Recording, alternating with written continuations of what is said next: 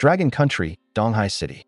Early morning, 10 towering platforms were erected on the field of number 16 middle school, each engraved with awakening formations, watched over by an instructor. Students lined up by their class, stepping onto the platforms for awakening one by one. Even their breaths were subdued as they waited. Class 9, Zhongbaishan. Awakening failed. As soon as the words left the instructor's mouth, a chill seemed to wash over Class 9's lineup. Class 3, Gao Yuanyuan. Awakening successful, 13-star mage.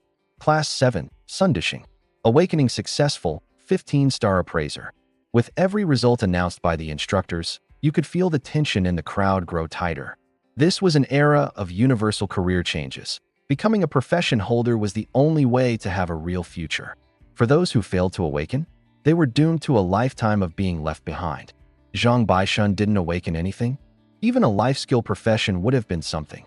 It's better than being a regular person. God, please, just let me get a combat profession. 300 years ago, monsters invaded from beyond this realm, and dungeons sprang up everywhere.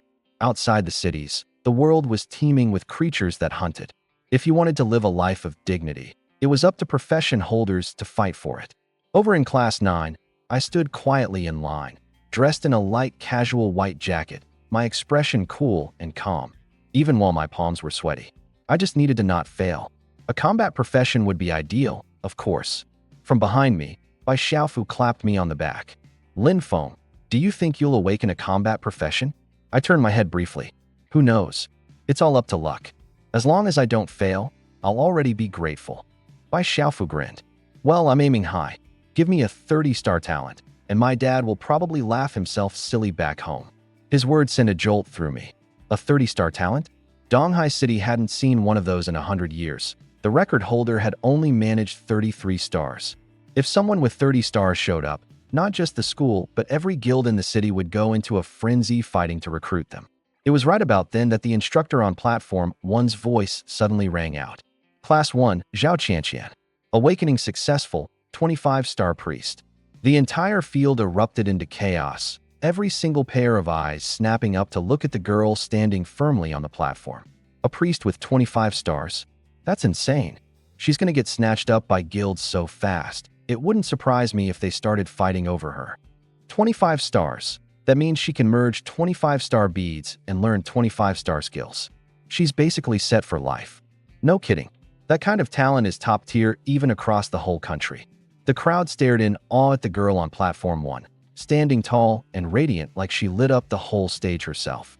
Profession holders were split into combat and life skill categories, and when someone awakened, their star chart appeared. The number of slots on their star chart determined their potential. The more slots they had, the more star skills they could learn. Historically, the highest was 33 slots, while the lowest was 9. Every slot could merge a star bead to unlock a new skill, and even a 1-slot difference at the same level could result in vastly different powers. Next, Class 9, Lin Feng. The instructor at the 9th platform called my name. I stepped up, positioning myself in the center of the formation. The instructor, noticing my nerves, offered a reassuring nod before activating the array. As the formation lit up, I felt a strange coolness ripple through my mind. Beneath me, a 3-meter-wide star map swirled to life, scattered with dim points of light. One by one, the star slots on my chart began lighting up. 1, 2, 3. Several seconds later, they stopped at 7. But just as I was mentally preparing myself, the entire chart suddenly trembled. Boom. A thunderous sound cracked the air as the sky shifted. In the middle of bright daylight, a cascade of stars filled the heavens, ribboning together to form an endless galaxy. The sheer brilliance of it seemed to press down on the entire assembly until everyone stood frozen, dumbfounded. What's going on? Where did all the stars come from in the middle of the day? Even the school principal and the guests present seemed rooted in place, clearly just as baffled. None of them had ever witnessed anything so inexplicable. The celestial phenomenon lasted all of half a minute before the dazzling lights faded. The sky returned to normal, as if nothing extraordinary had just happened. Snapped out of his stupor, the instructor lowered his gaze to examine my star chart. His expression immediately turned complex, something between confusion, disbelief, and pity. After a long silence, he finally cleared his throat and announced, Class 9, Lin Feng. Awakening successful, 7-star apothecary. The instant those words dropped, everyone fell silent. It was like the air itself froze. 7 slots, 2 less than the historical lowest recorded. That's rough. Apothecary, huh? And only 7 stars? That's like slamming a door shut from the start. He's stuck at 7-star skills max for his entire life. The school's gonna end up famous for this. All right, infamous. They'll be a laughingstock for nurturing someone with this little potential. All eyes focused on me were tinted with pity now. Life skill professions were already considered tedious and slow to advance. Coupled with only a 7-slot chart, my potential was practically the lowest tier possible. With talent like this, the best I could hope for was slightly outperforming regular folks. Any career holder worth their salt would crush me effortlessly. The instructor, clearly concerned I might fall apart, rushed to console me. Hey, don't be too discouraged, kid. 7 slots still means an awakening, better than failing, right? I forced a polite nod and thanked him before walking back down the platform. Though I carried myself calmly, my classmates and even the homeroom teacher surrounded me to offer kind words and support.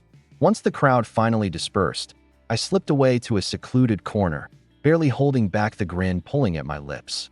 The moment I was alone, I closed my eyes and summoned my star map again. The same 3-meter chart unfolded at my feet, just 7 lit slots glaring from its surface. To everyone else, this meant I was locked at 7-star skills max. No further room for improvement. And the first of those slots? Already occupied by the base star skill of an apothecary. But what they didn't know? I suppressed a wave of excitement, willing my thoughts forward. The star map trembled, and then flipped, rotating smoothly like a page turning. Sure enough, as I suspected, the reverse side came into view. The reverse side. I muttered under my breath, heart pounding. Above me, a vast array of starlit slots shimmered, softly gliding like twinkling points of light. I counted over and over again, and finally confirmed, 33 slots in total.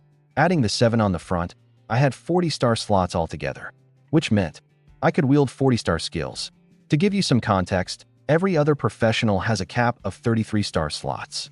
No one has ever surpassed it. But I not only shattered that limit, I added an extra stretch to it. It was so ridiculous, it was terrifying. And then things got even crazier. The moment I flipped to the backside of my star map, the truth hit me like a ton of bricks. I wasn't naturally untalented. I had, unexpectedly, awakened dual professions. The front side was my life profession, 7-star Alchemist. The backside revealed my combat profession, 33-star Summoner. My heart pounded furiously as I immediately summoned my system interface to verify everything. System. A translucent screen visible only to me popped right up. I navigated straight to personal attributes. Name, Linfoam. Level, Black Iron LV.10200. Profession, Primary, 7-star Alchemist. Secondary, 33-star Summoner. Energy value, 50/50ths. Strength, 5. Physique, 5. Agility, 5. Mentality, 5. Star skills, 2 of 40. 1. F rank. Alchemy reduces potion failure rates and includes a very slim chance to produce high-grade potions. Casting time, 3 seconds. Cooldown, 60 seconds. Energy cost, 1x user level. Base combat power, 20 points. Cumulative total of all 4 attributes. Seeing the word dual profession clearly displayed in the profession section, I couldn't help but laugh out loud. It's real, dual professions, with all 40-star slots. I was grinning ear to ear, but then a notification interrupted my excitement. Ding! Due to an unknown guidance, your star skills have automatically evolved to SSS rank. Stunned, I immediately turned my eyes back to the star skill section. A single glance was enough to nearly make me leap into the air with excitement. Star skills, 2 of 40. 1. SSS rank. Alchemy guarantees 100% success rate for creating any type of potion. Casting time, 0.1 seconds. Cooldown, 0.5 seconds. Energy cost, 10x user level. 2. SSS rank. Summoning can summon high-level targets as battle pets, up to 10 simultaneously, retaining 100% of their original strength. Casting time, 1 second. Cooldown, 60 seconds. Energy cost, 10 energy per summon level. My eyes lit up. What used to be F-rank alchemy turned into a god-tier skill where everything's guaranteed to succeed. Summoning was even more insane.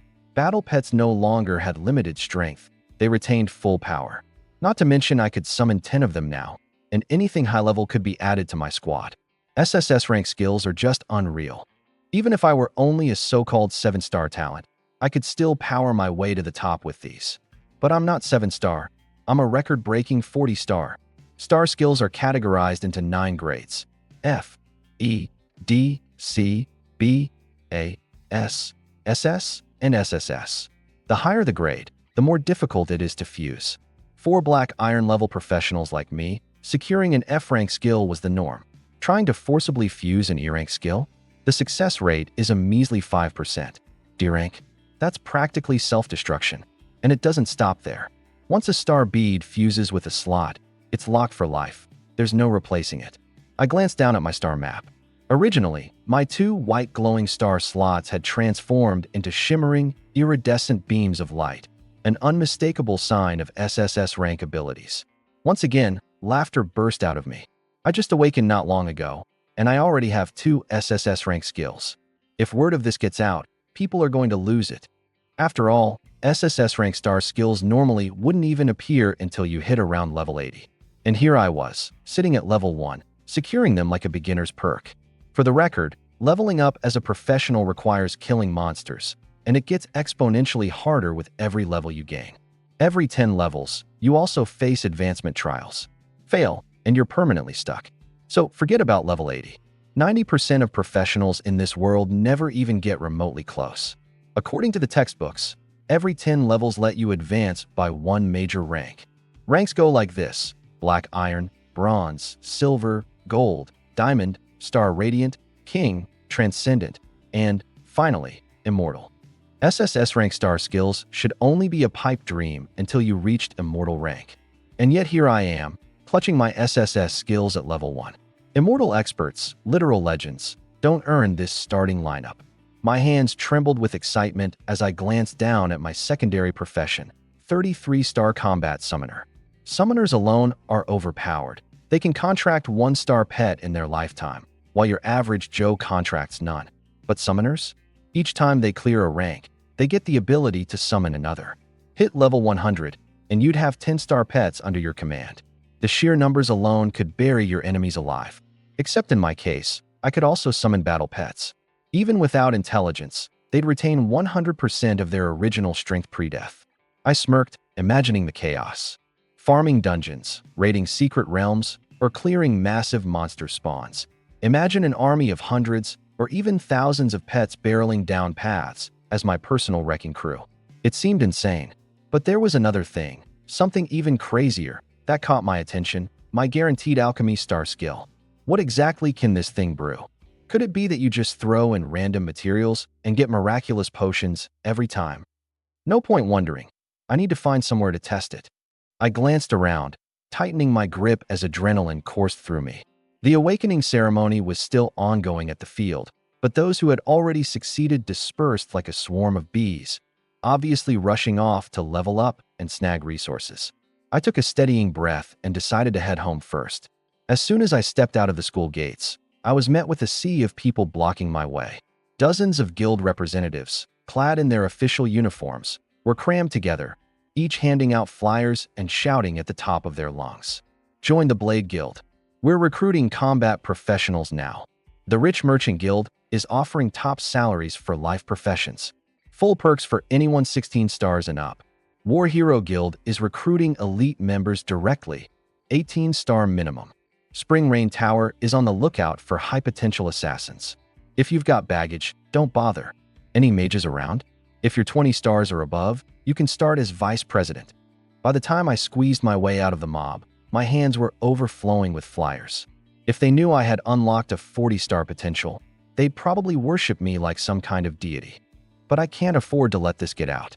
Sure, exposing my abilities would bring top-tier faction support my way, but it would also attract all the hidden knives in the shadows.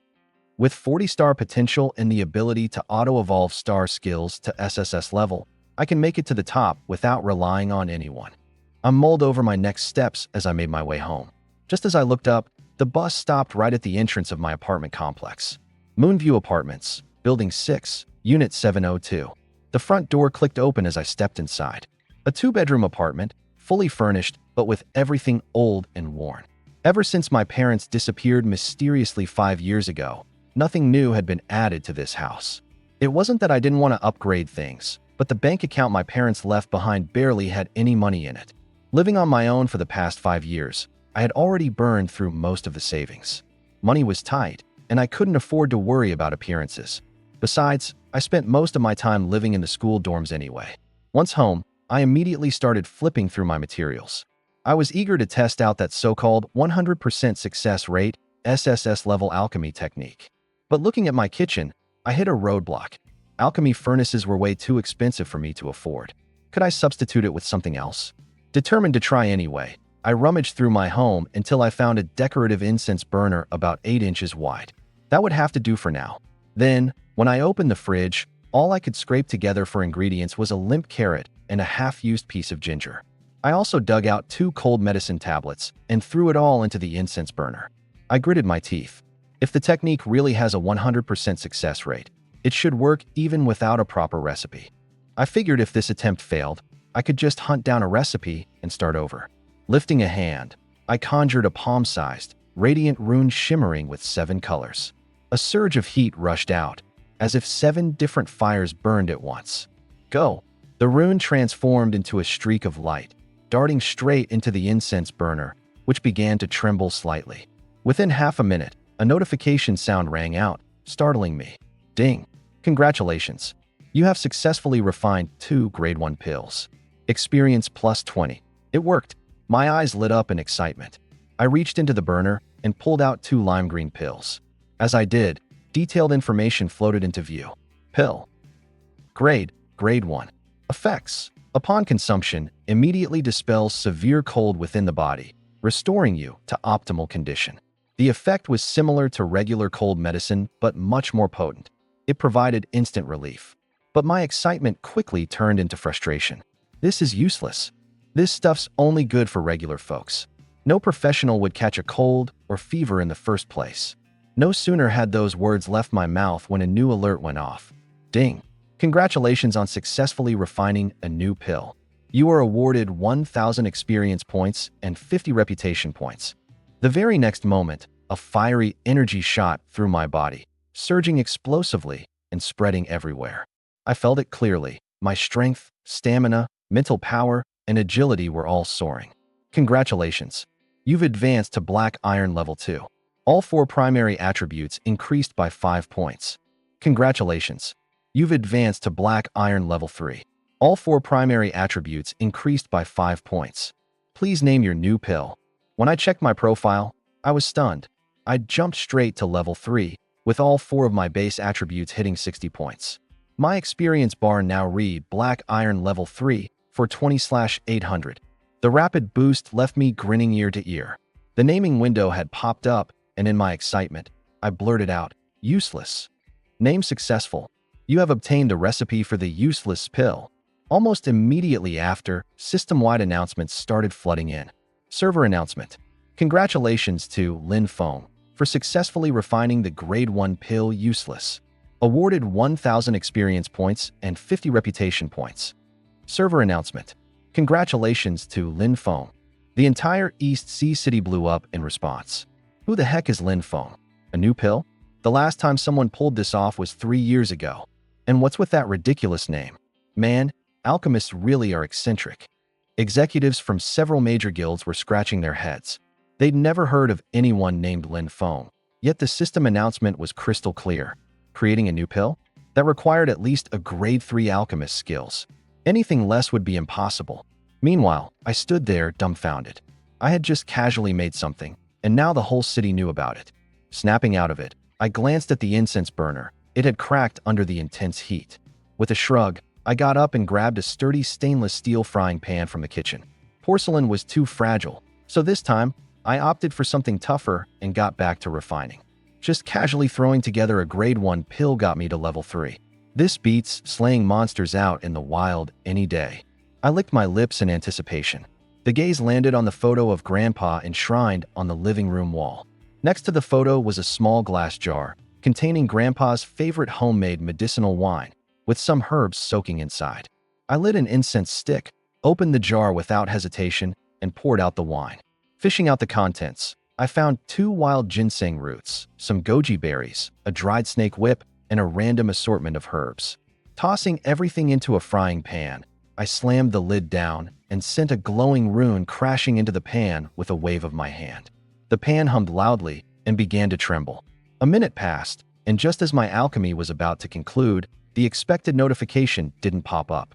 I frowned. Not enough firepower. Then it hit me, all at once. Last time, a single rune had been enough, but the materials this time were much stronger. The result might be an upgraded elixir, which explained the holdup. The more I thought about it, the more excited I became. Without hesitation, I formed a second rune and sent it into the pan. The humming grew louder, and the tremors intensified. 30 seconds later, the notification finally appeared. Ding! Congratulations! You have successfully crafted a Tier 1 new elixir times 5, EXP plus 50. It worked, I exclaimed, flipping open the lid and fishing out 5 pills. This time, there were more of them, and they were larger, about the size of peanuts, with a faint purple sheen. Just as I locked my gaze onto the pills, the system info popped up. Elixir. Tier 1. Effect. Permanently increases constitution by 5 points and restores energy. Up to 10 pills may be consumed. My heart skipped a beat. Holy crap. These pills, now dubbed Tiger Pills, could permanently boost constitution by 5 points each. For a Tier 1 elixir, that was simply top-tier material. Even if the effect plateaued at 10 pills, that still meant a free 50 constitution points. That's like jumping up 2.5 levels. Unreal. Ding! Successfully crafted Tier 1 new elixir. EXP plus 1000. Reputation plus 50. Ding! Level up. Black Iron LV4. All attributes plus 5. Ding! Reputation 100 points. Noble rank elevated to Viscount. Ding! Promotion reward. All attributes plus 5. Ding! Please name your new elixir. The notifications came one after another, leaving me grinning from ear to ear. When the notifications finally stopped, I took a breath and declared the name. Tiger Pill. Ding! Successfully named. Recipe for Tiger Pill acquired. Ding! Announcement. Player, Lin Feng, has successfully crafted the Tier 1 new elixir, Tiger Pill. EXP plus 1000. Reputation plus 50. The server announcement exploded, leaving the entire game in shock. In just a few minutes, yet another new elixir had been discovered. Players were utterly dumbfounded. 2 new elixirs within minutes? Is this guy even human? That level of skill is at least Tier 3 Alchemist or higher. Since when did Donghai City have a hidden master like this? And those names, last time it was wild, and now it's kinda catchy actually. Inside a lavish mansion, Bai Xiaofu had just been summoned by his father. Before they could even finish their conversation, the second server announcement came crashing down. Bai Dafuo furrowed his brows and muttered repeatedly, Lin Feng? Tiger Pill. A figure capable of creating new elixirs couldn't possibly be unknown. Yet no matter how hard he tried to recall, he couldn't place the name Lin Feng anywhere within Donghai City's big players. He failed to notice Bai Xiaofu freeze at the mention of the name, his face shifting colors. Lin Feng, could it be my best buddy? The timing lined up perfectly. My class had just awakened this morning, and it happened to be Alchemist. The name matched, too. Everything pointed to it being me. Bai Xiaofu's mind swirled with anxiety, but quickly dismissed the notion. No way it's Lin Feng. He only just awakened as an alchemist. Where would he even get the skills to create new recipes? Besides, his potential's only 7 stars. He might not even be able to max out one lifestyle skill. It's probably just someone with the same name. The more he thought about it, the more convinced he became. Still, the image of my pathetic potential nagged at him. Determined, he made up his mind. Next time we'd head out to grind levels together. Otherwise, at my current pace, reaching level 10 wouldn't happen until the next millennium. Bai Dafuo gave him a firm warning. Xiaofu, keep an eye on this Lin Feng. Being able to craft 2 new elixirs in minutes. This person is at least Tier 3, possibly even pushing into Tier 4. If he hasn't yet joined another merchant guild, our riches guild must secure him. At the very least, lock down distribution rights for his recipes. If a rival guild snags him first, it'll be a devastating loss. Bai Xiaofu nodded firmly. Got it. He couldn't help but take Master Lin Feng more seriously. Meanwhile, in a towering high-rise, the president of the Alchemist Guild, Lu Songhai, also had his brows furrowed, repeating the name Lin Feng. As a lifestyle class alchemist himself, Lu Songhai had reached golden tier level 40, just on the cusp of diamond. However, no matter how deep he dug into his memories, he couldn't recall ever hearing of someone named Lin Feng. He paced by the floor-to-ceiling windows for a while before finally speaking up. Xiaolon, a young woman with an oval face, quickly entered. "President, you called? Pull up the profiles of all alchemists. Focus specifically on anyone named Lin Feng. Not a single thing about him rings a bell. Check if he's recently promoted." "Understood, President."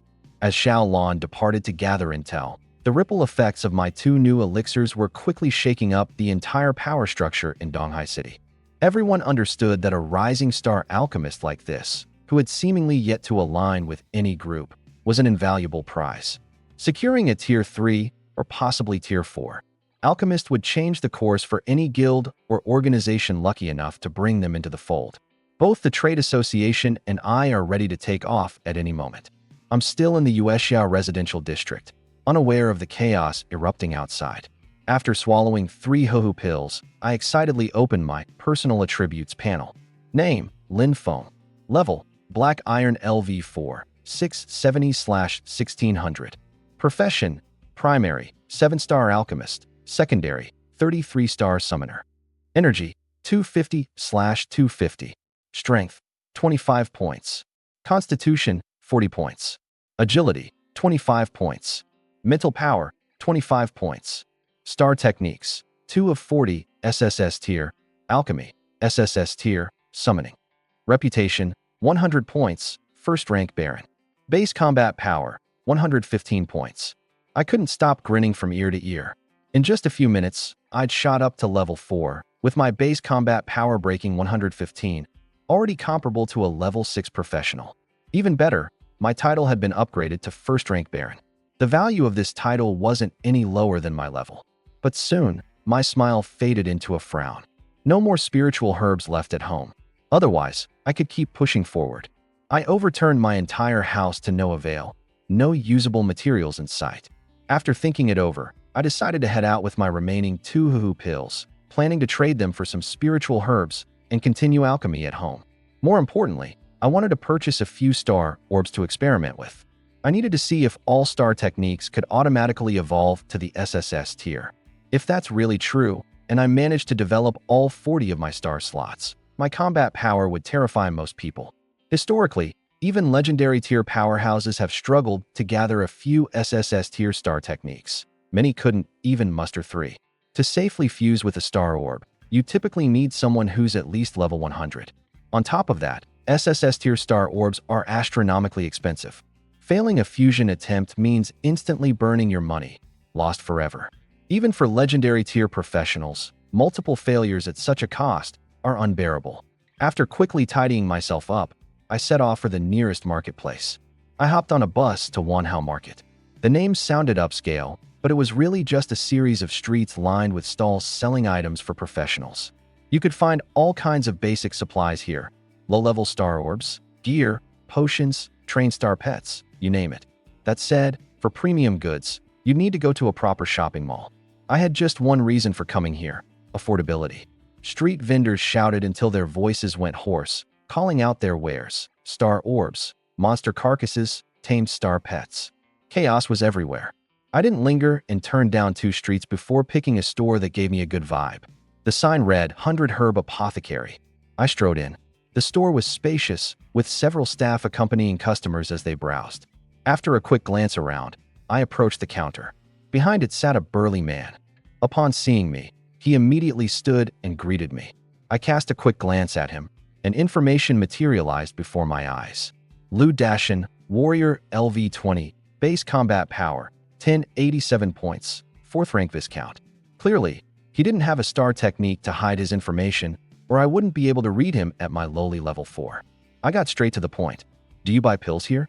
Lu Dashin paused, then smiled, saying that they buy both spiritual herbs and pills, but prices wouldn't be high for small quantities. He glanced at my information as well. Lin Feng, Alchemist LV4, base combat power, 115 points, 1st rank Baron. The very next moment, Lu Dashin froze in shock. That name, isn't Lin Feng the same one just mentioned in that public announcement? The legendary Master Lin Feng. Could it just be a coincidence, a simple case of the same name? Or could it really be him standing right here? The young guy in front of me looked way too fresh-faced. Even his power level was only 4. Who would believe this was the same Lin Feng rumored to have created not one, but 2 brand new legendary pills? Alright, take a look at these 2 pills first. If the price is fair, I'll sell them. I handed over 2 Huhu pills. Honestly, I just wanted an offer to get a sense of the market. If the price was too low, I'd simply leave and try my luck elsewhere. I already had a ballpark figure in my head. I wasn't desperate. Otherwise, I'd have set up my own stall to slowly sell them off instead. Only 2. At first glance, Lu Dashin's face showed disappointment. 2 pills. Not much profit to be made there. This wasn't even worth the cost of his next meal. But in the very next second, his entire demeanor shifted upon closely inspecting the pills. He froze in place. His hands trembled. First-grade pill, Huhu pill. Consuming it permanently increases constitution by 5 points and restores vitality. Limit, 10 pills. Tiger pill. Lu Dashin's voice cracked. He blinked repeatedly, making sure he wasn't seeing things wrong. This was unmistakably the Huhu pill listed in the announcement, an absurdly overpowered pill that permanently boosted physical stats. Just one of these pills had a value comparable to, if not greater than, an E-tier star orb. In fact, it might outprice some D-tier orbs. For most professionals, leveling up was the only way to increase stats. But now, here was a pill that added 5 whole points to constitution, just like that. Take the full limit, 10 pills, and that's plus 50 constitution points. Lu Dashin had been stuck at the bronze rank, just shy of entering the silver tier, and the difficulty of his advancement quest had been driving him insane. But with these pills, a significant stat boost could give him the cutting edge he desperately needed. His success rate would likely increase by a solid 10%, if not more. Lu Dashin stared at the pills, his gaze alight with a fiery hunger. Young man, you actually have Huhu pills.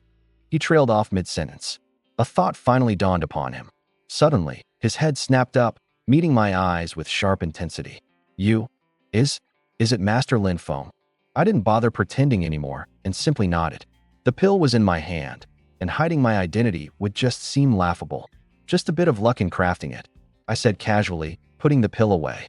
My tone was calm, but left no room for argument. So, are you buying or not? If you are, how much are you offering? Lu Dashin, afraid the deal might slip away, quickly cut in. Of course I'm buying. No question about it. Master Lin, rest assured. I'll make sure you're satisfied with the price, he said, then marveled aloud again. I just can't believe it. The renowned Master Lin Feng, the one everyone's trying to track down, is only a level 4 alchemist? If I went outside right now and claimed you're a level 4 novice, no one would believe it for a second. Lu Dashin was all smiles now, his attitude completely transformed into fawning enthusiasm. Master Lin, please come upstairs. We can discuss this in the VIP room. Without realizing it, he'd already switched from calling me young man to Master Lin. I didn't bother correcting him and simply accepted the title. Following him, I ascended to the 3rd floor VIP room. After the 2 of us sat down and steaming tea was brought in, Lu Dashin got straight to the point. Master Lin, how many of those tiger pills do you still have? I didn't touch the tea, pretending instead to ponder for a moment. Only 2 for now, I said. But if the price is right, I can always craft more. His eyes lit up immediately. This pill is incredibly valuable. People wouldn't hesitate to snatch one up for 50,000 each. And if someone urgently needs it, they'd still pay 100,000 apiece without blinking. I'll offer 50,000 for each. However many you have available, I'll take them all. As he spoke, his tone dropped into a conspiratorial whisper, his grin growing even more ingratiating. Master Lin, there's one more thing I wanted to ask. Would you be willing to sell the recipe for the tiger pill? If so, I can offer 50 million. I met his gaze briefly and rejected him outright. I'll sell the pills, but not the recipe. However, the offer of 50,000 per pill, I agree to that. Lu Dashin's expression froze slightly, but he quickly smoothed it over. All right, then I won't bring it up again, he said, though he clearly wasn't giving up so easily. He promptly upped the stakes. Could I reserve 100 pills in advance? Does that work? I thought it over and nodded. That's doable. An enormous grin immediately spread across Lu Dashin's face. Excellent. I'll transfer the payment right away. The transaction wrapped up quickly, and my account balance rose by 5 million. My heart couldn't help but race. Each batch of tiger pills cost me roughly 3,000 in materials, yielding 3 pills per batch. So turning around and selling them for 50,000 each meant a 50-fold profit margin. Silently, I resolved to never sell the formulas to any of my pills, not just tiger pills, but all of them, from this point forward. Lu Dashin, for his part, was equally jubilant. To him, locking in 100 tiger pills for 5 million was practically highway robbery. If I weren't standing there, he'd likely have run out to start hyping and reselling them at outrageous prices already. Oh, and Boss Lu, I interjected suddenly. Do you have an alchemy furnace here? He immediately nodded. Of course, certainly. We've plenty of alchemy furnaces. There's even a fully equipped alchemy room on the second floor. Whenever you feel like crafting, just come by. Materials and anything else you need will be on the house, and any medicinal herbs will be 20% off. You have my word. Lu Dashin was clearly strategizing. He figured I was likely a solo alchemist, without the backing of a powerful group. If he could ensure I was treated well now, the goodwill he'd earn would far outweigh any immediate profit trims. The more he thought about it, the more excited he became, and so he decided to lead me to the second floor immediately. After I picked out a suitable alchemy room, I grabbed some paper and wrote down a list of 16 medicinal ingredients, handing it to Lu Dashin. I figured, since he had been so cooperative, I'd whip up the 100 tiger pills as soon as I could. I wasn't worried about the recipe getting leaked. I specifically listed 16 ingredients, but only 4 of them were critical. Even if someone guessed the key components, they'd never be able to replicate the exact process. The true magic lay in the precise measurements, sequencing, flame controls, and timing, not just the raw ingredients. Lu Dashin glanced at the list and quietly panicked. Crafting tiger pills required 16 different ingredients. The cost alone would push close to 50,000 per batch, 5 million for 100 batches. If the success rate was poor, just covering the cost of materials could bankrupt someone. Under normal assumptions, he'd need to succeed in at least 30 attempts just to break even. What he didn't know, of course, was that my success rate wasn't 40%, it was a flawless 100%. Not long after he left, someone delivered the requested medicinal ingredients to me. After confirming everything was there, I closed the alchemy room's door and prepared to start. As soon as I locked the door, the room's inscribed formations lit up, indicating activation. A notification followed. The formations actively restored energy over time, enhanced focus and clarity of mind, and even added a protective barrier, likely to prevent equipment damage in the event of a furnace explosion. I chuckled. Relax. Furnace explosions won't be happening here. I don't fail. I murmured, eyeing the shiny, 1-meter-wide furnace in front of me. The furnace was bronze grade, capable of crafting 2-star pills and even reducing explosion risks to boost success rates. My eyes gleamed slightly. Clearly, Boss Lu had deeper pockets than he let on. In these parts, tools and equipment were ranked: black iron, bronze, silver, gold, diamond, stellar, king level, transcendental, legendary, and so on. The bronze-grade alchemy furnace was reliable enough for 3-star pills. It'd just carry a bit more risk of mishaps. Once I had everything ready, I started directly, tossing the gathered ingredients for the tiger pills into the furnace. Wild ginseng, goji berries, snake penis, deer antler. A legend in the making. Standing in front of the pill furnace, I gently condensed alchemy runes in my hand and launched them inside with a casual flick. If anyone else had seen this, they would have been absolutely shocked. Most alchemists follow strict protocols step by step, where even the slightest error can lead to wasted materials. But me? I can't even be bothered to follow the so-called process. Why? Because my success rate is 100%. As long as the formula is right, I can be as crude as I want during the concoction process, and it will still work. The pill furnace began to hum and vibrate. Less than a minute later, a notification popped up in my mind. Ding! Successfully crafted 3 tiger pills. Experience plus 30. I laughed as I retrieved the 3 glistening pills from the furnace.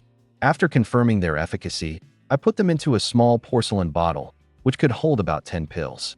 The bottle was prepared for me by Lu Dashin. Let's keep going, I muttered to myself, cracking my knuckles with excitement. Tossing another set of materials into the furnace, I started the process again. The furnace shook violently. The notifications kept ringing off in succession. Ding. Successfully crafted 2 tiger pills. Experience plus 20. Ding. Successfully crafted 4 tiger pills. Experience plus 40. Ding. Successfully crafted 3 tiger pills. Experience plus 30. Ding. Successfully crafted 5 tiger pills.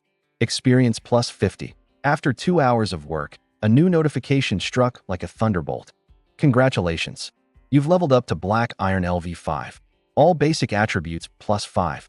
I immediately stopped what I was doing and opened my status panel. Level: Black Iron LV5, 10/3200. Occupation: Primary Profession, 7-star Alchemist. Secondary Profession, 33-star Summoner. Energy Points: 300/300. Strength: 30. Constitution: 45. Agility: 30. Spirit: 30. Star Skills: 2/40. SSS Grade Alchemy, SSS Grade Summoning. Reputation: 100. First Class Baron. Base Combat Power: 135. After that level up, my energy pool expanded to 300 points, and any energy I had consumed was fully replenished. However, here's the downside. My alchemy now consumes 50 energy points per session, which means I can only perform 6 full attempts before running out of energy. Luckily, the array around the furnace helps to regenerate 10 energy points every minute. I glanced at the stockpile of materials I had left. I'd already processed 36 portions and still had 64 to go. Without the energy constraint, I could have finished all 100 portions in just 1 hour. Still, 124 pills were already crafted, far surpassing the initial goal of 100 pills set by Lu Dashin. At this point, I decided not to continue refining tiger pills. Instead, I examined the other materials lying around.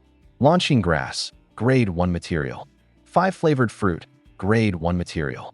Wind Leopard Tail, Grade 1 material. Maple Flower Pollen, Grade 1 material. In total, there were 12 different types of spiritual herbs, each worth a small fortune. The Wind Leopard Tail and Launching Grass were especially extravagant. After carefully picking through the selection, I settled on 7 materials and thought to myself, what kind of surprise would these create? Without hesitation, I threw the materials into the pill furnace, surrounded them with brilliant, multicolored runes, and slammed my palm onto the furnace. The furnace vibrated lightly at first. A minute passed, and the vibrations lessened, but no success notification appeared. Guessing it needed a little push, I conjured an additional colorful rune and pressed it into the furnace. Suddenly, the furnace began to quake violently, emitting thick, white smoke from the top. Anyone else might have panicked, but I just grinned. The harder it is to craft, the better the outcome. This pill might even outshine the tiger pill. After another minute of waiting, I infused a 3rd rune into the furnace. Almost immediately, the notification came through. Ding. Successfully crafted 2 pills of a new Grade 1 medicine. Experience plus 20, ***. Ding. Successfully crafted a new Grade 1 medicine. Bonus, experience plus 1000, reputation plus 50. It was done. I opened the furnace and collected the pills, their attributes clearly displayed in front of me. Pill name, unnamed. Grade, Grade 1. Effect, instantly restores 500 energy points. I stared at the stats, stunned. On the market, energy potions usually only restore a few dozen energy points and take time to work. But this little gem instantly recovers 500 points, maxing out the energy of any Black Iron level professional, even at level 10. In other words, consuming one of these pills meant a full energy reset, no cooldown or delay. No wonder it took 3 layers of refinement. It's worth every bit of effort. This thing even eclipses the value of the tiger pill. During a life or death battle, when both sides are drained, being able to instantly replenish your energy while your opponent is left helpless changes the entire outcome of the fight.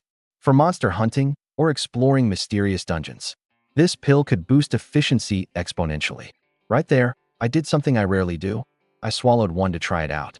As it melted in my mouth, I could immediately feel my energy replenished to max capacity. Please name the new medicine. Without missing a beat, I declared, Revive Essence Pill. Name successfully registered. Revive Essence Pill recipe acquired. The formula instantly burned itself into my memory, detailing everything down to the smallest step. But before I could celebrate, a system-wide announcement echoed in the minds of everyone in Donghai City. Announcement. Congratulations to Lin Feng for crafting the new Grade 1 Medicine Revive Essence Pill. Bonus, plus 1000 experience, plus 50 reputation. Asterisk asterisk. The announcement repeated 3 times, rocking the entire city. Everything went silent for a second before the entire city burst into chatter. Master Lin Feng again? That's his 3rd new medicine today. Just who is this guy? We might be witnessing history in the making. Finally, he gave this one a proper name. Revive Essence Pill. The name alone oozes power. No kidding. My guess? He's some roaming powerhouse passing through Donghai City. I wish he was one of our own locals. The announcement had sparked a frenzy as everyone began whispering my name. 3 groundbreaking medicines in half a day? Even the strongest alchemists couldn't pull this off casually. This legacy I'm building, it's only getting started. A level 4 pharmacist, otherwise absolutely impossible. Inside the Pharmacist Association building, silver-haired chairman Lu Songhai asked with a somber look, Xiaolon, did you find anything?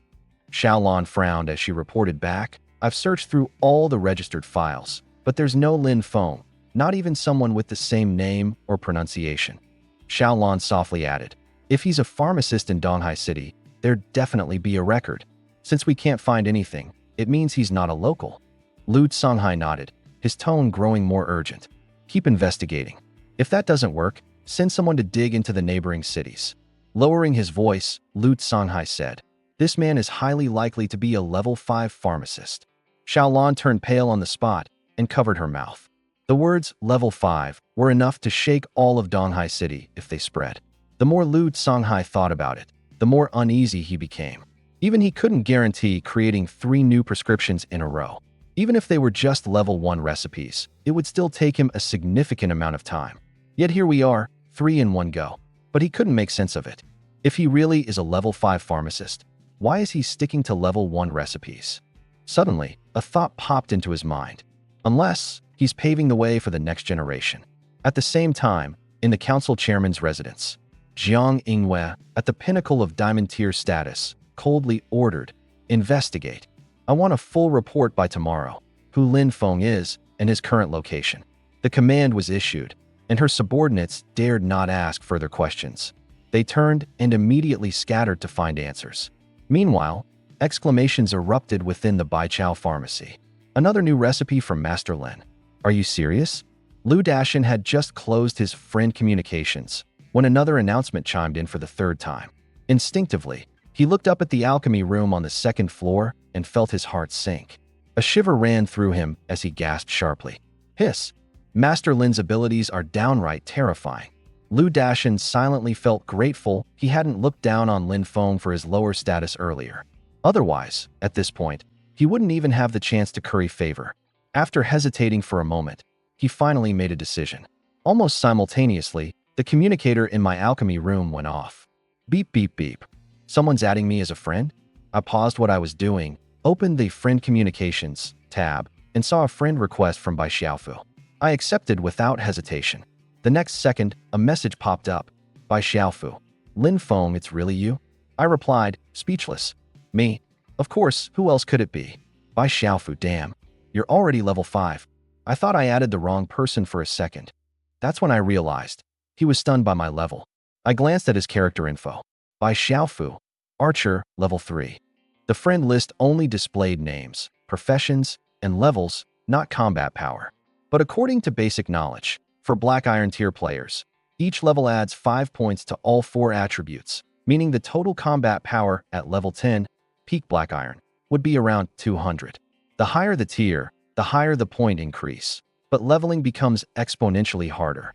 No wonder Bai Xiaofu freaked out. I messaged back. Me? You're doing well too, already at level 3. Bai Xiaofu, spare me. I'm nowhere near your pace. I didn't dwell on the topic and shifted the conversation. Me? Adding me as a friend. Are you offering to buy me dinner? Bai Xiaofu, keep dreaming. I wanted to ask if you're free to team up for some outdoor grinding tomorrow.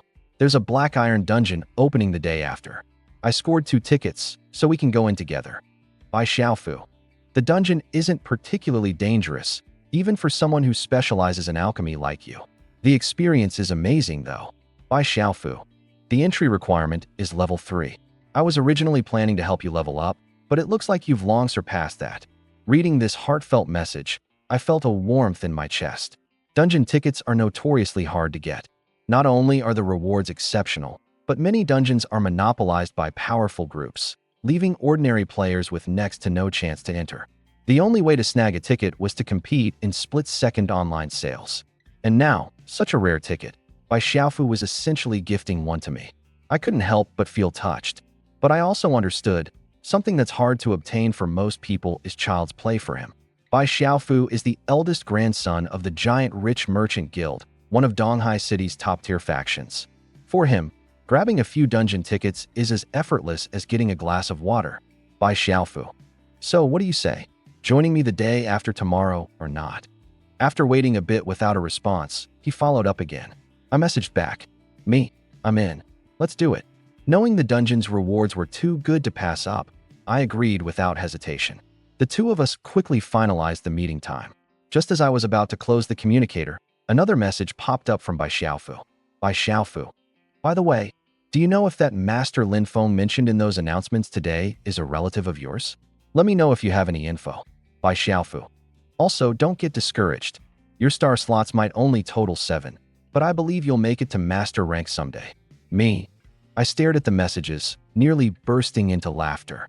The Master Lin Feng mentioned in those announcements is me, of course. But I held back from spilling that secret. It's too complicated to explain over chat, and it might overwhelm Bai Xiaofu, or he could even think I've lost my mind. I'll save this reveal for when we meet in person the day after tomorrow. That said, I do have my limits. I might eventually tell Bai Xiaofu that Master Lin Feng is me, but as for my dual-class status or the fact my star abilities automatically rank as SSS, that's staying under wraps. The fewer people who know my true capabilities, the safer I'll be. Still, I couldn't help but smirk, imagining Bai Xiaofu's reaction when the truth comes out. He smiled in eager anticipation.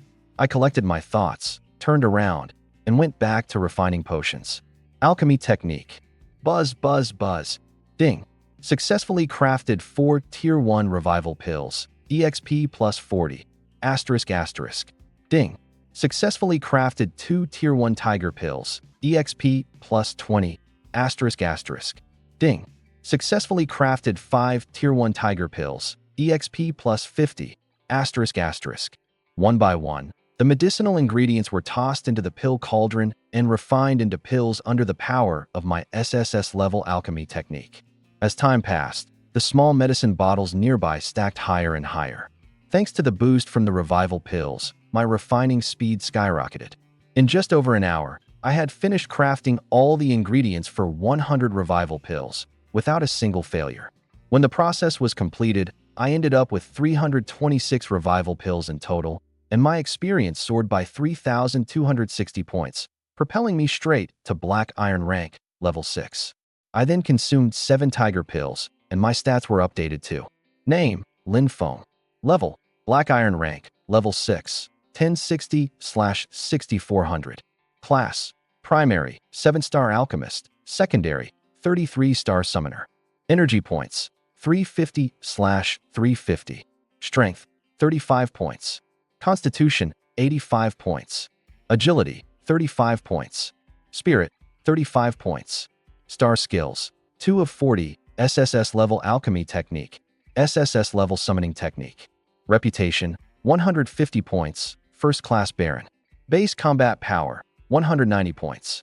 Looking at my newly refreshed status panel, I couldn't help but feel a rush of exhilaration. Ha ha ha, even a level 10 professional, at best, hits 200 combat power. But here I am at level 6, already at 190 combat power, nearly catching up to them. This feels amazing. To reach level 7, I would need 6,400 experience points.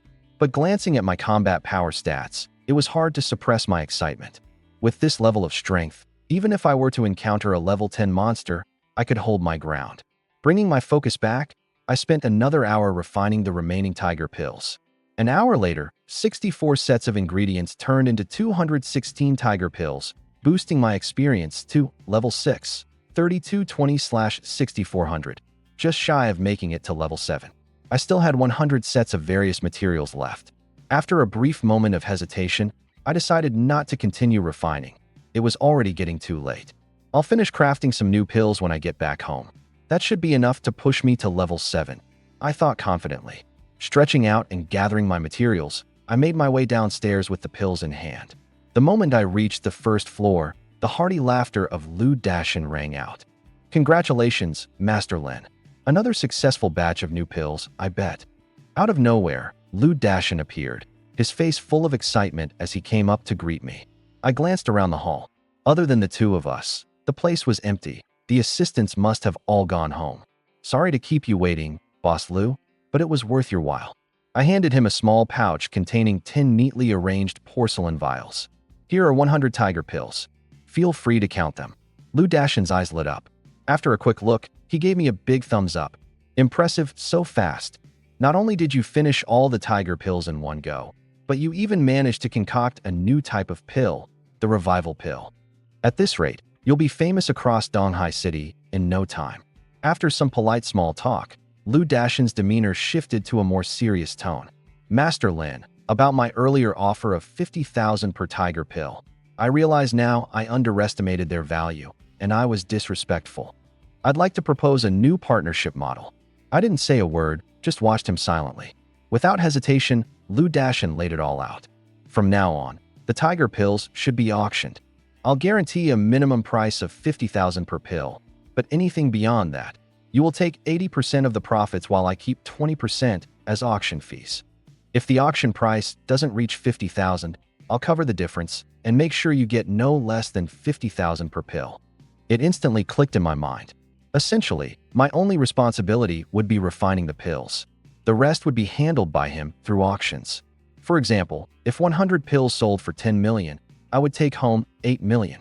If they only sold for 5 million, I'd still be guaranteed the 5 million and Lu Dashin would take the loss. In short, this deal added an extra layer of financial security for me. With such favorable terms, there was no reason to reject the offer. I agreed on the spot. As Lu Dashin was celebrating, I casually added one more thing. Since the pills will be auctioned, the revival pills I just crafted might as well join the lineup too.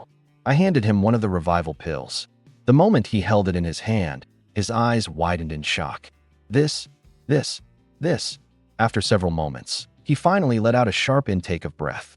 Master Lin, you're truly extraordinary, a genius. The revival pill is easily as valuable as the tiger pill, if not more so in potential. This time, I had genuinely startled him. Internally, Lu Dashin was grateful for having changed the terms of our partnership earlier. If he hadn't, and I decided to walk away, he would have lost the chance of a lifetime. In his eyes, I was no longer just a client. I was his ticket to fortune and success. With the tiger pills and revival pills in his hands, he was confident of breaking into the elite merchant circles of Donghai City, and even completing his mission of advancing to the silver rank.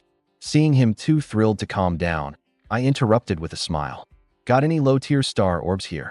A few minutes later, Lu Dashin hurried back holding a request for over 30 star beads. I asked him to throw in another batch of summoner-class star beads.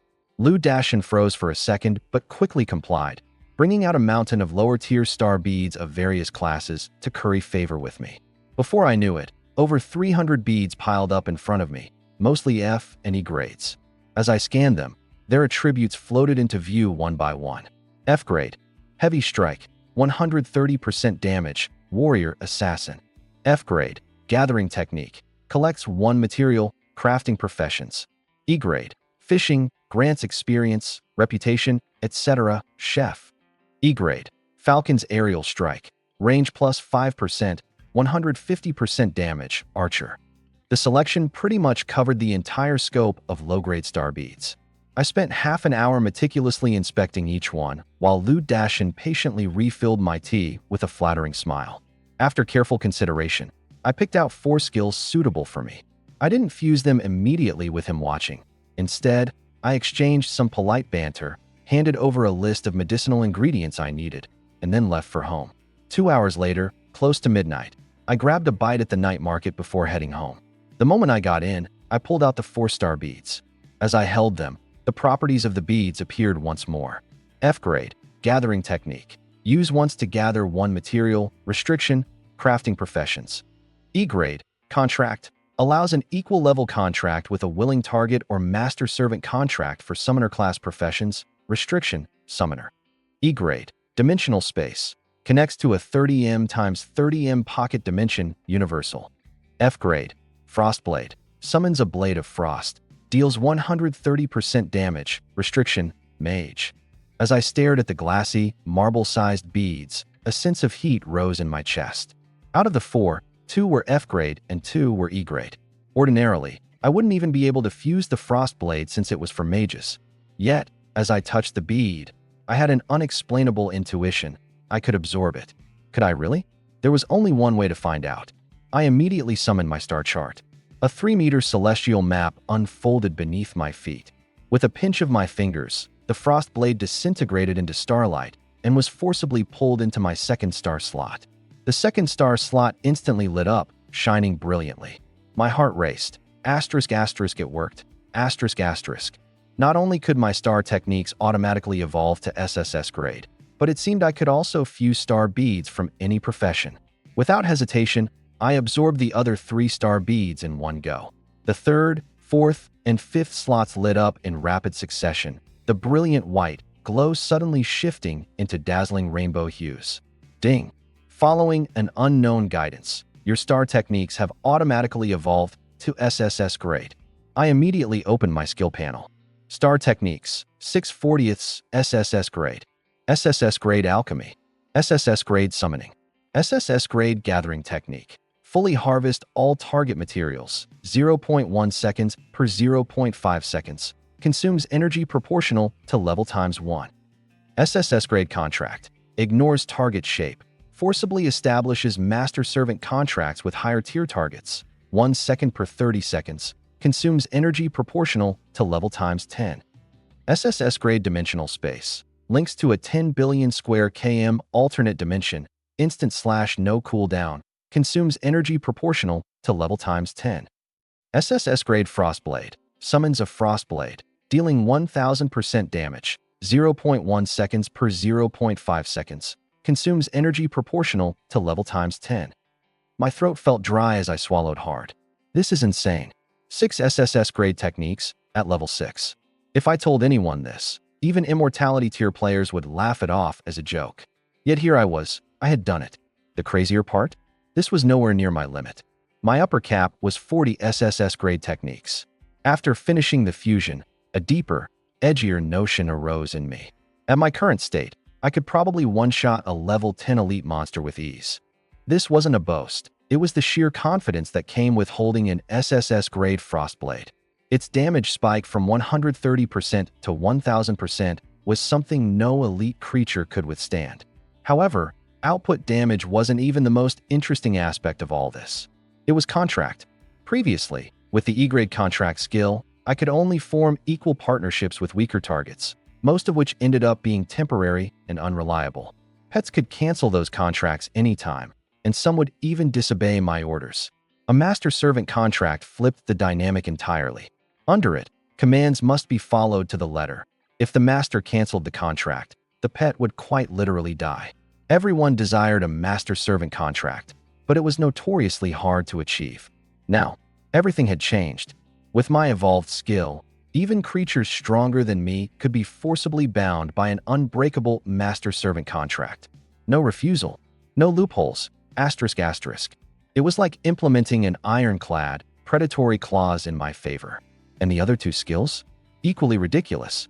Dimensional space had expanded from a 30-meter cube into a gargantuan 10 billion square kilometer alternate realm, basically the size of a living planet. Gathering technique. Now I could extract every single resource from materials, ensuring that nothing was wasted. For an alchemist, this meant an endless supply of ingredients to work with. Once the initial rush of excitement passed, I opted to unwind, taking a bath before heading to bed. I originally wanted to start on some potion crafting, but the alchemy furnace and raw materials wouldn't be delivered until tomorrow. Take a break for now.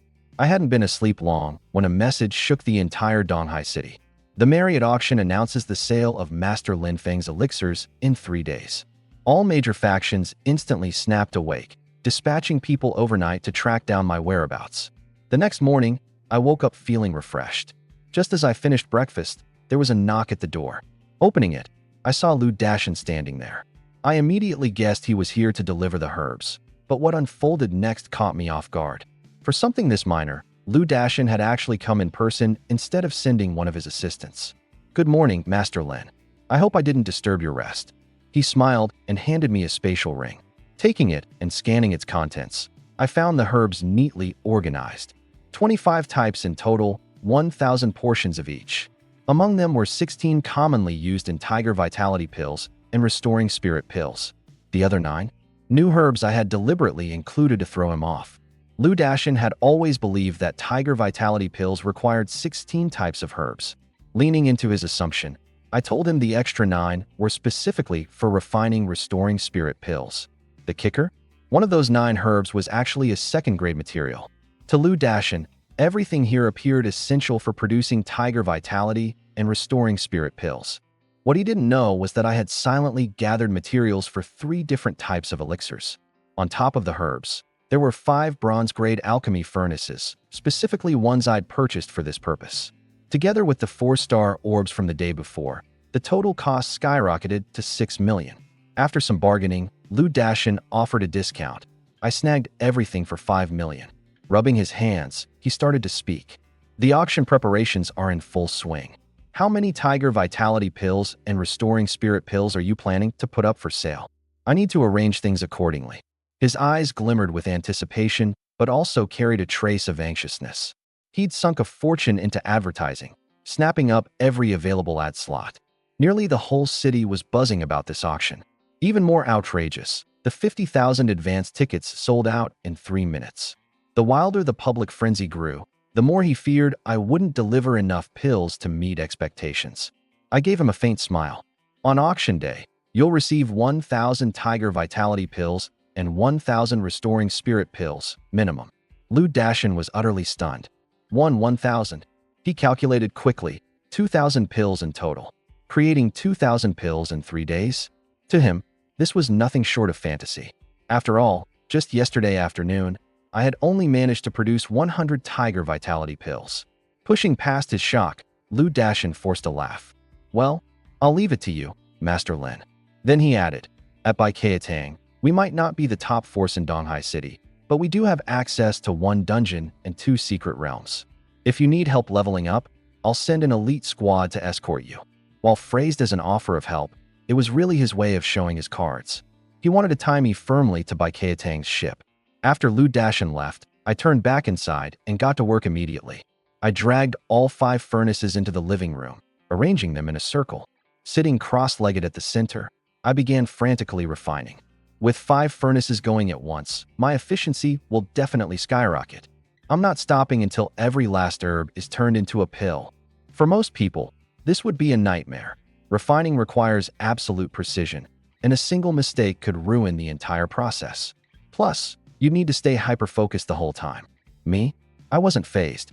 With SSS tier alchemy, my success rate was as good as 100%. Even the highest-grade spiritual herbs couldn't escape getting refined under my hand. I started with Restoring Spirit pills. Refining is incredibly energy-intensive, and without these pills to replenish myself, no one could sustain such an insane pace. I grabbed 1,000 portions of materials, neatly stacked beside me. Scooping up 1 set, I dropped it into a furnace and infused it with a flickering 7-colored rune from my fingertips, pressing it into the furnace's body with a snap. Buzz, buzz, buzz. The furnace vibrated as the materials inside were rapidly broken down and fused together.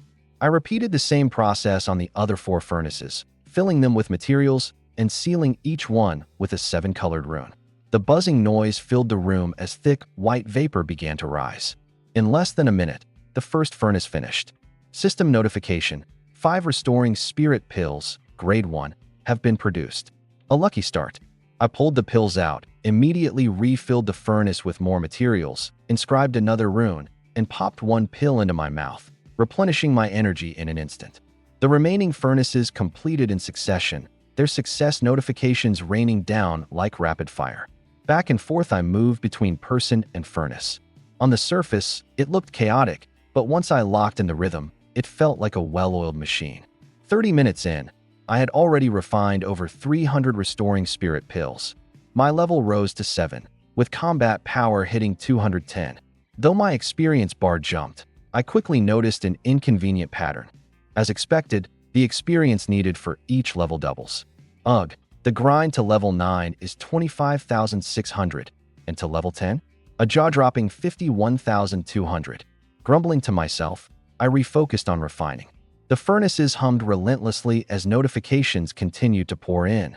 3 hours later, I had exhausted all 1,000 sets of materials. The result? A grand total of 3,427 pills. After accounting for the ones I consumed, 2,867 remained. My level now stood at Black Iron 8, with my experience reaching 18, 250/25, 600. Combat power soared to 230, far outpacing many level 10 professionals. Next, it's now time for crafting the Tiger pill. I took a quick breath, pulled out materials for another 1,000 Tiger pills, and continued shoving them wildly into the 5-pill furnaces. The buzzing sound returned as all 5 furnaces emitted white smoke in unison, and my furious crafting spree escalated to the next level. Before long, every single herb before me was refined into completed Tiger pills. Ding! Congratulations! You have successfully refined 4x tier 1 Tiger pills. Experience gained plus 40, ***. System notifications rang out one after another. 3 hours later, I had refined all 1,000 portions of materials into a total of 3,271 pills. Including the 200 or so leftover from yesterday, I now had over 3,500 pills in my inventory. At a value of 50,000 coins a pill, this stockpile was worth approximately 200 million coins. Additionally, I still had over 2,000 spirit recovery pills on hand. Combined, this put my net worth at a minimum of 300 million coins. I let out a deep breath. Time to push for crafting tier 2 pills. I stared at the 1,000 portions of tier 2 blood-restoring grass in front of me, my eyes gleaming with anticipation. Character status panel. Name * Lynfoam. Level * Black Iron tier. Level 925360/51200. Main class * 7-star Alchemist. Subclass * 33-star Summoner. Energy * 70/500. Strength * 50. Constitution * 100. Agility * 50. Spirit/Mind * 50. Star Skills * 6/40. Alchemy, Summoning, Harvest Gathering, Dimensional Space, Frostblade, Contract Magic. Reputation * 150. Baron, 1st rank. Base combat power * 250. Glancing at my stats, I felt excitement surging through me. Level 9 of the Black Iron tier, just 20,000 EXP more until hitting level 10. For others, that kind of progress might take several days, perhaps more. But all I needed was to finish refining the remaining 1,000 portions of materials, and I'd receive at least 30,000 experience points in return. The thought made my heart race even faster. It's laughable. I've only been awakened for a single day, yet have leveled up at rocket speed. Even combat-focused professions might struggle to keep up with this pace. Pulling myself out of my thoughts, I wasted no time and pulled out the remainder of my materials. The alchemical stock delivered by Lu Dashin totaled 25 varieties, each having 1,000 portions, costing a total of 80 million coins. Of those, tier 2 blood-restoring grass had the highest price tag. A single herb cost 10,000 coins alone. By contrast, combined costs for tier 1 herbs like ginseng, deer antler, snake whip, and goji berries amounted to merely 3,000 coins per portion. The price disparity between tier 1 and tier 2 materials was stark and undeniable. With all the Tiger pills and spirit recovery pills crafted, I had 14 types of materials left. My plan was simple: use them all to develop new types of pills, pushing into tier 2 alchemy. Of these remaining resources, the blood-restoring grass would act as the core ingredient, with the other 13 tier 1 herbs serving as supportive catalysts. If my gamble paid off, I believed I had a real shot at successfully crafting tier 2 pills. Every portion of materials here is worth a solid 50,000 coins. If this fails and my furnace explodes, it'll be one hell of a costly mistake. Though I said that aloud, my eyes burned with nothing but excitement. Per my arrangement with Lu Dashin, I didn't need to pay the upfront cost for these materials. Instead, I could settle accounts after auctioning off the finished pills. With everything ready to go, I tossed all 14 varieties of ingredients into the furnace at once. Lifting my hand, I channeled a 7-colored rune that shot out and merged directly into the furnace shell. The alchemy furnace rumbled to life with a buzz. Herbs began to break down and fuse with frenzied efficiency inside its chamber. Barely 1 minute later, however, the furnace's flames noticeably faltered. Not daring to delay, I quickly infused it with another rune, and its operations resumed. This time, I didn't hold back. I unleashed 5 runes in rapid succession. Boom! The 6 overlapping runes melted into the furnace all at once, causing loud, rhythmic vibrations, while a puff of white smoke spewed from its lid. As the smoke dissipated, I caught the faint aroma of medicine wafting through the air. My pulse quickened instantly. 3 minutes later, the furnace stilled in silence, and the system chimed into my mind. Ding! Congratulations! You have successfully refined 3x tier, 2 pills. Experience gained, plus 1,500, ***. It worked. I had genuinely crafted my first tier, 2 pills. Laughing uncontrollably, I moved to retrieve the pills, only to be interrupted as more notifications burst through. Ding! Congratulations! ***. Reward for crafting a tier, 2 pill, 200,000 EXP and 2,000 reputation points granted. Level up. Reached Black Iron tier, level 10. Plus 5 attribute points to all core stats, ***. Reputation threshold surpassed. Rank promotion to 2nd rank Baron. Plus 5 attribute points to all core stats, ***. Level cap alert. Please upgrade your rank tier to progress further. Your newly crafted pill needs a name. Please submit one, ***. I couldn't help but burst into laughter. Finally, level 10, and my title rank leveled up to 2nd rank Baron. Reputation climbs slowly and painfully. Most would have to grind elite monsters to inch closer to the next rank, as normal mobs don't even grant reputation points. But me? I merely crafted a new pill and bulldozed my way to a higher tier nobility rank. If word got out, those combat-focused players grinding themselves to death for experience would probably lose their minds in sheer jealousy. Suppressing my excitement, I stepped forward to open the furnace and retrieve the fruits of my work. Nestled in my palm were 3 soft red pills. Instantly, their property screen floated into view. Medicinal pill? Tier level 2. Effect: instantly repairs all injuries sustained. Not effective if target power exceeds level 20. The effects gradually diminish over time. I gasped. Instantly heal any injury? Even if the effect was reduced after level 20, this was still jaw-dropping. Healing potions were already a rare commodity, with high-grade ones even harder to come by, and most couldn't provide immediate results. But injuries during combat were a daily struggle for career professionals. Delayed treatment could easily lead to mission failure at best, or worse, a monster turning the tables and taking your life. But now, in my hand was a pill capable of instantly restoring any injury to its full health. If this information leaked, it would definitely cause a massive uproar. This pill can heal injuries. Let's call it Grand Recovery Pill. Successfully named, obtain the complete formula for the Grand Recovery Pill. Announcement: congratulations to Lin Foam for refining a newly introduced Grade 2 pill, Grand Recovery Pill.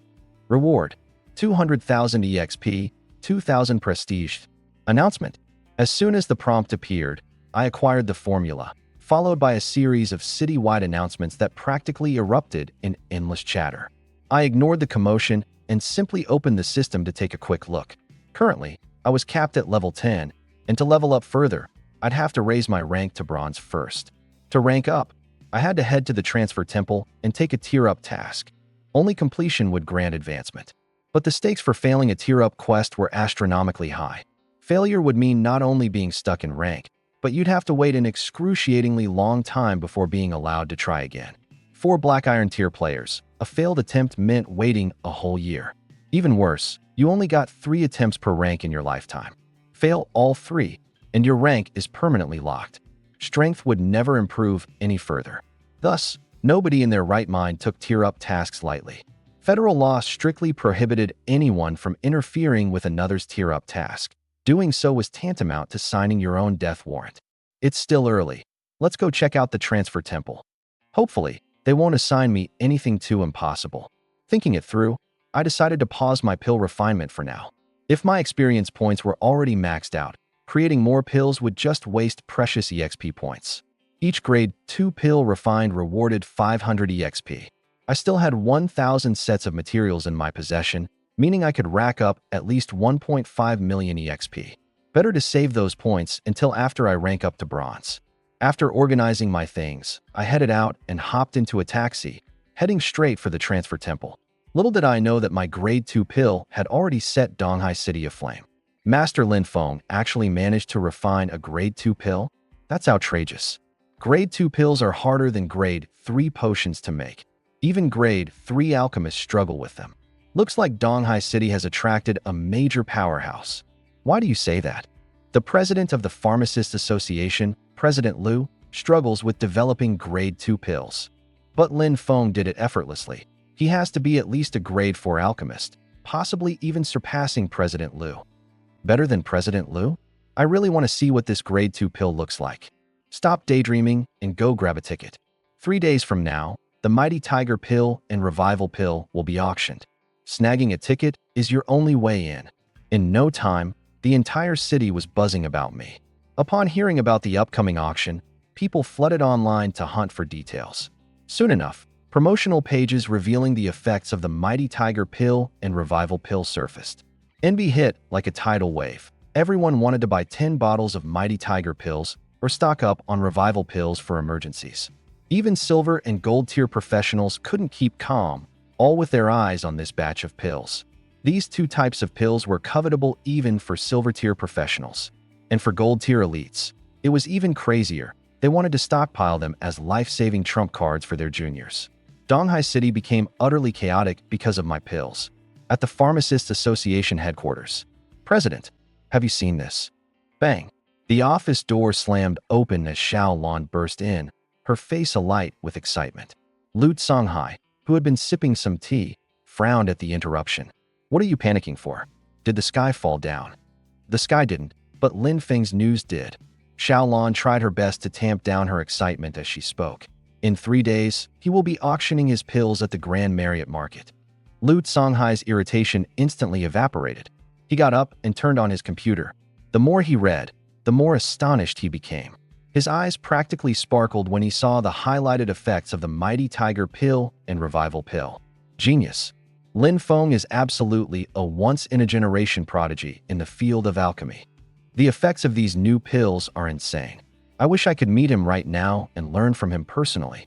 His gaze stayed glued to the screen as his breathing quickened. These pills didn't just have powerful effects. He also harbored a secret intent to dissect one and reverse engineer its formula. Lu Songhai immediately issued instructions. Xiaolan, I must attend that auction in 3 days. Secure me tickets, as many as possible. Got it, I'll handle it right away. Xiaolan nodded and briskly left the room. Similar scenes weren't limited to the Pharmacists Association. Almost every major faction leader in Donghai City had reached the same conclusion. They wanted to buy the pills, but more importantly, they wanted to establish a connection with me. Many even rushed over to the 100 Herb Hall to dig for information on my identity. But Lu Dashin, following my directives, revealed absolutely nothing despite their prying. Elsewhere, in front of a towering skyscraper over 500 meters tall, for glowing words stood prominently atop. Transfer Temple. The taxi came to a halt. I stepped out, looked up at the building momentarily, and confidently walked into the lobby. Excuse me, sir, what services do you provide? A graceful woman with a respectful demeanor approached me. I glanced at her briefly and noticed she was just an ordinary person who had failed to awaken her abilities. Still, I didn't underestimate her. Ordinary people who could work in the Temple of Career Transition often had powerful backing. I'm here to claim a bronze advancement mission, I said calmly while subtly scanning the hall. Understood, sir. Please follow me, she responded with a smile. She operated the device skillfully, handed me a form to fill out, and then led me to the elevator. Exiting on the 6th floor, she stopped in front of a room labeled Advancement Room 27. Sir, please enter. This is where you claim your advancement mission. I nodded in gratitude and stepped in. As the door closed, the woman's smile faded, and a hint of disappointment flickered in her eyes. Such a shame. She murmured softly. If only I were a professional too, then I could boldly pursue this handsome guy. Inside, there was a middle-aged man tinkering with his tools. He didn't even glance at me. Step onto the guidance platform and close your eyes, he said in a monotonous tone. I complied, stepping onto a small, 9-sided platform roughly 2 by 2 meters in size and 3 levels high. The moment I stood still, a radiant light burst forth, plunging my vision into darkness. Around me, the scene transformed into a starry void. A deep, resonant voice echoed in my ears. Would you like to claim the Bronze Advancement mission? Once claimed, the mission cannot be altered. It must be completed within the time limit, or you face a 1-year cooldown. Remaining attempts, 3. ***. A selection window appeared before me. Beneath my feet lay nothing but emptiness, and I appeared to hover in a complete void. Confirm, I said unflinchingly. The cosmic space around me flared to life as starry lights converged violently. Mission claimed successfully. Clear any dungeon within 72 hours with a rating of S or higher to advance to Bronze. Time remaining, 71 hours, 59 minutes, and 58 seconds. As the notification faded, my vision blurred, and I found myself back inside the room. The middle-aged man finally glanced up, staring at me in utter shock. Your task is clearing a dungeon? With an S rank or higher? He grabbed the records again and double-checked. But you're just a 7-star apothecary, a non-combatant class with only mid-range potential. Tasks for people like you are supposed to be easy. Yet, the system assigned this nightmare-level mission. Clearing the dungeon wasn't the issue. It was getting an S ranking that posed the real challenge. Not even many combat class professionals could achieve that, let alone an apothecary. The middle-aged man's thoughts quickly concluded. There's no way this young man could succeed. He was likely doomed to fail and wait for the cooldown period. With a sigh, he tried to offer some comfort. Bad luck, but don't get discouraged. If it doesn't work out, you can try again next year. You'll succeed for sure then. I didn't explain. I merely smiled faintly, turned, and left the room. Inside the elevator, I reopened the advancement mission screen. The task remained unchanged. Clear a single-player dungeon with an S rating or above. I knew the difficulty was due to my rare dual-class setup and 6 SSS tier star techniques, which the system likely deemed abnormal. For anyone else, failing would be inevitable, but I wasn't worried. As a dual-class professional with a repertoire of top-tier skills, an S rank wasn't beyond reach if I went all in. Taking a deep breath, I glanced at the time. 3 days remaining. Coincidentally, I had already scheduled a dungeon run tomorrow with Bai Xiaofu. I figured I could knock out this solo dungeon task along the way and jump to Bronze rank in one go. If all else failed, I'd reach out to Lu Dashin and have him dispatch an elite team to brute force the mission. When the elevator doors opened, I stepped out and unexpectedly bumped into the same woman from earlier. Oh, it's you. What's your advancement mission? Is it challenging? Her tone was laced with genuine concern, though it was clear she was fishing for information. I glanced at her name tag, which read, Wu Lily. Seeing through her intentions, I didn't expose her, keeping my response vague. I need to clear a dungeon with an S rank or higher. Before she could say more, I turned and left the career transition temple, heading straight home. Wu Lily stood frozen in place, stunned by what she'd just heard. At that moment, another young man in white walked out of the elevator. Upon seeing Wu Lily daydreaming, his face darkened. Slacking off during work? Your bonus for this month is gone, he barked. His name tag clearly displayed, Temple Leader, Gu Yun. Wu Lily immediately bristled. Cousin, don't deduct my bonus. I'll tell Uncle about this. Gu Yun, completely at her mercy, quickly relented. Fine, no deduction then. But seriously, what are you standing here for? Wu Lily quickly spilled the details of her encounter. Upon hearing about a person more handsome than himself, Gu Yun's expression turned sour. What? Someone better looking than me? And they got such an insane advancement mission too? An apothecary clearing a dungeon at S rank? Preposterous. The more he thought about it, the angrier he became. Yet, his fury quickly shifted focus to something that mattered far more to him. No way. Could it really be true? Is there actually someone in East Sea City more handsome than me? His existential crisis deepened. This is bad. My title as East Sea City's most handsome might actually be in jeopardy. All thoughts of his initial plans were abandoned. Gu Yun now had a new mission, defending his pride as the city's most attractive man. Ticket arrangements were made, But before heading back to his office to rescue his face, he casually tossed Wu Lily a task: have her pick up several tickets to Lin Feng Master's auction at the speaker's residence. The next morning, 100 kilometers north of Donghai City, hidden away in the desolate mountains, was an unexpected small town. The town was bustling with professional adventurers and merchants specializing in trading equipment and materials.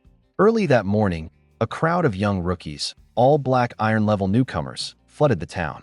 While some people were puzzled by this, veterans explained, "Today's the day the Blackwind Cavern Dungeon opens. Every week, on this day, new players come to grind, and the town owes its existence to this." With a deafening roar, a colossal 1,000-meter-long airship descended above the town, protected by formations and overseen by high-level professionals, ensuring safety even in the event of an attack by aerial monsters.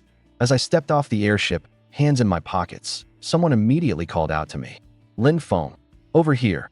It was Bai Xiaofu, waving his hand excitedly. Behind him stood a group of silver-level bodyguards. I walked over, smiling. Bai Xiaofu glanced at my stats and immediately froze. "What the heck? How are you already level 10? Combat power is 290. Weren't you just level 5 yesterday?" The more Bai Xiaofu calculated, the more confused he became. A second-class baron only adds 40 combat power. Where did the extra 50 come from? I've been in a team all day and only got to level 5. And here you are jumping to level 10 in a day? This is insane. I replied nonchalantly, "Stop guessing. I took 10 Hohu pills. Constitution increased by 50, so that's my extra 50 combat power." Bai Xiaofu exhaled in relief, but his face changed again in the next breath. "What? 10 Hohu pills? The auction isn't even until the day after tomorrow. Where'd you get them? Wait, don't tell me Master Lin Feng is actually your relative from your family." Bai Xiaofu's wild train of thought left me speechless. I honestly worried about him taking over his family's enormously wealthy business someday, fearing he'd lose it all in a month. Then again, considering his grandfather is a gold-level powerhouse, Bai Xiaofu likely has a good 100 to 200 years ahead of him to buffer those mistakes. What if I am Lin Feng Master? I teased, pointing at myself. Bai Xiaofu's face turned stern. "Don't joke about that. If word got out and Master Lin Feng heard about it, you'd be finished. He despises anyone pretending to be him.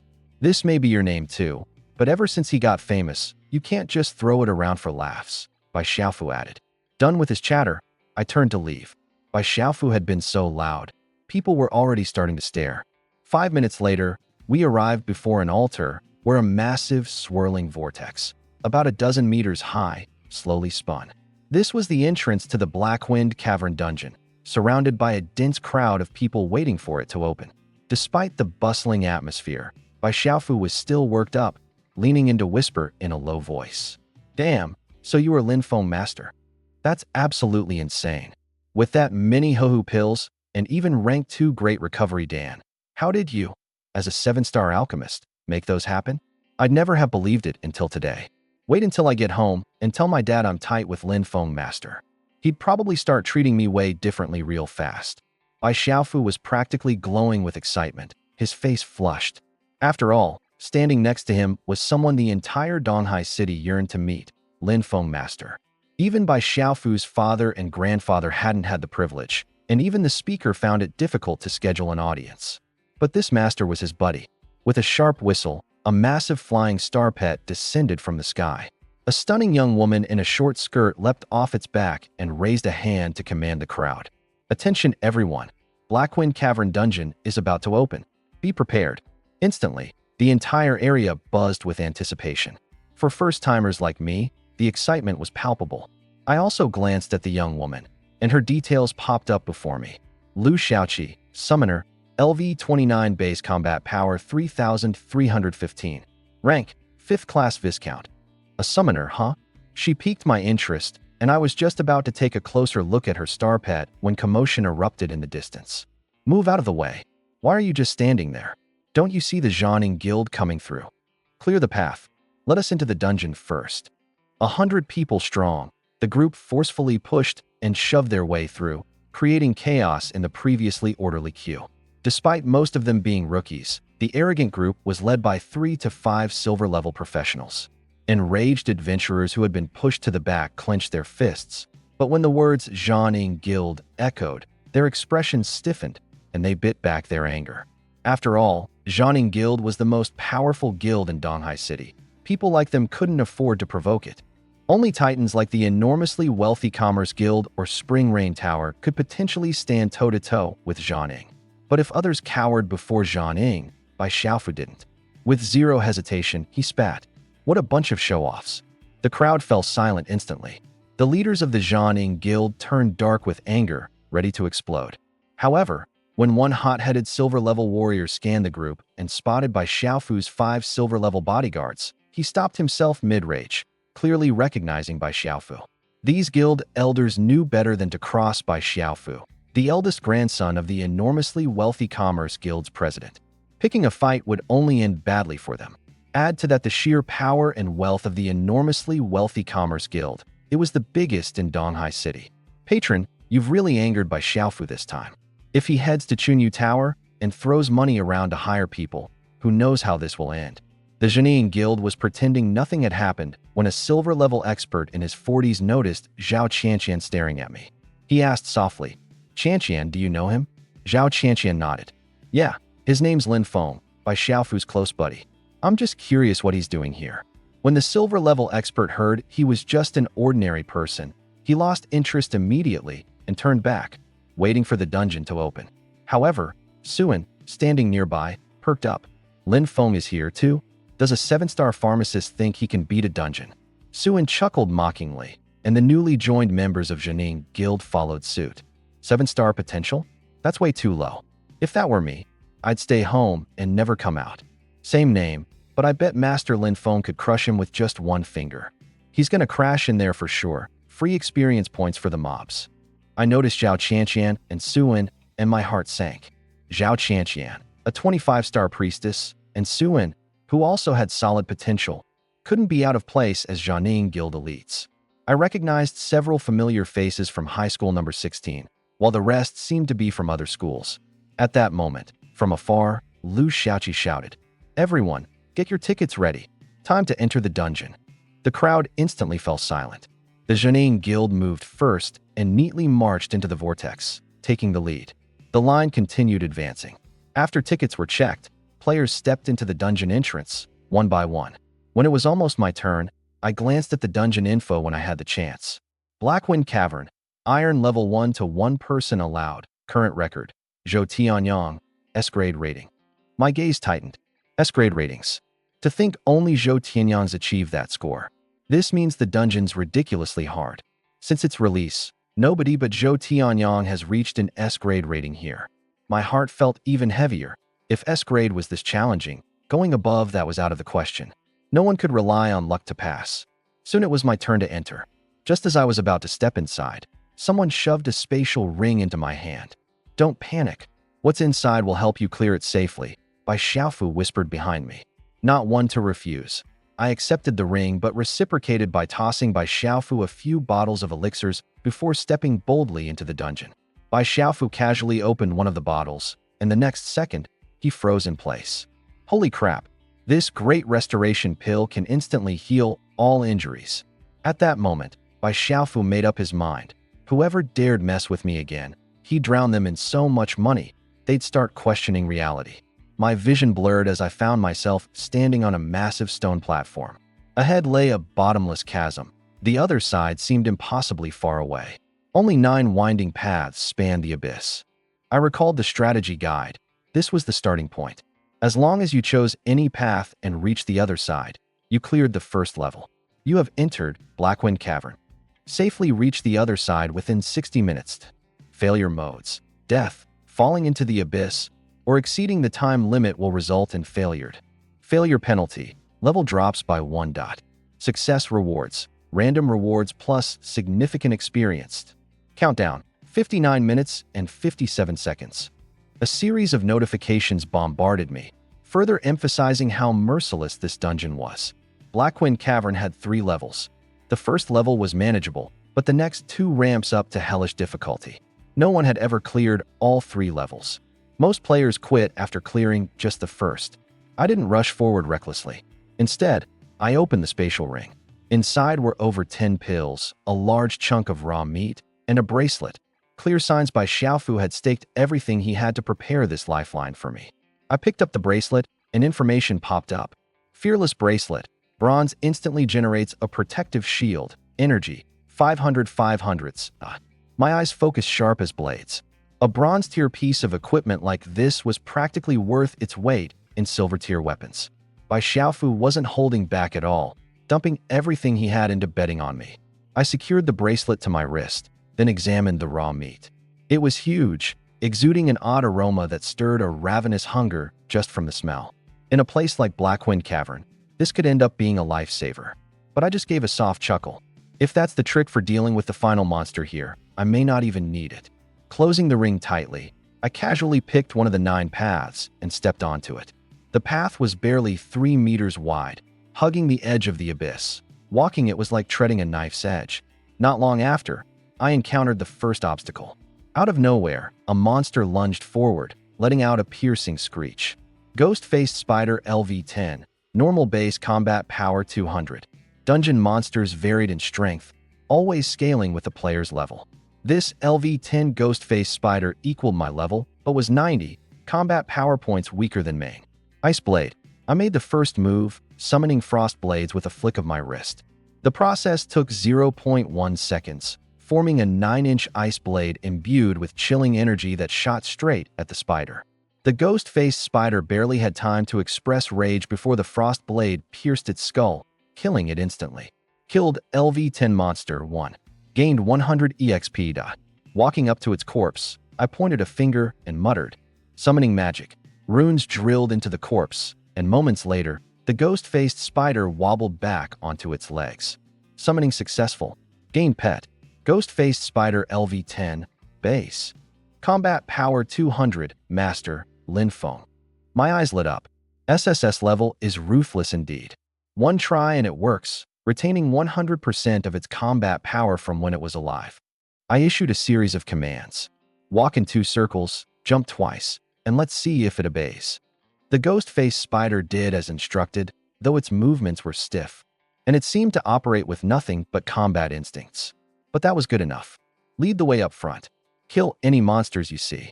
The ghost-faced spider hissed twice and charged forward down the narrow path. It didn't take long before 2 more ghost-faced spiders appeared ahead, each with the same 200 combat power. Ice Blade. Ice Blade. 2 frost blades pierced through their heads in succession. The 2 monsters couldn't even struggle before they dropped dead. Naturally, I resurrected them as battle pets. Summoning successful. You've acquired 2 additional battle pets. With 3 battle pets now, the tides turned instantly. If a lone monster appeared, all 3 spiders would pounce and rip it apart. I only needed to step in to collect the experience. You killed a level 10 monster. Experience plus 100. You killed 3 level 10 monsters. Experience plus 300. You killed 2 level 10 monsters. Experience plus 200. The more we killed, the easier it became, like a snowball rolling downhill. Soon enough, I maxed out my battle pet slot with 10 spiders, finally allowing myself a break. Now, even if 5 or 6 ghost-faced spiders rushed at me at once, my 10 battle pets would surround and annihilate them in an instant. But I couldn't help sighing. What a shame I can only have 10 battle pets for now. I didn't realize that most summoners could only handle 2 pets, and those pets could only maintain 40% of their original strength. With SSS level summoning, not only could I dominate in numbers, but the pet's full strength also came into play. On the path ahead, my 10 ghost-faced spider pets moved forward in unison, tearing apart any monster in sight, while I leisurely strolled behind, effectively playing the role of a hands-off manager. As we ventured further, the forks in the path that had been visible earlier disappeared, leaving only a single road ahead, leading deeper into the unknown. Surrounding us were endless chasms. If I slipped and fell, I'd likely be kicked out of the instance in the next moment and hit with a heavy penalty. You killed a level 10 monster. Experience plus 100. The notification sound chimed again. This was already the 11th monster I had taken out. Shortly, my 10 battle pets swept through the front, and I noticed the corpse of the freshly killed monster. Shame I couldn't add more pets since I already hit the cap. All I could do was watch the corpse slowly dissipate.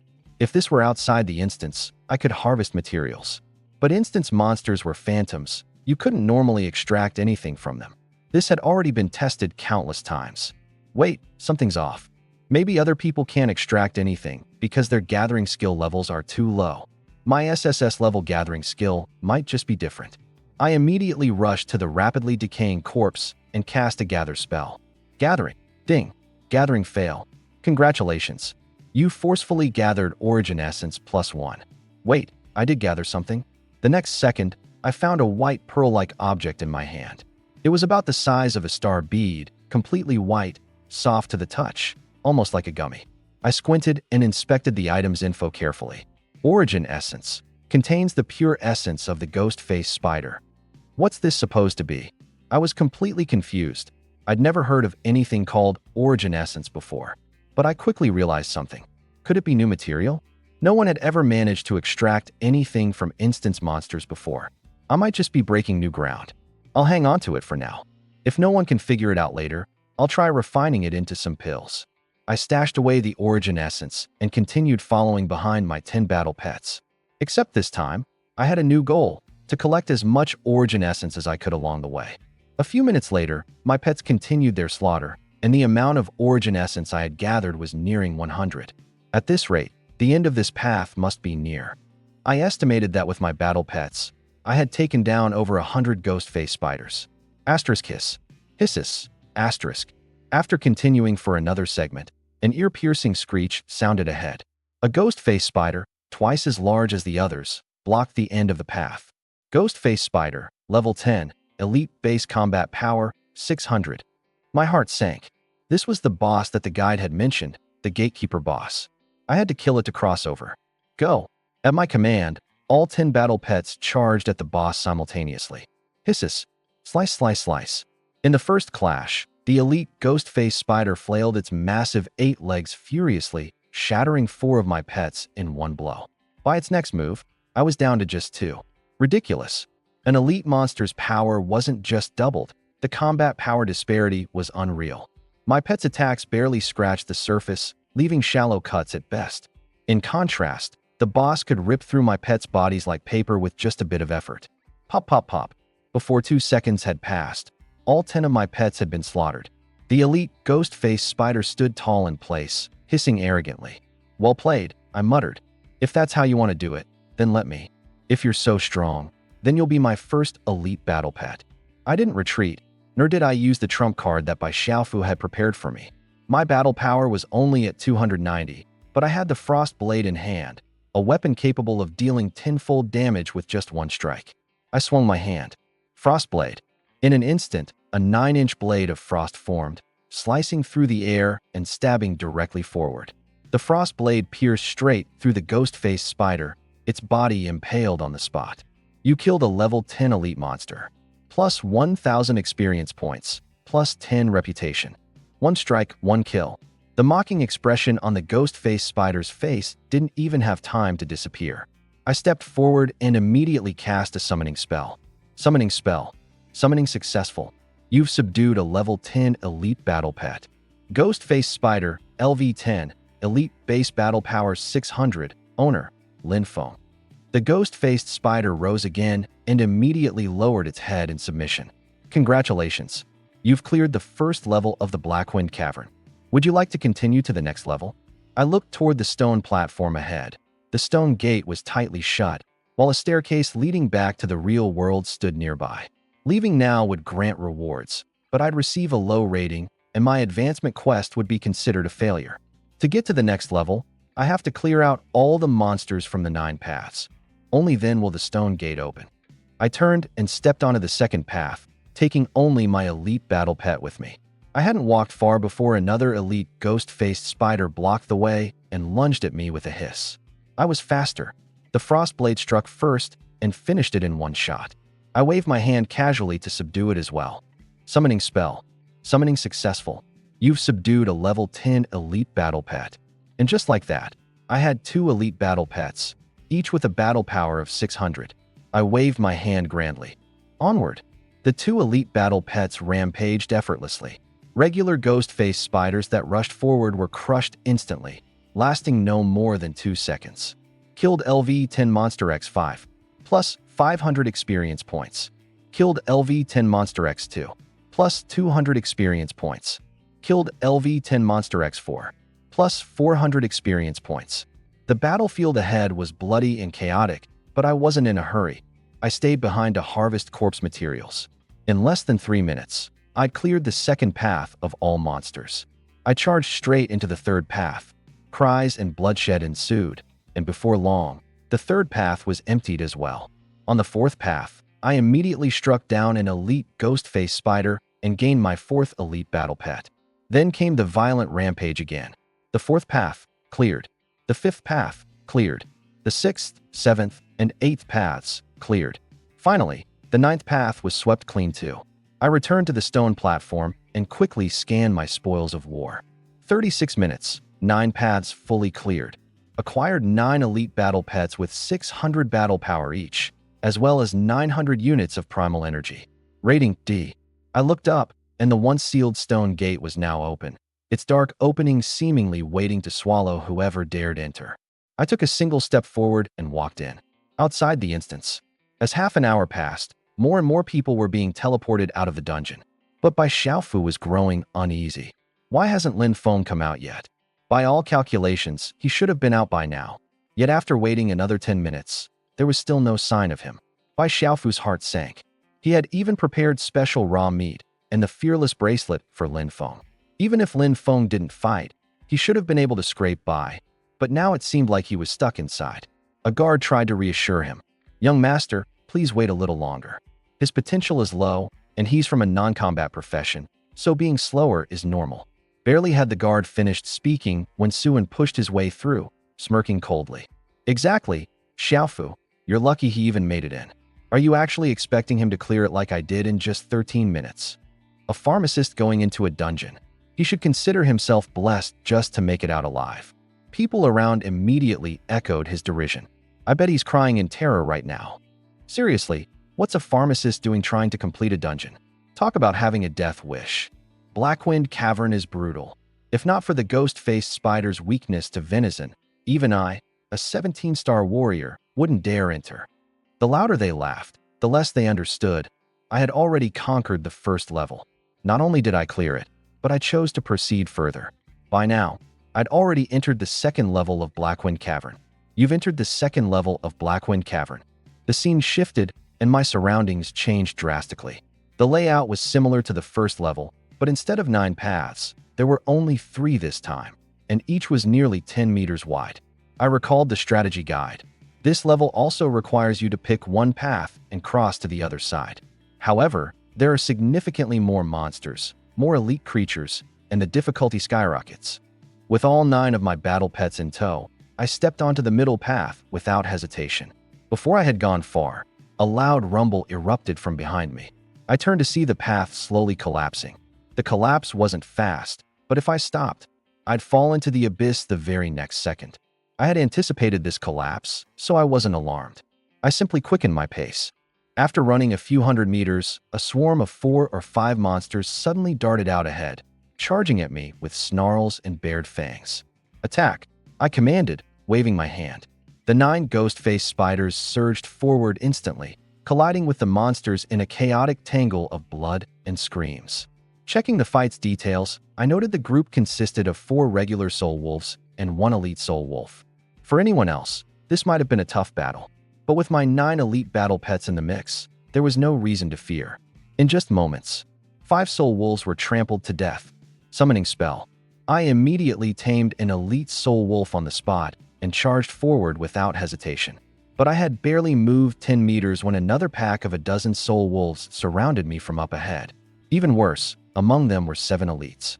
The moment we engaged, the passageway erupted with howls and chaos. Then I heard the ominous rumble of destruction closing in from behind. I glanced back. If I retreated another 50 meters, the collapsing section would catch me for sure.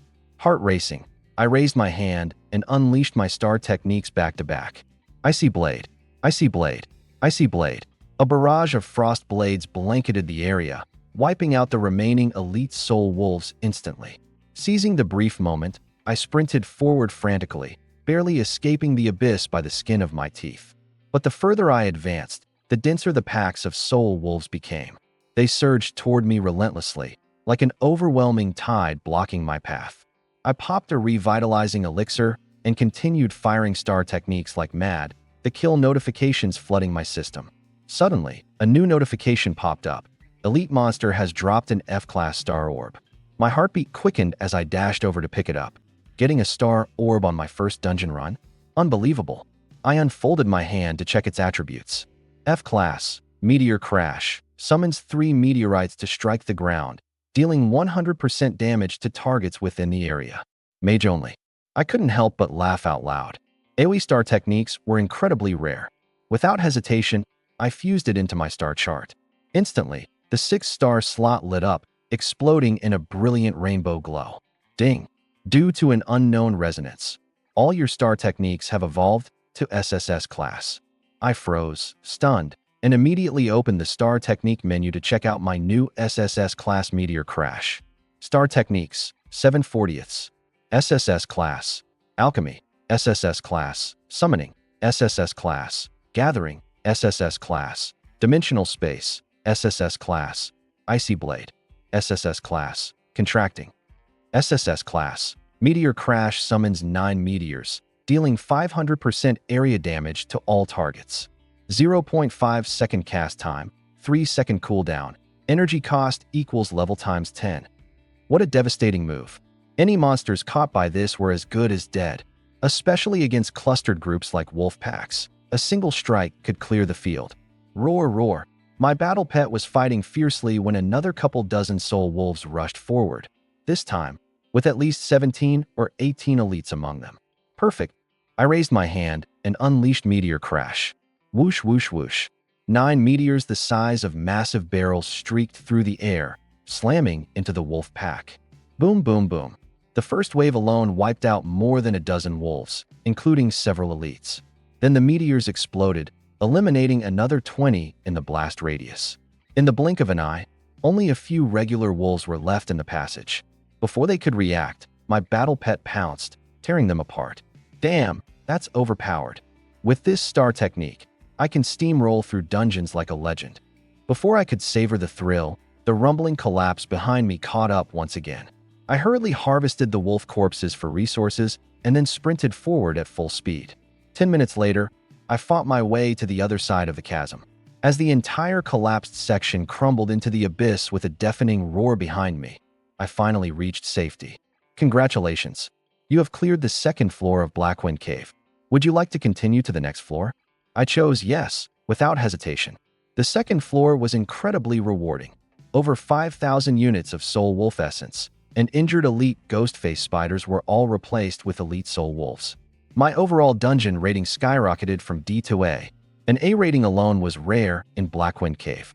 I could collect rewards and leave at any time, but I had my sights set on an S rating or higher. I needed this to advance to bronze level. Final floor. Let's finish this quickly. I caught my breath, pushed open the stone door, and stepped inside. You have entered the 3rd floor of Blackwind Cave. Before me stretched a massive square plaza. Piles of unidentified bones and a few dimly glowing fire pits filled the eerie expanse. The dungeon guide clearly states this floor has no small mobs, only one boss, the Wolf King. This was the reason no one had ever truly conquered the 3rd floor. Even Zhou Tianyang, the current dungeon record holder, only managed to escape alive without slaying the Wolf King. His rating back then was merely S, not SSS. How? A spine-chilling low growl rumbled from the darkness. Slowly, a 5-meter-tall silver wolf emerged, radiating menace. Silver Wolf King LV-10, boss base combat power, 1000. I gasped audibly. Even though I knew its actual combat strength was at least 5 times its level, this 10-level stat was jaw-dropping. To put this into perspective, the average level 20 professional fighter barely matches this power. Unbelievable. The shock held me in place for a moment until the Wolf King suddenly lifted its head and began to speak human language. Annoying human. Coming here to disturb my sleep. Again? I froze. The guide never mentioned this boss could talk. Even stranger, something about the Wolf King felt alive. Not the programmed presence of a dungeon NPC, but as though it were truly living. The next instant, it launched a silver moon wind blade, so fast that a mere graze would spell doom. I had no time to dodge and instinctively activated my fearless bracelet. A pale blue shield enveloped me instantly. The wind blade smashed into it, causing the shield to ripple violently, but it held firm. The Wolf King's eyes flickered with a hint of surprise. As it prepared to attack again, I took the initiative, locking eyes with it and shouting, "Contract!" Mystical ancient runes appeared midair, blazing toward the Wolf King's forehead. I stared at it intensely, betting everything on this move. Not killing it. I wanted to see if it would. Sure thing. Here's the translation in American-style English, maintaining the essence and tone of your original text. Take the chance. If it works, it's a huge win. If it doesn't, you're not losing anything. The alpha wolf struggled in agony for a moment, but was ultimately pinned down. Ding. Asterisk congratulations. You've obtained a boss-level star pet. Alpha Wolf. 1. Asterisk. I nearly cursed out loud. I actually did it. The Alpha Wolf, with growth potential 5 times that of something in the same tier. This is it. I'm soaring. The Alpha Wolf suddenly switched its attitude completely, crawled over to me, and lay down obediently like a big, tame dog. It addressed me. Master. I gave its head a pat. From now on, I'll call you Silver. Thank you, Master. Right after, the notifications started pouring in rapidly. Asterisk ding. Congratulations on completing the Black Wind Cavern dungeon with a full clear. You've earned an SSS tier rating. Asterisk. Special rewards. 500,000 XP, 5,000 prestige, 1 D tier star core, 5 E tier star cores. Rank upgraded, bronze tier. Advanced to bronze LV11. Plus 20 to all 4 primary attributes. Advanced to bronze LV12. Plus 20 to all 4 primary attributes. Advanced to bronze LV13. Plus 20 to all 4 primary attributes. Prestige achievement. Title upgraded to 3rd class Baron. Reward. Plus 5 to all 4 primary attributes. The wave of system notifications overwhelmed me, and I could feel a surge of warm energy rushing into my body. My power started growing explosively. Author's note. Asterisk energy value is set where 1 spirit equals 10 energy points. Star skills deplete energy points. For example, the alchemy skill consumes points equivalent to 10 times the character level per use. At level 10, it costs 100 points. At level 50, it costs 500 points. SSS tier star skills are typically reserved for powerhouses level 80 and above, as they easily consume over 10,000 energy per use. In the early game, the protagonist wouldn't be able to afford this, so the level X10 rule keeps things balanced. As levels increase, star skills will scale along with them, becoming increasingly powerful.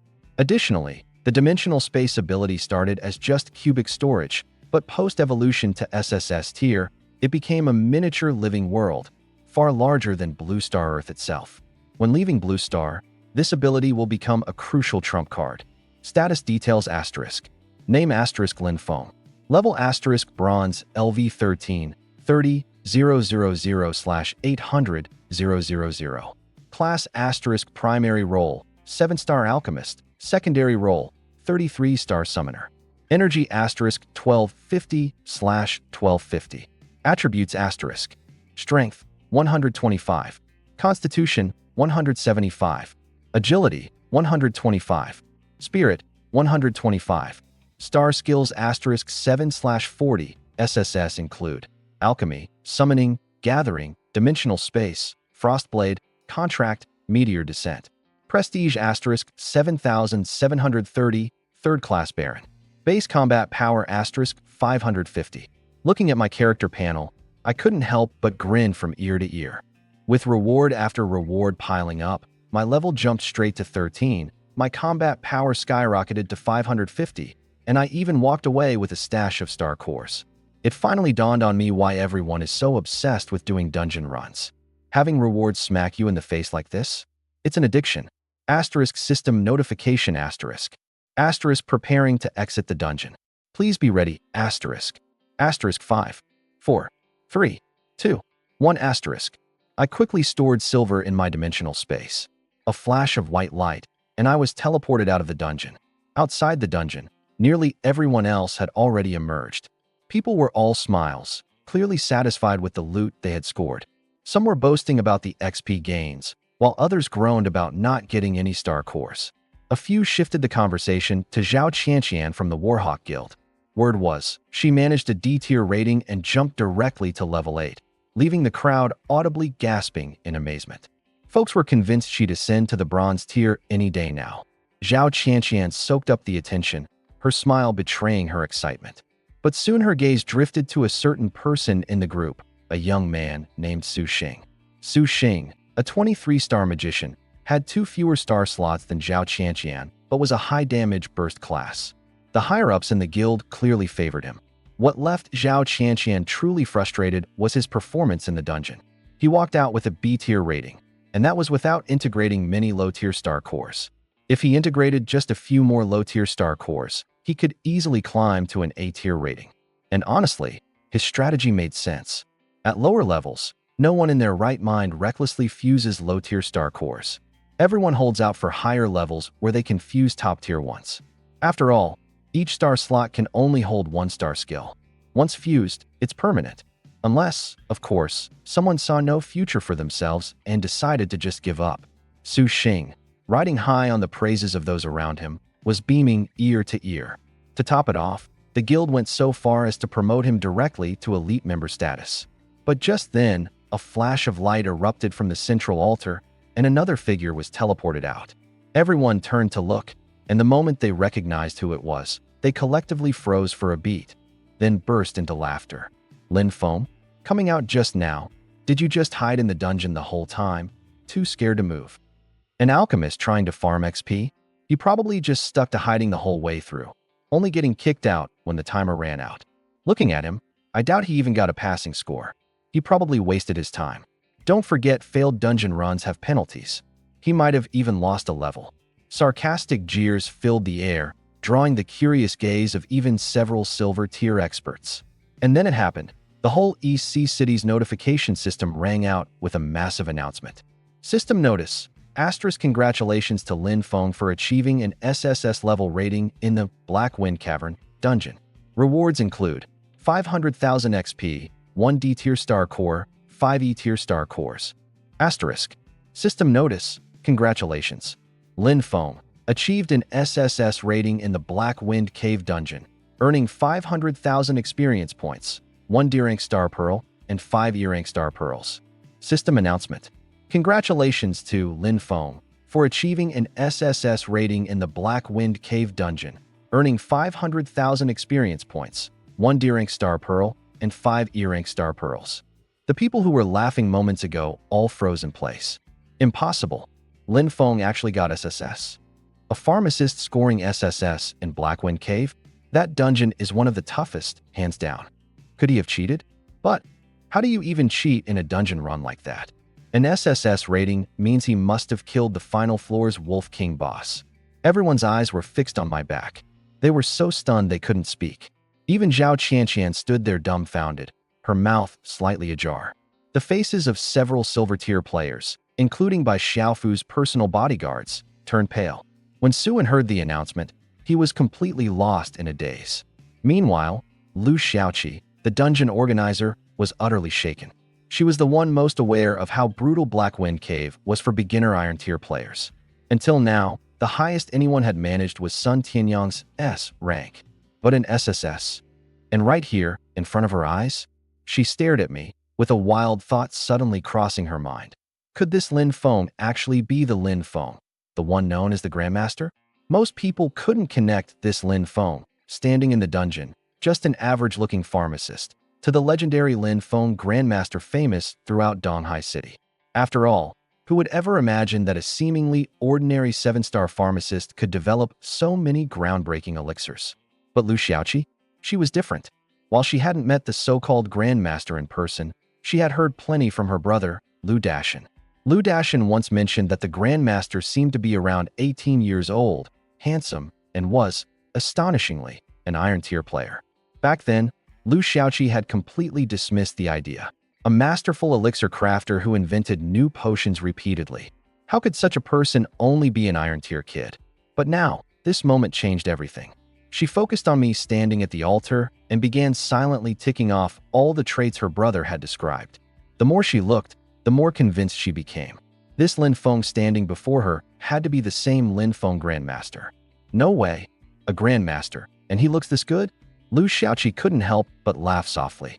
She had always envisioned master pharmacologists as white-haired, elderly men, not an effortlessly cool young guy like this.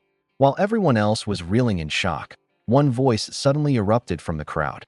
"Oh, he's Grandmaster Lin Feng." The crowd fell silent, utterly dumbstruck. Grandmaster Lin Feng? Isn't he just Lin Feng?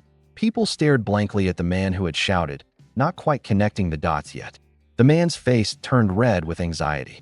"No, I mean he's the Lin Feng, the Elixir Grandmaster. Check the system announcements. Compare the player ID numbers. The Lin Feng from the dungeon announcement is the exact same ID as the Grandmaster Lin Feng." Realization hit the crowd like a lightning bolt. Everyone scrambled to check for confirmation. Within seconds, they saw it. The ID numbers matched perfectly. In other words, the Lin Feng before them was indeed the renowned Grandmaster causing a buzz in Donghai City. Hiss, he really is the same person. My God, the Grandmaster's been right in front of us, and we acted like blind fools. No way, I even laughed at him earlier. Joke's on me, right? Honestly, he suddenly looks way more handsome now. Must be that Grandmaster charm. Who called Lin Feng's profession garbage earlier? Step out and own it. Grandmaster Lin Feng, sell me 10 of your hoo-hoo pills. I'll pay top dollar. The crowd erupted into chaos. Some people started frantically begging for elixirs, while others were left speechless by the sudden turn of events. The ones who felt the worst, though, were Suan, Zhao Qianqian, and the rest of my former classmates. They stood frozen, their brains struggling to process what they'd just learned. This is all Suan's fault. If he hadn't been the one trashing Lin Feng, I could have used our old friend's card to get some benefits. Exactly. We could have hitched a ride to success with him. If I'd known he was that ridiculously skilled, I would have done anything, anything, to stick by him. Suan and his group were frantic with regret, practically spiraling. Even the posturing guild leaders present wore complicated expressions, especially considering that just minutes ago, Suan and his gang of friends had taken turns mocking me in public. It had now backfired spectacularly. Offending Lin Feng didn't just burn bridges, it outright demolished them. The silver-tier leader of the Zhan Guild's expedition team darkened his expression, made a swift decision, and announced immediately. On behalf of the Zhan Guild, I declare that the lot of you are expelled from any future association with us. Suan and the others were floored. While they tried opening their mouths to beg, the silver-tier player had already turned away, ignoring them. In the next moment, the guild leader made his move, not to stir trouble, but in an attempt to approach me. He wasn't the only one. As soon as he darted forward, over a dozen other silver-tier players surged ahead, all vying for a chance to speak with me directly. One thing was clear. A pharmacist who could score SSS in a dungeon likely relied on powerful elixirs, and everyone wanted in. It's definitely his concoctions. The hoo-hoo pill, the restoration elixir. He must have something even better up his sleeve that we don't know about. The limited public knowledge about my potions was enough to leave veteran players floored. Each one was impossibly game-changing. The more they thought about it, the more eager they became. Even if they couldn't obtain an undiscovered elixir, they'd be thrilled just to establish a connection. After all, a skilled pharmacist wasn't just useful. He could save lives and make people overwhelmingly powerful. As I prepared to step down from the altar, a dozen strong figures surrounded me with amused smiles. Some complimented my demeanor first and then offered polite introductions, while others skipped the niceties and outright extended invitations, inflating my looks to the level of divine praise. In mere moments, I found myself surrounded by a throng of silver-ranked elites. Normally, these folks were lofty and untouchable, but now, their tone was all flattery and their attitude all deference as they tried to curry favor. I didn't panic. Instead, I kept a calm smile, responding in a measured and composed manner. Just then, Bai Xiaofu arrived to take control of the situation. Everyone, don't crowd around Master Lin. Want to chat? Leave your contact info. Need pills? Come to the auction at the Marriott the day after tomorrow. As soon as he finished speaking, Bai Xiaofu's bodyguards summoned an enormous star pet, a white crane, and carried me off into the sky. The moment we left, the entire city of Donghai practically exploded with commotion. Master Lin appeared in public. He even dared to take on a dungeon in the Blackwind Caverns. Prepare lavish gifts and visit him immediately. Countless people tracked down where Master Lin was staying, at the Manhwa community, but arrived only to find that I was already gone. I had anticipated being hounded after my identity was exposed, so I went with Bai Xiaofu to a completely different secure location. Inside a high-end neighborhood, in a luxurious 3-story villa, my figure finally appeared. Relax and stay here. This area is extremely private and tightly secured. No one can get in without permission, and you won't be disturbed. Bai Xiaofu reassured me before hurrying off. He clearly realized his father probably already knew the truth, that I was that Master Lin. Once Bai Xiaofu left, only the 2 caretakers and I remained in the villa. I waved for them to leave, bringing an absolute silence to the house. With a smooth gesture, I produced 6 star orbs, each a reward from clearing dungeon stages. I hadn't had the time to examine them before, but now I could finally figure out their uses. Sweeping my eyes across the orbs, their information materialized before me. Grade D, Vajra Shield, generates a protective light shield, capable of absorbing up to 150% of one's defense value and damage. Combat profession only. Grade E, Endurance, automatically regenerates 50 energy points per minute. Universal. Grade E, Quenching, 1% chance of enhancing equipment attributes during the quenching process. For blacksmiths. Grade E, Refining Technique, increases speed of potion refining, decomposing, and fusing by 20%. For alchemists. After reviewing the details, I immediately made my choices. The Vajra Shield was a must-have. I'd always lacked effective defensive measures. The Endurance Orb was also essential. With it, I wouldn't have to constantly burn through energy potions just to sustain myself. As for Quenching and Refining Technique, I discarded them. I had no interest in blacksmithing, and I could already refine potions efficiently by operating multiple furnaces at the same time. Let's start the fusion, I murmured. I crushed the Vajra Shield and Endurance Star Orbs, letting their radiant energy flow into my star map. Ding! Under the influence of an unknown anomaly, your star abilities have been automatically upgraded to SSS tier. In an instant, the 2 abilities' white auras shifted to dazzling, 7-colored brilliance. A small grin tugged at my lips. With these 2, I now have 9 SSS tier star abilities. If word gets out, it'll scare the life out of people. I opened my stats interface to take a closer look. Name, Lin Feng. Level, Bronze LV.13, 30,000/800,000 EXP. Profession, Primary, 7-star Alchemist/Secondary, 33-star Summoner. Energy, 1250/1250. Attributes, Strength, 125 Constitution, 195 Agility, 125 Spirit, 125. Star abilities, 940 SSS. Alchemy, Summoning, Gathering, Dimensional Space, Frostblade, Contract, Meteor Collapse, Vajra Shield, Endurance. SSS, Vajra Shield, instantly generates a protective shield, absorbing damage up to 500% of the user's defense value. 10-second cooldown. Cost Constitution times 5 in energy. SSS, Endurance, automatically regenerates energy at a rate of 100 times level per second. Renown, 7,730, 3rd class Baron. Base power, 550. Both of the fused star abilities had been forcibly maxed out. In particular, Endurance was a game changer. At my current level, I could regenerate 1,300 energy points per second, enough to refill my energy bar almost instantly. Meanwhile, the upgraded Vajra Shield became a life-saving trump card. Its defense multiplier was now an impressive 500%, which meant that unless my opponent's attack power exceeded 5 times my constitution stat, breaking through my shield would be impossible. Feeling overjoyed, I let out an inward chuckle. I'd grown stronger yet again. Taking a deep breath, I immediately set my sights on refining pills. I've still got materials for over 900 Supreme Restoration pills. Refining them all should be enough to get me to level 14. With that, I decisively sprang into action. Heading down to the spacious living room, I cleared out all the furniture and moved in 5 alchemical furnaces, arranging them in a circle. Taking my position in the center, I began. With a well-practiced hand, I tossed batches of ingredients into each furnace, my movements fluid and methodical. Then, with a precise motion, I sent 7 radiant alchemical sigils slamming into the furnaces. The air erupted with a low, resonant hum as all 5 furnaces roared to life, their vibrations making the entire living room tremble with energy. Thanks to Endurance, I no longer had to conserve energy. With my energy bar constantly refilling to max every second, I unleashed my full power without hesitation. 3 minutes later, the first batch of Supreme Restoration pills emerged fully refined. Ding! Successfully refined a batch of 4 Grade 2 Supreme Restoration pills. Gained 2,000 EXP. I swiftly bottled the pills and glanced at the remaining materials.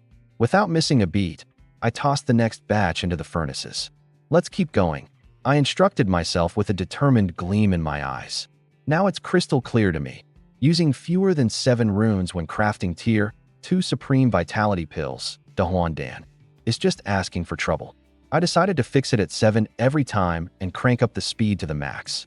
5 pill furnaces spun wildly, humming in unison as a torrent of pills and experience points rained down on me. Ding! Successfully crafted 2 Tier 2 Supreme Vitality pills. EXP plus 1,000. Ding! Successfully crafted 5 Tier 2 Supreme Vitality pills.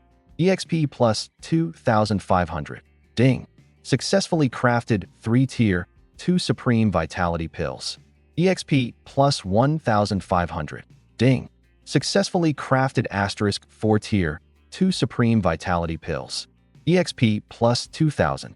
After 4 hours, I leveled up to Bronze LV14, with my combat power skyrocketing to 630. But I didn't stop there. I kept going hard till late at night, using up all the materials I had. By the end, I'd crafted a total of 126 Supreme Vitality pills and earned over 1.5 million experience points. Glancing at my experience bar, I noticed I was still 770,000 EXP short of LV15. This kind of speed would dumbfound anyone else.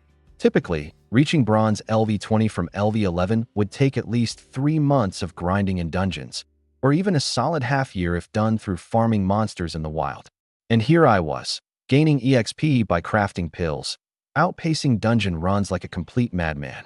It all boiled down to my absurd SSS grade alchemy mastery, which allowed me to multitask across 5 furnaces while still maintaining a 100% success rate.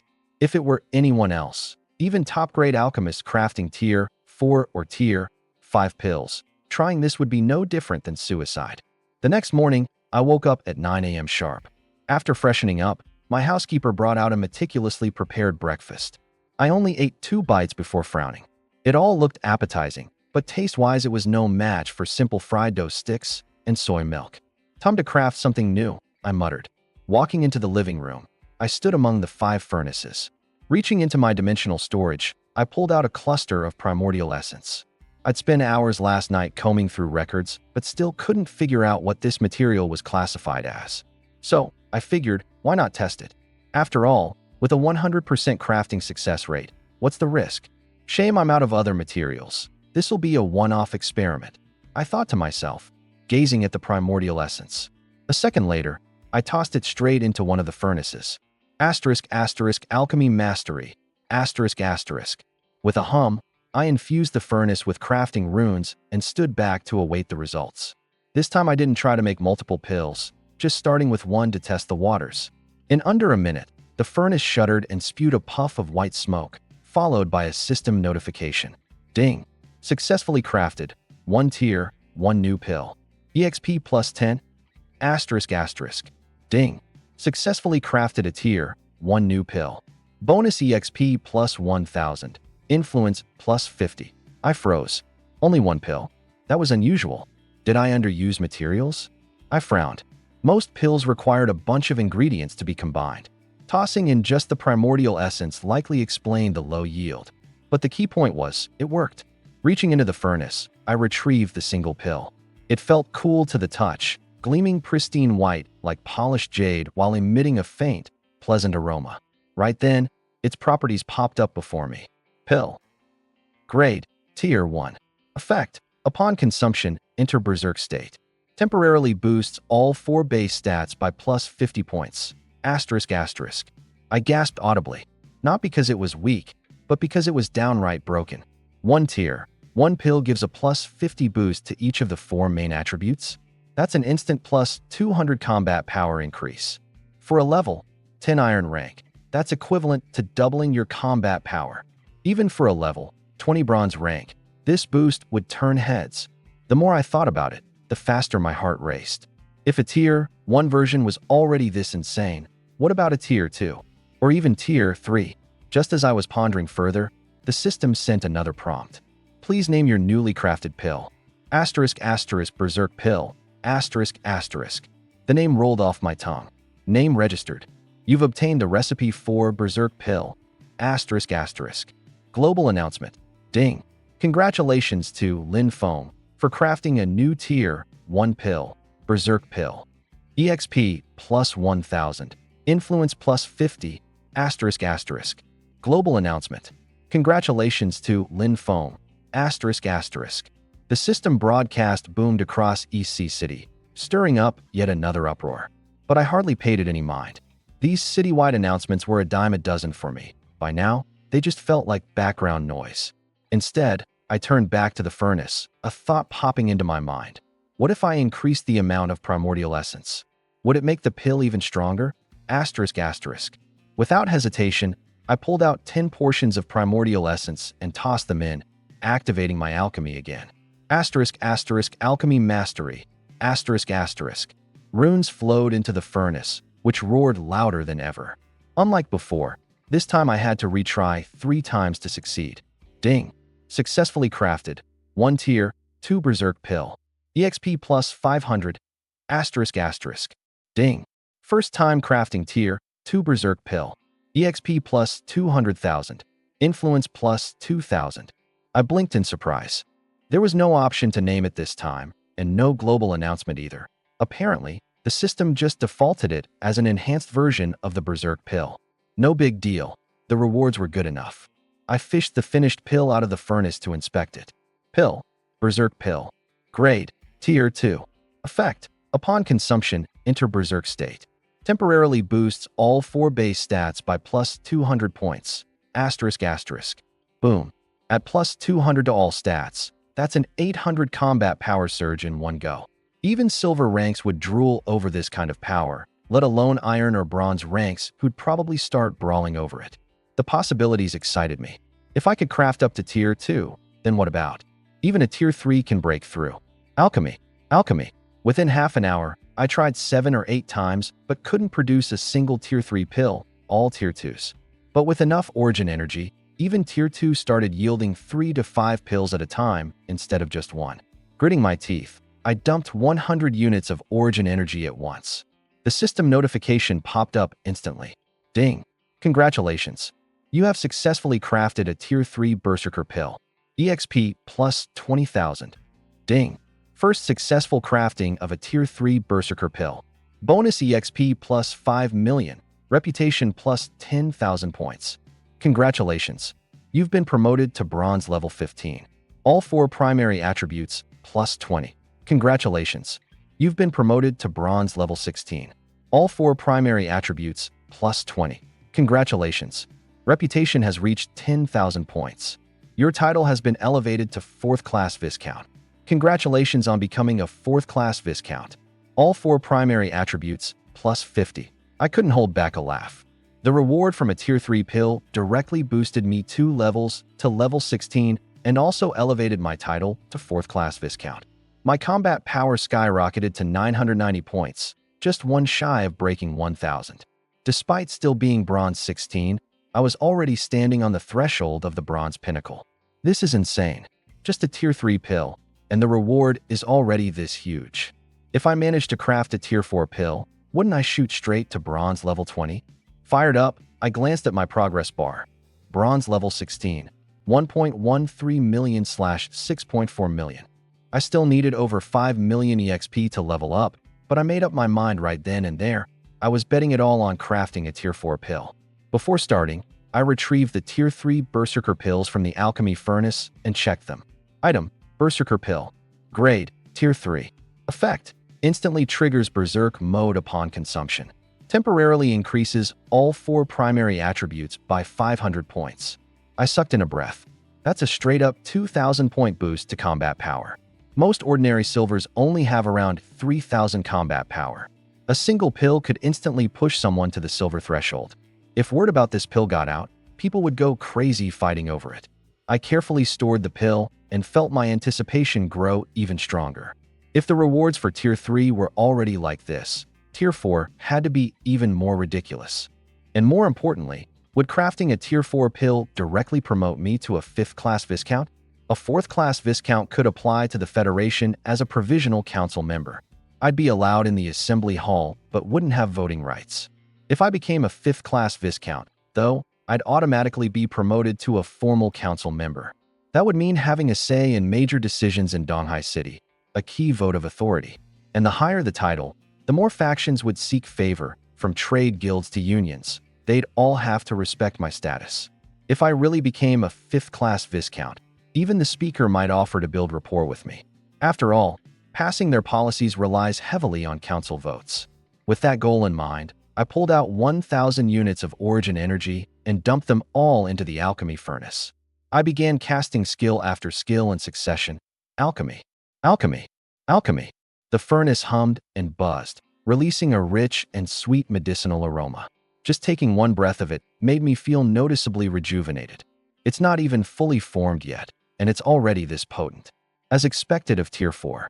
When this finishes, it might just defy all odds. While regaining energy from the fumes, I kept boosting the furnace with more alchemy skill casts. The furnace suddenly began trembling violently, shaking madly before quieting down after 10 minutes. In the very next moment, an unprecedented, overwhelming surge of energy flooded into my body. Ding! Successfully crafted Tier 4 Berserker Pill. EXP plus 1 million. Ding! Bonus reward for crafting a Tier 4 Berserker Pill. EXP plus 80 million. Reputation plus 50,000. Congratulations! Promoted to Bronze level 17. All 4 primary attributes plus 20. Congratulations! Promoted to Bronze level 18. All 4 primary attributes plus 20. Congratulations! Promoted to Bronze level 19. All 4 primary attributes plus 20.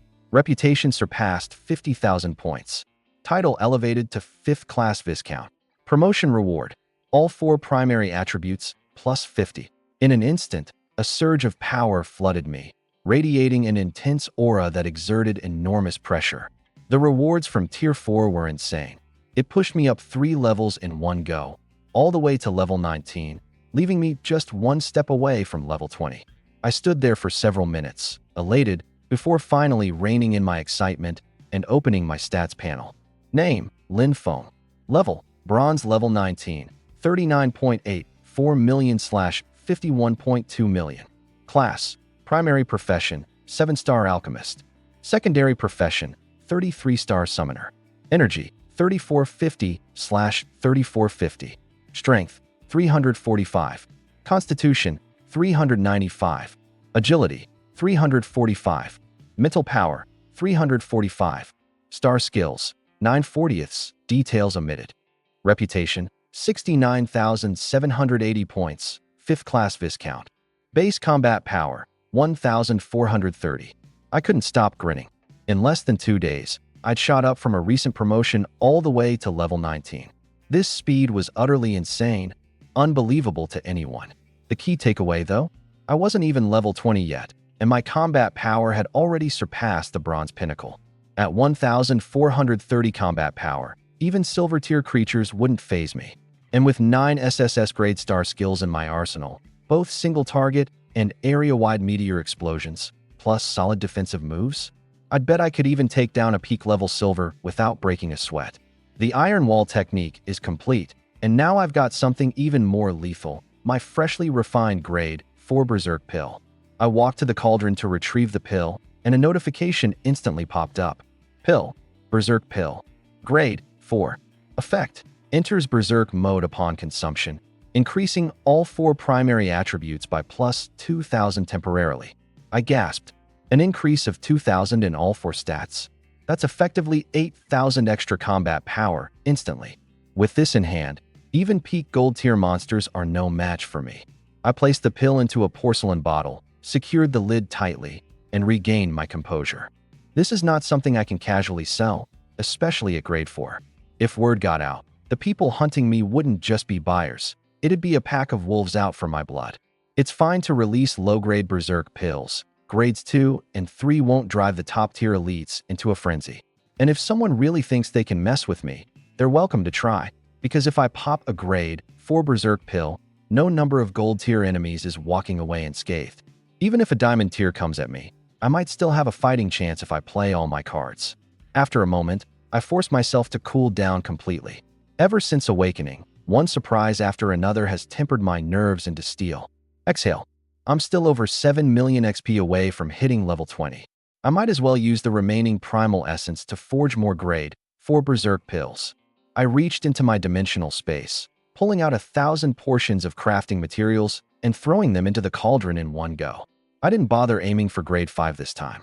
Based on my calculations, crafting a grade 5 pill would require at least 10,000 portions of primal essence. I only managed to gather about 6,000 in the dungeon, and after some crafting sessions, I'm down to 4,900. Nowhere near enough. If I want to keep getting stronger, I've got to squeeze every last drop of utility from my current resources. Guess I'll need to farm dungeons more frequently from now on. With a casual motion, I conjured over a dozen colorful runes and slapped them onto the cauldron, activating my alchemy skill continuously. I've pushed my energy stat to 3,450, letting me perform 18 consecutive activations in one burst. Combined with my sustained star skills, even if I temporarily run out of energy, I'll fully recover within 2 seconds. No interruptions at all. The cauldron began to hum and churn, releasing waves of medicinal fragrance. System notifications popped up one after another.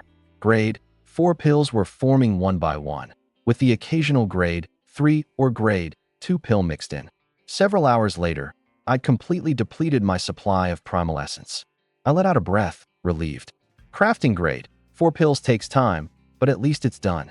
I've now got 5 grade 4 pills, 9 grade 3s, and a bunch of grade 1 and grade 2s. With all these trump cards, I can finally grind higher tier areas without holding back. I stashed the pills and the cauldron back into my dimensional space, then called for my maid to tidy the living room while I went upstairs to check my status panel. Bronze LV.19, 44.04 M divided by 51.20 M times P. With over 44 million XP, I'm just 7.16 million away from level 20. But grinding that much XP through just monster kills would take over 10 days. It's an unbearable grind. And if I were to rely solely on crafting pills without receiving first-time rewards for new recipes, I'd burn through an insane amount of materials. Whatever. Unless something urgent pops up, I won't create new pills for now. Every time I craft a new pill, the system announcement spreads through all of Donghai City. The attention is getting ridiculous. If I keep recklessly making new recipes, I'm bound to attract dangerous eyes sooner or later. It's time to lay low for a while. Better set some limits on myself. Only 1 new recipe a day, max, okay, maybe 2 tops. I restrained my urge to go all out and remembered that the auction starts tomorrow. I found myself wondering, how much profit will this bring in? Enough for me to really go all out on my next venture? The following day, after finishing breakfast, I stepped outside my villa and headed straight to the Grand Marriott auction house. My items were among the top auction lots, and I'd already received an invitation. Although Lao Dashin offered to send someone to pick me up, I declined. I've got my own car and know the way. Come on out, little silver. With a wave of my hand, a 10-meter dimensional rift tore open in the courtyard, connecting to my SSS tier world space. This space is ridiculously massive. More importantly, it can store living beings.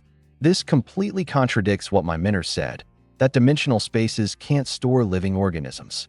But mine is different. Not only can it store them, the size is absurd, 10 billion square kilometers, even larger than Earth pre-invasion. Must be an evolution perk of reaching SSS tier. I'm also keenly aware of the uniqueness of an SSS tier dimensional space.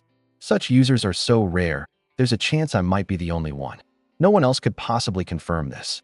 Roar. A deep growl emerged from the rift, and an immense, silver figure stepped out. Its mere presence weighed down the atmosphere of the courtyard. This is my first contracted star beast, Little Silver, the Wind Wolf King, with quintuple potential. Master. The moment Little Silver appeared, it immediately became docile, moving close to my side. I felt a wave of sentiment. SSS tier contract star skills are too convenient. Other summoners have to subdue, communicate with, and tame their star beasts. If they're careless, the beast might betray them or sever the contract entirely. But for me, It's a master-servant contract. Loyalty is locked at 100. There is no betrayal. Even if the star beast dies, I remain unaffected, so much safer. I patted little Silver on the head, stroking its fur, and casually checked its stats. Star Beast, Little Silver, Wind Wolf King. Master, Linfeng. Loyalty, 100, Master Servant Contract. Level, LV10, 0%. Energy, 2500/2500. Strength, 250. Constitution, 250. Agility, 250. Mental power, 250. Star skills. Silver Moon Slash, 180% wind blade damage. Wolf King's Roar, intimidates and weakens combat power by 5% 30%. Gale Frenzy, protective tornado causing 150% AoE damage. Base combat power, 1000. The stats table lays out everything about Xiao Ying clearly. It's still level 10, no change in that. But its 4 main attributes are 5 times higher than the average at this level, which puts my mind at ease.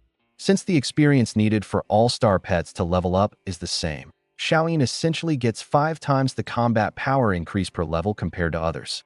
At this rate, it wouldn't be surprising if Xiao Ying could fight opponents several levels above itself. The star skills column only lists 3 skills for Xiao Ying. It doesn't look flashy. But star pet skills don't follow the same ranking system as human career skills. They grow stronger as the pet levels up. At the same level, a regular star pet skills can't compare to that of an elite pet. And don't even mention a leader or king tier pet. The higher the potential, the greater the power. That's exactly why people go all out to acquire high potential star pets. I tossed 10 Tiger Dan pills over with a flick of my hand. Xiao Ying, eat them. Yes, master. Xiao Ying opened its mouth and swallowed them without hesitation, as if it would obey even if it were poison. The overwhelming dominance of the master-servant contract was evident in this moment. I fed it the pills because I wanted it to grow stronger. Pills aren't just effective for humans. Star pets benefit just the same. Very quickly, I received a notification. Ding! Your star pet, Xiao Ying, has consumed 10 Grade 1 Tiger Dan pills. Constitution permanently plus 50. Combat power increased to 1050. I immediately checked its stats. Sure enough, Constitution had risen to 300, and its combat power broke through to 1050. The stronger Xiao Ying gets, the more confident I feel moving forward. I leapt onto Xiao Yin's back without effort, despite the 6-meter height. My enhanced attributes made my body feel like it was built to withstand anything. If I really gave it my all, I could leap over 10 meters vertically or sprint 20 meters in a single bound. Xiao Ying, let's go. Roar. Xiao Ying let out a thunderous roar and pounced forward like an arrow released from its bow, shaking the ground with its heavy footsteps. The moment we left the residential area, its towering figure caught everyone's attention. Is that a star pet? Look, it's a Wolf King class star pet. Who's that person on its back? That's insane. They look so familiar, but they're moving too fast to tell. Must be super wealthy. No way you can afford to raise one if you're not. In the blink of an eye, Xiao Ying disappeared down the street, leaving behind a crowd of stunned bystanders. An hour later, at the Grand Hall across from the Marriott Shopping Center, a massive auction capable of seating 50,000 attendees was about to begin. Though it was still half an hour before the event started, the venue was already packed, a sea of people stretching as far as the eye could see. In the private booths on the 2nd and 3rd floors, various prominent figures had arrived early. For Marriott auctions, this was an unprecedented spectacle. Backstage, Mr. Han, the organizer, grabbed Mr. Liu Dashin by the shoulders, visibly excited. Old Liu, you must keep Master Lin happy. Don't dare offend him. Our auction has never seen such a crowd since opening. It's not just in Donghai City. Even guilds from neighboring cities have shown up. We're really making a name for ourselves this time. No other auction has been able to attract so many top-tier players at once. The speaker is here. Even the ancient headmaster of the Transfer Temple has come. Representatives from all 42 professional associations showed up, too. And they're all here because of Master Lin. They came early for him. This is real glory. Liu Dashin nodded repeatedly, deeply understanding the weight of today's turnout. Among the gathered crowd, any random name could be enough to overwhelm him. How could he dare show the tiniest hint of disrespect toward me? While the two were speaking, a majestic silver wolf king appeared at the entrance, blocking the way with a commanding presence. The guards were briefly stunned, just about to step in to shoo it away, when suddenly, A dashing young man gracefully dismounted from the wolf. It was me. The crowd instantly erupted. Master Lin is here. It's really him. I've only heard about him before, but seeing him in person is overwhelming. It's not enough that his alchemy is unmatched. Does he also have to be this good-looking? How is anyone supposed to compete? Some bystanders made to rush forward, only to be stopped by a well-trained security team that swiftly moved in and surrounded me.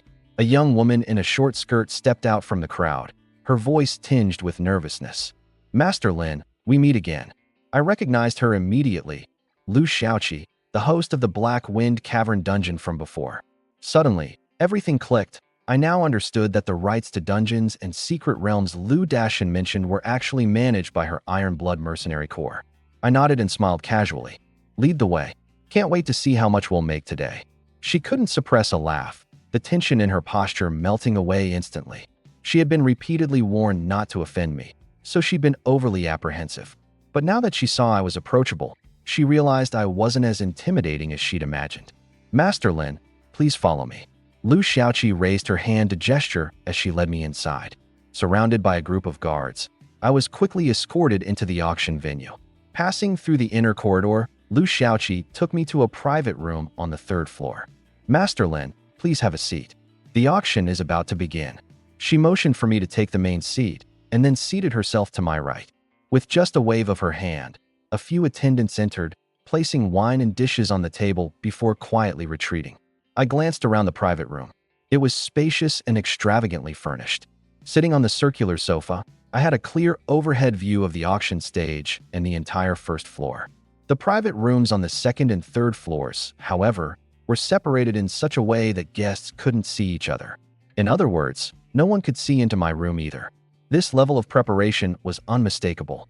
Lu Dashin had clearly gone to great lengths to honor my presence. As I was considering all this, my phone suddenly rang. It was Bai Xiaofu asking if I had arrived. Bai Xiaofu was also here, accompanying his grandfather, Bai Jufu. I quickly replied, already here. Suddenly, there came a knock at the door. Lu Xiaoqi glanced at me, and only after I nodded did she get up and open it. As soon as the door opened, someone walked in. The newcomer was Lu Dashin himself. His eyes quickly scanned over me and Lu Xiaoqi, ensuring nothing seemed out of place. Then, he shot Lu Xiaoqi a quick glance that clearly meant, keep it up. Turning to me, he adopted an exceptionally polite demeanor. Master Lin, I hope I'm not interrupting. I offered a faint smile. Just a few days ago, when I first met Lu Dashin, he was merely at level 4. Now, he had already reached bronze level 19 and been promoted to 5th class Viscount. As he stepped closer, Lu Dashin's expression shifted noticeably. For context, he himself was only level 20 and a 4th class Viscount. My rapid upward climb was like riding a rocket, leaving him visibly rattled. Thinking about the miraculous elixirs I had crafted, combined with the recent citywide buzz about the dungeon announcement, he couldn't deny the facts, no matter how much they vexed him. Even with some understanding, it was impossible to suppress the impact fully. Steadying his emotions, he drew out a spatial ring and placed it in front of me. Master Lin, someone just entrusted me to deliver these gifts to you. There were quite a few items, so I consolidated them all into the ring. He then handed me an accompanying list detailing the names of the senders and a summary of their gifts. All of this is for me. I raised an eyebrow. It wasn't hard to figure out what was going on. These so-called big shots were trying to curry favor but didn't want to personally deliver gifts, likely to avoid being seen as groveling. Bad optics, you know? But still, the gifts were sent, and the intentions were clear. We want to build a relationship with you. Also, don't mess with us. As the saying goes, it's hard to slap a smiling face. Accepting these gifts would essentially mean I owed them favors, making it difficult to refuse their future requests for elixirs or meetings.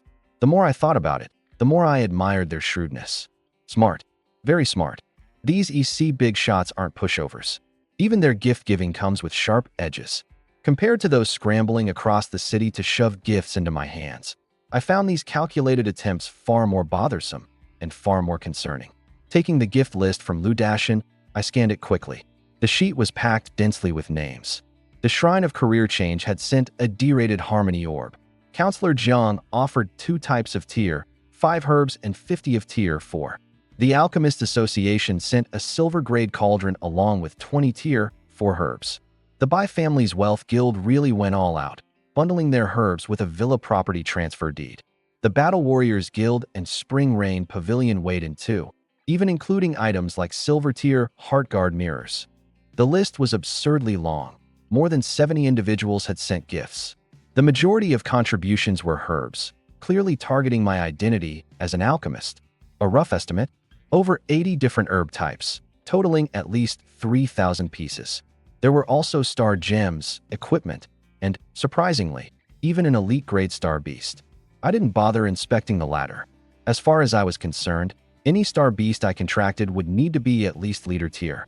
Anything less would just take up space. Yet, two items on the list genuinely caught my attention: the Harmony Orb and the Heartguard Mirror. There weren't many of them, but each might as well have been a second life. I retrieved the Star Gem and the Ancient Bronze Mirror from the Spatial Ring. Harmony Orb. Once fused, it allows shared experience between oneself and summoned star beasts.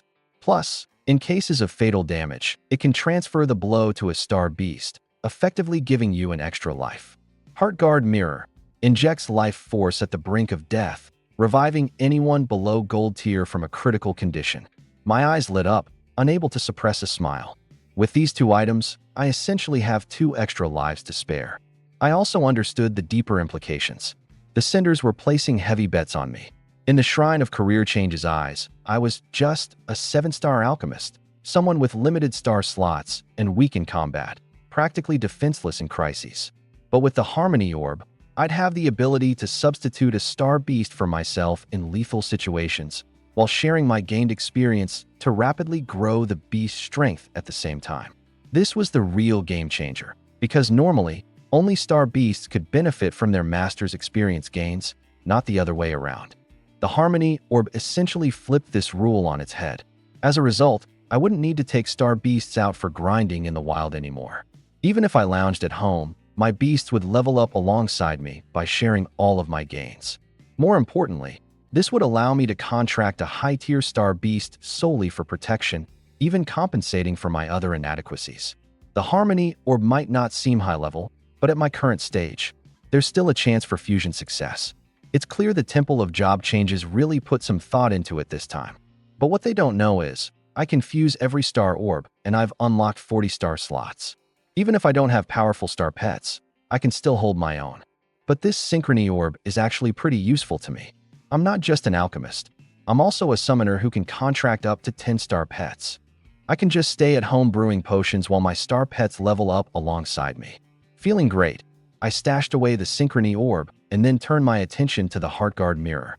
The Heartguard Mirror's effect is far more cunning. It doesn't block damage, but instead, at the moment I'm near death, it floods my heart with life force, instantly restoring me to full health, a free extra life. Since it wasn't convenient to fuse items on the spot, I quickly glanced at it and stored both treasures away, planning to use them once I got home. Just then, Lu Dashin suddenly spoke up, saying President Zhou of the Zhaning Guild had sent word through him. They were offering 3 billion, hoping to buy the recipes for the Tiger Vitality Pill and the Spirit Restoration Pill. Not for sale. I didn't even let him finish and rejected outright. These 2 recipes could bring me profits far beyond 3 billion, and I've already made a strict rule: no selling recipes. Lu Dashin, sensing there was no room for negotiation, actually looked relieved. In his eyes, I'm the person he relies on. The steadier I am, the smoother his path becomes. He nodded, saying he'd go pass the message back to President Zhou, and then reminded me there were only 10 minutes until the auction, and the Tiger Vitality Pills I mentioned last time were due for submission. Without much thought, I tossed him a spatial ring, which contained the pills slated for auction. I then leaned closer to Lu Dashin and whispered a few instructions, which immediately caused him to beam with joy as he rushed out of the private room. Standing at the door, Lu Xiaoqi noticed her brother's unusually ecstatic expression and couldn't help but turn to me. Why's my brother so excited? I glanced at her briefly. Maybe it's related to the Great Rejuvenation Pill. After all, the last auction list didn't include the Great Rejuvenation Pill, and suddenly adding it now would naturally make Lu Dashin ecstatic once he learned of its effects. Lu Xiaoqi froze for a moment. The Great Rejuvenation Pill? Is it that powerful? I replied casually. Not really, just instantly heals all injuries. But there's a catch. Its effectiveness might weaken slightly beyond level 20. Lu Xiaoqi was stunned on the spot, her mouth wide open in disbelief, her eyes practically popping out of their sockets.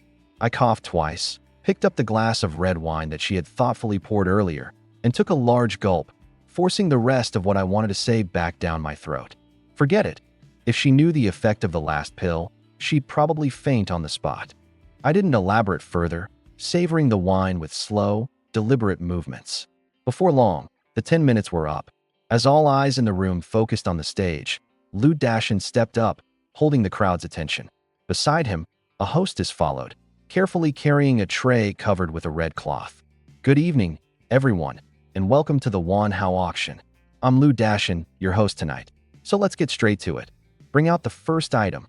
A level 18 elite grade star-spotted tiger star pet. Starting bid, 350,000. Minimum increment, 10,000. The moment the words left his mouth, people on the first floor immediately started bidding. 380,000, 390,000, 420,000, 430,000. One item after another was auctioned off, and the intensity in the room steadily escalated. I knew my pills wouldn't appear right away. It's an auction house tactic to build up excitement before showcasing the real highlights. After more than 10 items had gone under the hammer, Lu Dashin suddenly paused, raising his voice dramatically. The 19th item, Tiger Vitality Pill. Everyone here knows who crafted this.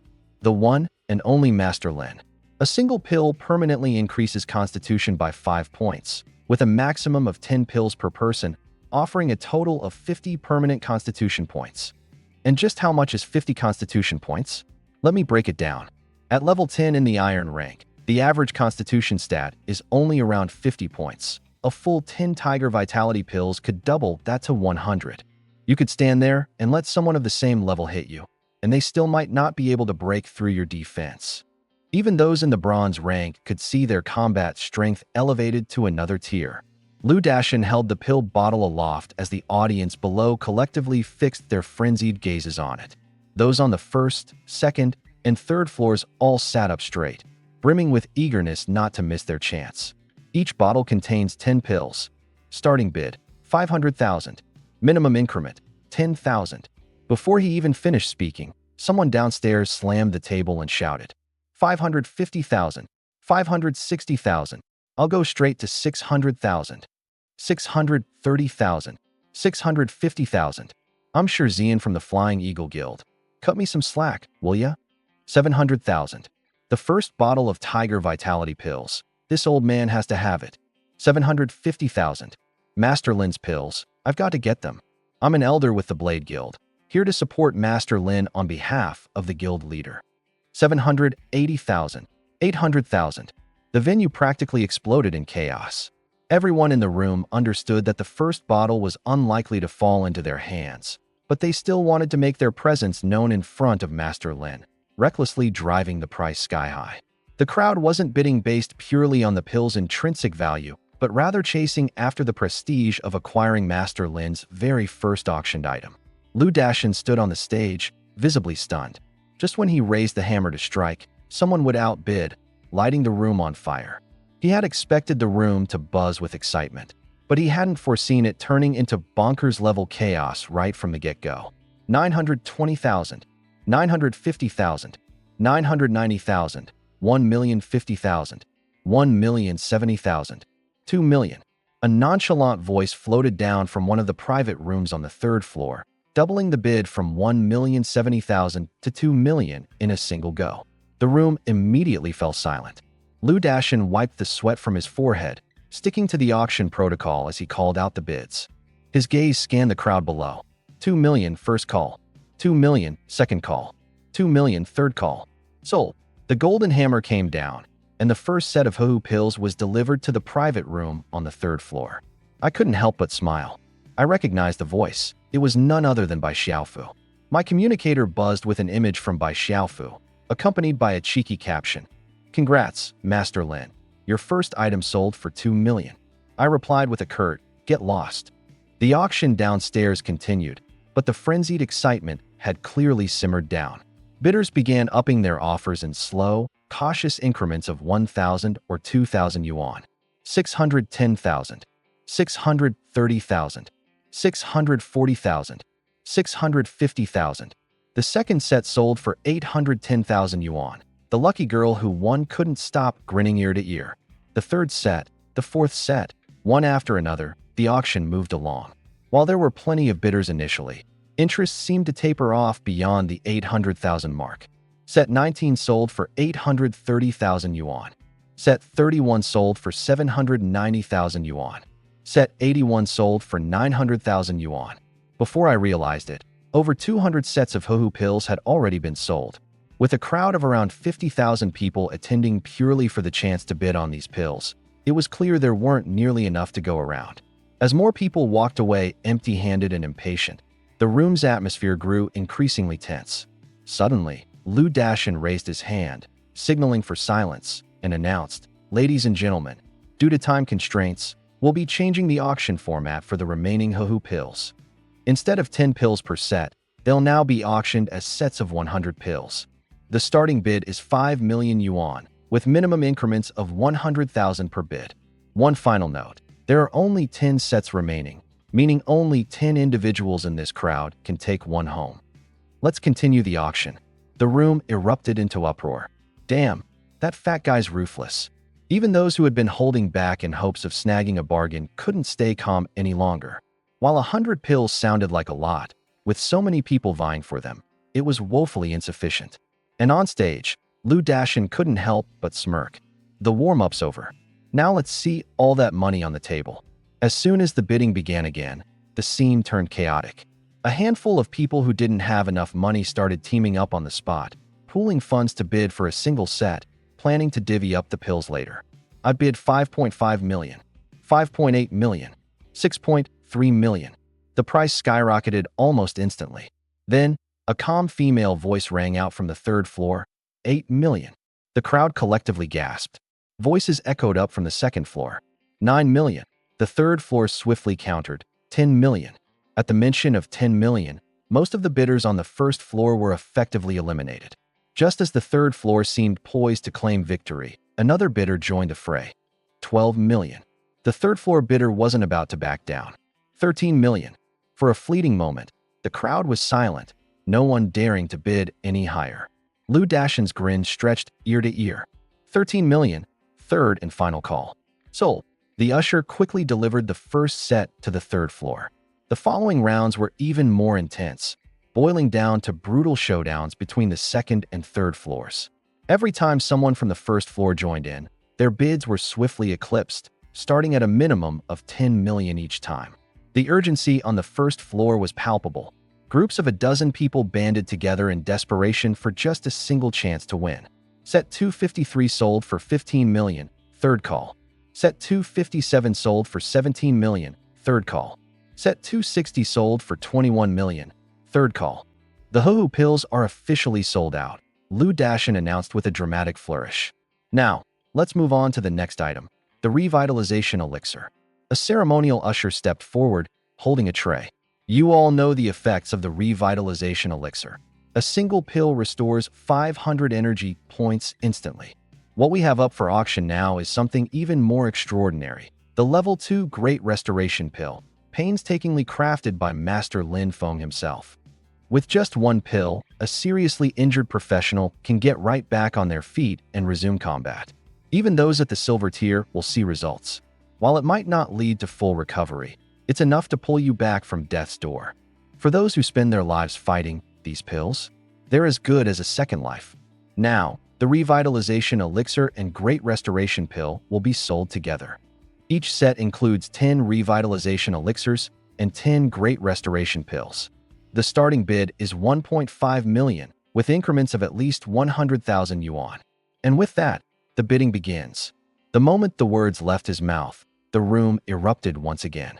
Most had expected the Revitalization Elixir, but the sudden inclusion of the Great Restoration Pill, which was far more potent and legendary, had everyone, even the silver tier professionals, sitting up straight. Many had participated in the Hohu pill auction out of curiosity. But now, no one could deny their desire. This was something they absolutely had to obtain. 2 million. 2.5 million. Anyone who dares outbid me is making an enemy of the Triple Alliance Guild. $3 million. The price surged to $3.5 million in a matter of moments, concluding the round in record time. Those who missed out slammed their fists in frustration, demanding the next set be auctioned right away. Lu Dashin couldn't hide his glee. On their own, the revitalization elixirs barely topped $1 million. But bundled with the Great Restoration pills, the price had become astronomical. Set 10 sold for $3.7 million. Third call. Set 90 sold for $4.2 million. Third call. Set 100 sold for $4.5 million. Third call. After a vicious round of bidding wars, all 1,000 Great Restoration pills, 1,000 renewal pills were wiped out in an instant. Those who managed to snag one held onto it like their lifeline, while those who didn't looked as if they'd just lost everything, regretting not having brought more money. Just as the crowd was about to disperse, they heard Lu Dashin's booming voice silence the entire venue. "Don't leave yet, everyone. The real showstopper hasn't even started." The entire crowd was stunned. Wait, the Great Restoration pill wasn't the finale? Then whatever's coming next has to be outrageously expensive. Amid the murmurs of speculation, everyone returned to their seats. Once the venue quieted down, Lu Dashin raised his hand, revealing a new pill. The moment he brought it out, a rich, fragrant aroma filled the air. Everyone who got a whiff of the scent immediately felt refreshed, and the crowd erupted in excitement. "What kind of pill is this? It smells incredible. Don't tell me it's another creation of Master Lin." Without keeping everyone in suspense, Lu Dashin grinned and spoke up. "Bingo! This pill is indeed crafted by Master Lin Feng. All of you probably saw yesterday's announcement. Master Lin Feng has successfully concocted the brand new Berserker pill. The pill in my hand is a Tier 3 Berserker pill, not just the Tier 1 type.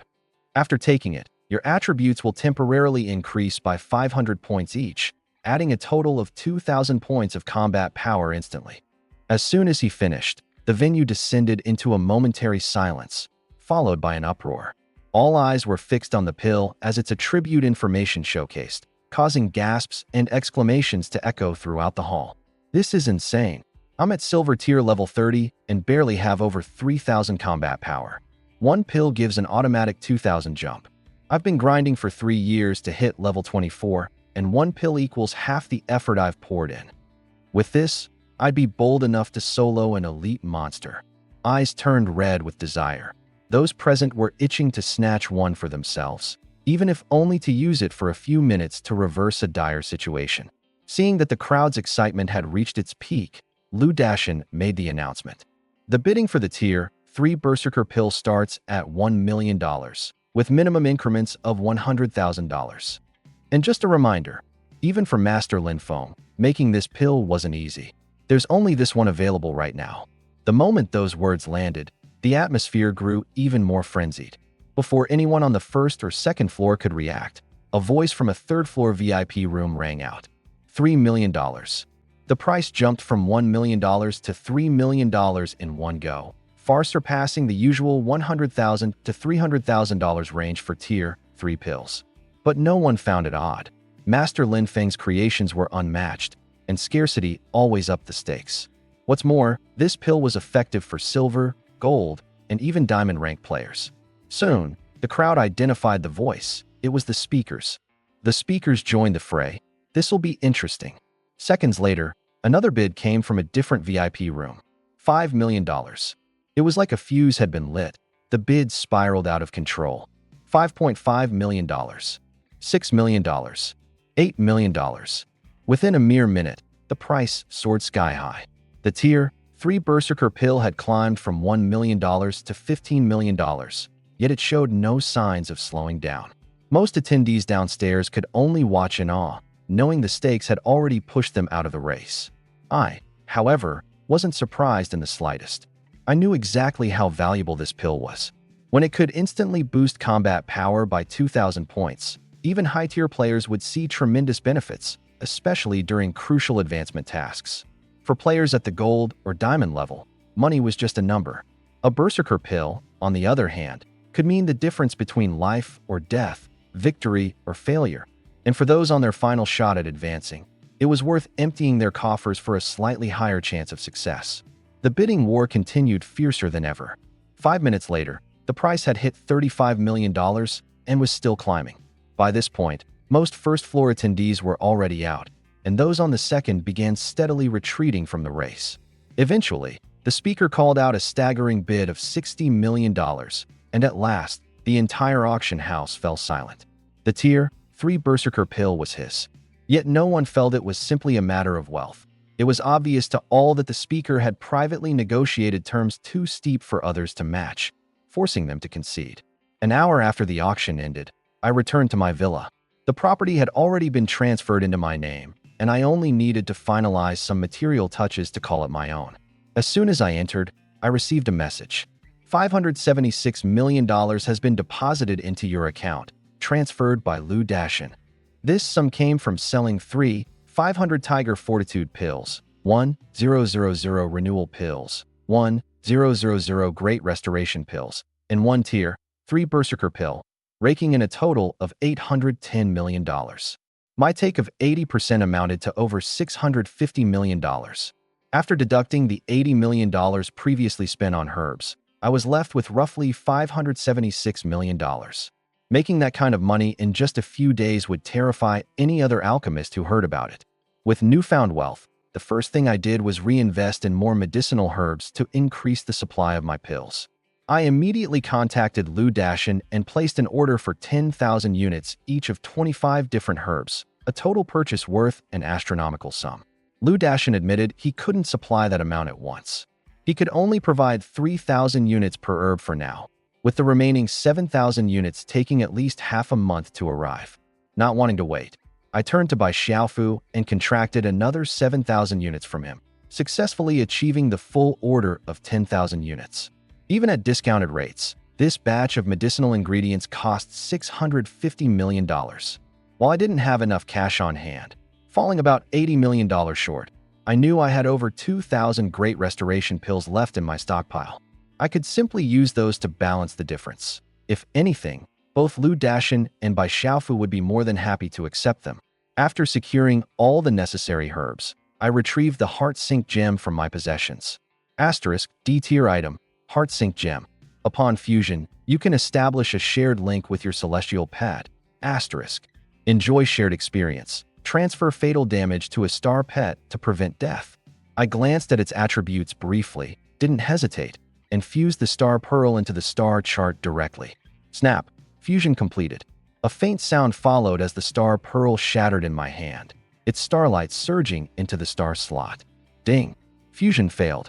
Force fusion successful. Under an unknown guidance, all your star skills have automatically evolved to SSS rank. I froze for a moment. This D-rank star pearl barely made it through the fusion process. It almost exploded, but somehow it was forced to succeed. Most likely the star chart's doing, I muttered uneasily. The star chart could devour star pearls of other professions, upgrade star skills straight to SSS, and now it was even overriding failures from high-level fusions. Something about it was distinctly abnormal. Instead of dwelling on the reasons, I shifted my attention to the Heartlink Pearl. SSS rank. Heartlink Pearl allows bidirectional sharing of experience and telepathy between owner and all-star pets. When the owner suffers fatal damage, it is distributed across all star pets. Passive. ***. My eyelid twitched. The effect had completely changed. Previously, fatal damage was transferred to a single star pet. Now, it was distributed across all of them. This ensured no single pet could be defeated in one blow. With this, my survival chances are much higher now, I noted with some relief. I then brought out the Heartlink mirror, bit my finger, and let a drop of blood fall onto the reflective surface. The mirror flashed, turning into a stream of light that entered my body, wrapping around my heart as a glowing sphere. That sphere brimmed with life energy so dense it felt burning, clearly designed to pull me back from death if needed. Later that afternoon, Lu Dashin delivered 3,000 units of herbal ingredients, followed shortly by Xiaofu's order of 7,000 units. After this massive transaction, I now had 2 additional spatial rings and a total of 10,000 units of materials in hand. Next, alchemy, I declared. With 25 different herbs, 10,000 batches, I calculated I could craft over 30,000 each of Tiger Pill, Revitalizing Pill, and Resurrection Pill, bringing the total yield close to 100,000. If sold, the profits from these pills could drown someone in cash. Clearing out my living room, I arranged 5 alchemy furnaces in a circle. Boom, boom, boom, boom, boom. The furnaces landed heavily, shaking the floor and nearly cracking the marble tiles. I retrieved 1,000 portions of tiger pill ingredients from the ring, set them aside, and activated the first furnace by pressing colorful runes into it. With a buzz, it began to resonate. I grabbed 4 herbs and tossed them in. The herbs disintegrated instantly upon entering the furnace, turning into liquid essence that rested quietly at the bottom. It was so still, calm as the eye of a storm. Interestingly, the 4 liquid essences didn't merge immediately. They stayed distinctly separate, as if ready to clash at any moment. But I wasn't worried. Thanks to the SSS rank alchemy skill, herbs could be instantly decomposed, their essences forcibly merged, and then condensed directly into pills. Other alchemists would face a nightmare. Painstakingly decompose herbs into essence, meticulously combine them in exact sequences, and operate the furnace without rushing or delaying. Too slow, and the reaction failed. Too hasty, and the furnace might explode. Even if they managed to merge the essences, solidifying the pill at the end could still lead to failure, requiring a complete restart. For this reason, a third-rank alchemist creating third-rank pills often had no better than a 30% success rate. But not me. Once I activated my alchemy skill, the processes of decomposition, merging, and condensation flowed like a fully automated assembly line. As I watched the furnace, 2 essences finally blended. Then, as the third approached, a glaring repulsion formed, creating a dangerous tension within the furnace. Failure seemed imminent. Suddenly, the furnace trembled violently. The third essence was suppressed as if it had been forced into compliance, reluctantly merging in. Before long, the merged liquid engulfed the fourth essence, stabilizing completely. The alchemy skill reached its final burst of power, and the furnace let out one last deep resonance. Buzz. A mystical energy enveloped the merged liquid, rapidly solidifying it into 4 shimmering tiger pills. Ding! Congratulations, you've successfully crafted Tiger Pill, Tier 1, X4. Experience plus 40. Your star pet, Silverling, has gained 40 experience points. Haraha! Success! I collected the 4 freshly crafted tiger pills into a porcelain bottle and immediately prepared the next batch of herbs. Raising my hand, I deployed another alchemy skill. With a buzz, the first furnace started anew while I tossed ingredient sets into the other 4 furnaces. Alchemy skill. Rune after rune activated across the furnaces, creating continuous resonations. 5 furnaces roared simultaneously, churning out pills at breakneck speed. Even 10,000 sets of materials were no match for my relentless production pace. In just over a day, by the following evening, the entirety of those 10,000 tiger pill ingredients had been transformed into over 34,000 pills. Shockingly, not a single batch failed in over 10,000 attempts, though the furnaces now showed fine cracks. If I pushed them any further, they wouldn't survive many more cycles. The best part? The dramatic power-up for Silverling. The 34,000 tiger pills had granted me a staggering 340,000 experience points, reaching bronze LV12 for Silverling in no time at all. The combat power shot up to 1850. For the next 7 days, I went into full-on grind mode, refining every medicinal herb I had into pills. In total, I ended up with 34,000 tiger pills, 35,000 spirit restoration pills, and 32,000 great revival pills. Together, the tiger and spirit restoration pills only gave me 700,000 experience points. However, each Tier 2 Great Revival pill rewarded 500 experience points. With 32,000 pills, I immediately gained 16 million experience points. With that much experience, I leveled straight up to bronze level 20, just one promotion quest away from stepping into silver. Reaching silver means I'd finally have a foothold as a respected expert in Donghai City. The effects of the companion pearl were insane. Little Silver didn't just split my experience, but gained an identical 16.7 million experience points on top of mine. As a result, Little Silver jumped from level 10 to level 17, with its combat power skyrocketing from 1,000 to 3,850. Looking at the stats, I couldn't help but feel fired up. The growth potential of a leader-class pet was absolutely terrifying. At only level 17, Little Silver's combat power left me in the dust. Despite my higher level, my own combat power was only 1510, Little Silver outpaced me by a staggering 2,340 points. That gap lit a fire under me. I made an immediate decision. For all remaining pet slots, only leader class or higher potential pets would be considered. Character profile: name, Linfeng. Level, bronze level 20, promotion required. Profession, primary, 7-star alchemist, secondary, 33-star summoner. Energy points, 3650/3650. Strength, 365. Constitution, 415. Agility, 365. Spirit, 365. Star skills, 10/40. Details skipped. Reputation, 69,780 points. 5th ranked Viscount. Base combat power, 1510 points. I glanced over my stat panel. The level column made it clear I wouldn't be able to progress any further without completing the promotion quest. Without hesitation, I cleaned up the scene, summoned Little Silver, and headed straight toward the Job Advancement Temple. Before setting out, I made a slight detour to the 100 Herbs Hall, dumping my newly made pills onto Lu Dashin. I also summoned Bai Xiaofu, assigning the two of them the task of selling the stock. This freed up my hands to focus entirely on the promotion quest. When Lu Dashin and Bai Xiaofu saw the massive pile of pills, their eyes practically lit up. The last auction had already made a splash, skyrocketing my reputation across Donghai City. People from neighboring cities were pouring into the 100 Herbs Hall just to grab my products. Anyone with one of my pills in hand could expect major networking opportunities with all kinds of factions. Bai Xiaofu, in particular, had been pestered nonstop by his family to find a way to grab more of my pills. Before he could even broach the subject with me, I'd already handed him this task, effectively giving him solid backing. With this batch of pills on the market, it was impossible for his status within his family to remain stagnant. An hour later, I arrived at the Job Advancement Temple, riding on Little Silver. Wu Lily spotted me immediately. "Oh, it's you again?" This time, her tone was entirely different. She showed me the utmost respect, escorting me directly into the inner chambers before rushing to notify the temple director. Inside the office, Guyan was chatting with Lu Songhai. As soon as the notification came through, Guyan jumped to his feet. Startled, Lu Songhai asked, "Director Gu, what's the matter?" Guyan's expression was peculiar as he replied, "Linfeng is here." "What? The alchemy master Linfeng?" Lu Songhai's pupils contracted. "Yes, that's him," Guyan confirmed, striding out of the room. Lu Songhai immediately followed, pressing him with questions. "What's he doing at the temple?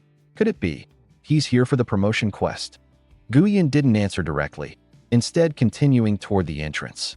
Without looking back, he casually added, "Judging by the situation, yes, he's here to take on the silver promotion quest." Hearing those words, Lu Songhai froze in place and gasped. Another promotion quest? But didn't he just complete one recently? He's already hit the peak of the bronze rank. Lu Songhai's shock deepened as he tried to process this information. For people like me in a lifestyle-based profession, leveling up is notoriously slow. It took me a year and a half to even go from level 10 to level 20. For most alchemists, hitting this point in under 2 years is unheard of, especially given Lin Feng's 7-star profession potential. Seeming to read Lu Songhai's thoughts, Gu Yun added calmly, "Don't forget, while lifestyle professionals can't gain experience by defeating high-level monsters, they do have the advantage of receiving substantial rewards for innovating new creations. Linfeng may not have the potential to challenge monsters above his level, but creating numerous new high-tier pills like this grants insane experience rewards. And don't forget the Black Wind Cavern Dungeon announcement. A lifestyle professional managed to achieve an SSS rating in one of the most perilous dungeons. For all we know, he's still holding on to a stash of bizarre pills like the Tiger pill. Honestly, it's no surprise he's leveling up so quickly." As Guyan broke it down step by step, Lu Songhai finally began to understand. Quest offered, promotion to silver rank. Warning, once accepted, this quest cannot be changed. Must be completed within the time limit. Failure leads to a 2-year cooldown period. Remaining attempts, 3. Before I could process the full details, a prompt appeared before my eyes. "Do you wish to accept the promotion to silver rank quest?" I didn't hesitate. As the words left the system, I immediately spoke. "Accept. Quest accepted. Collect 100 Tier 3 herbs with completeness greater than or equal to 95%. Completion time, 7 days. Remaining time, 167:59:58. I stared at the objective, furrowing my brows slightly. Tense. Collecting 100 stalks of third-tier herbs? That's not the hard part. The challenge is maintaining a 95% integrity rate. If a single scratch damages the rhizome, it might instantly render it unacceptable. A heavy feeling settled in my chest. This is harder than advancing to the bronze tier. Can my SSS level gathering technique really achieve a 95% success rate or more? I couldn't guarantee it, but then I remembered I had once managed to extract the origin chi from the Black Wind Cavern. Herbs, it should be doable. With this thought in mind, I returned to the task room. The middle-aged instructor's face changed the moment he saw me. He quickly handed me a cup of hot water, speaking to me with reverence, as if serving someone of much higher stature. "Master Lin, how's the task? Not too difficult, right?" I replied in a calm and casual tone. "It's all right, just gathering some herbs." With that, I pushed the door open and left. As soon as I walked out, the warm smile on the middle-aged man's face vanished, replaced by a deep regret. "I can't believe I forgot to ask for his contact info," he thought to himself. Returning to his seat to document the task, his gaze inadvertently fell upon the display on the instrument. His entire body froze in shock, his throat suddenly dry. "Barely difficult," he says. This isn't achievable for most bronze-tier individuals, and even most golden-tier combat class professionals would fail, letting the task time out. The middle-aged man understood this far better than I did. Gathering 100 stalks of third-tier herbs at 95% integrity within 7 days was simply ridiculous. To be blunt, even if Master Lu Songhai of the Apothecary Association attempted this personally, there was a high probability he'd fail too. Just as I stepped outside, I was met by a young man and an elderly gentleman loitering near the entrance. They were obviously waiting for me. The moment they saw me, they approached with warm smiles, introducing themselves. Only then did I learn that the individuals in front of me were Gu Yun, the head of the Advancement Shrine, and Lu Songhai, president of the Apothecary Association.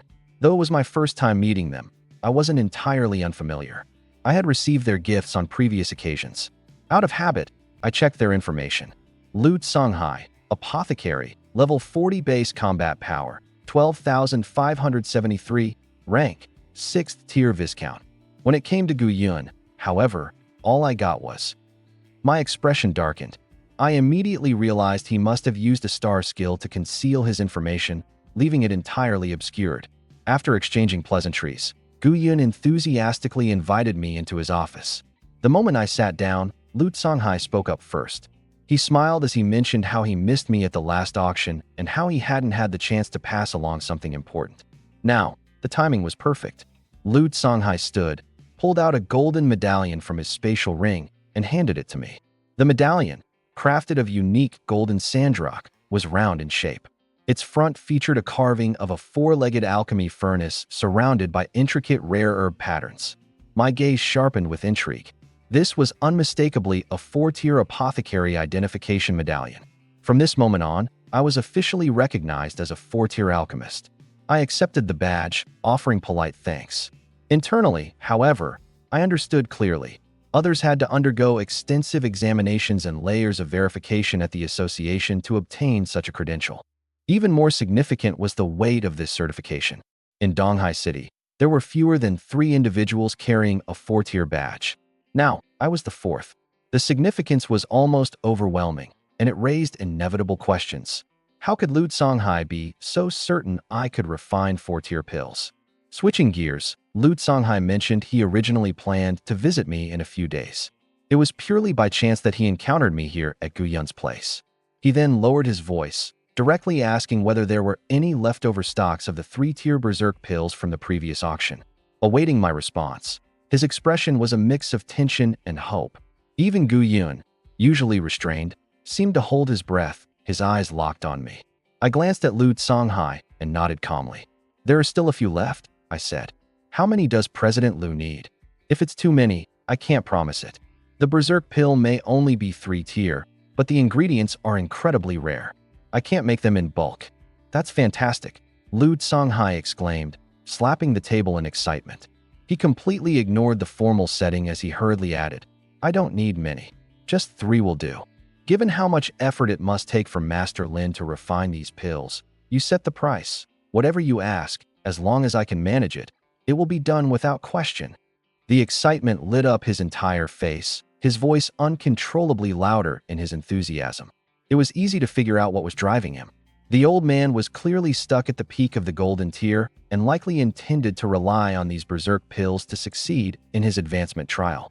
At his age, achieving diamond tier wasn't just about doubling his combat prowess. It also meant an additional 30 years of life. How could he not be desperate? Money isn't an issue for me, I replied. What I lack are reliable alchemy furnaces. If President Liu could provide me with some furnaces, then the berserk pills are no problem. The more furnaces I get, the more pills I can make. Liu Songhai paused, then quickly followed up, what grade? How many do you need? The higher the grade, the better. Ideally golden quality. And I'd need at least 5 of them. The room seemed to freeze at my words. Even Gu Yun's expression tightened. 5 golden alchemy furnaces? Assembling that kind of quantity in a short time was practically akin to raiding a vault.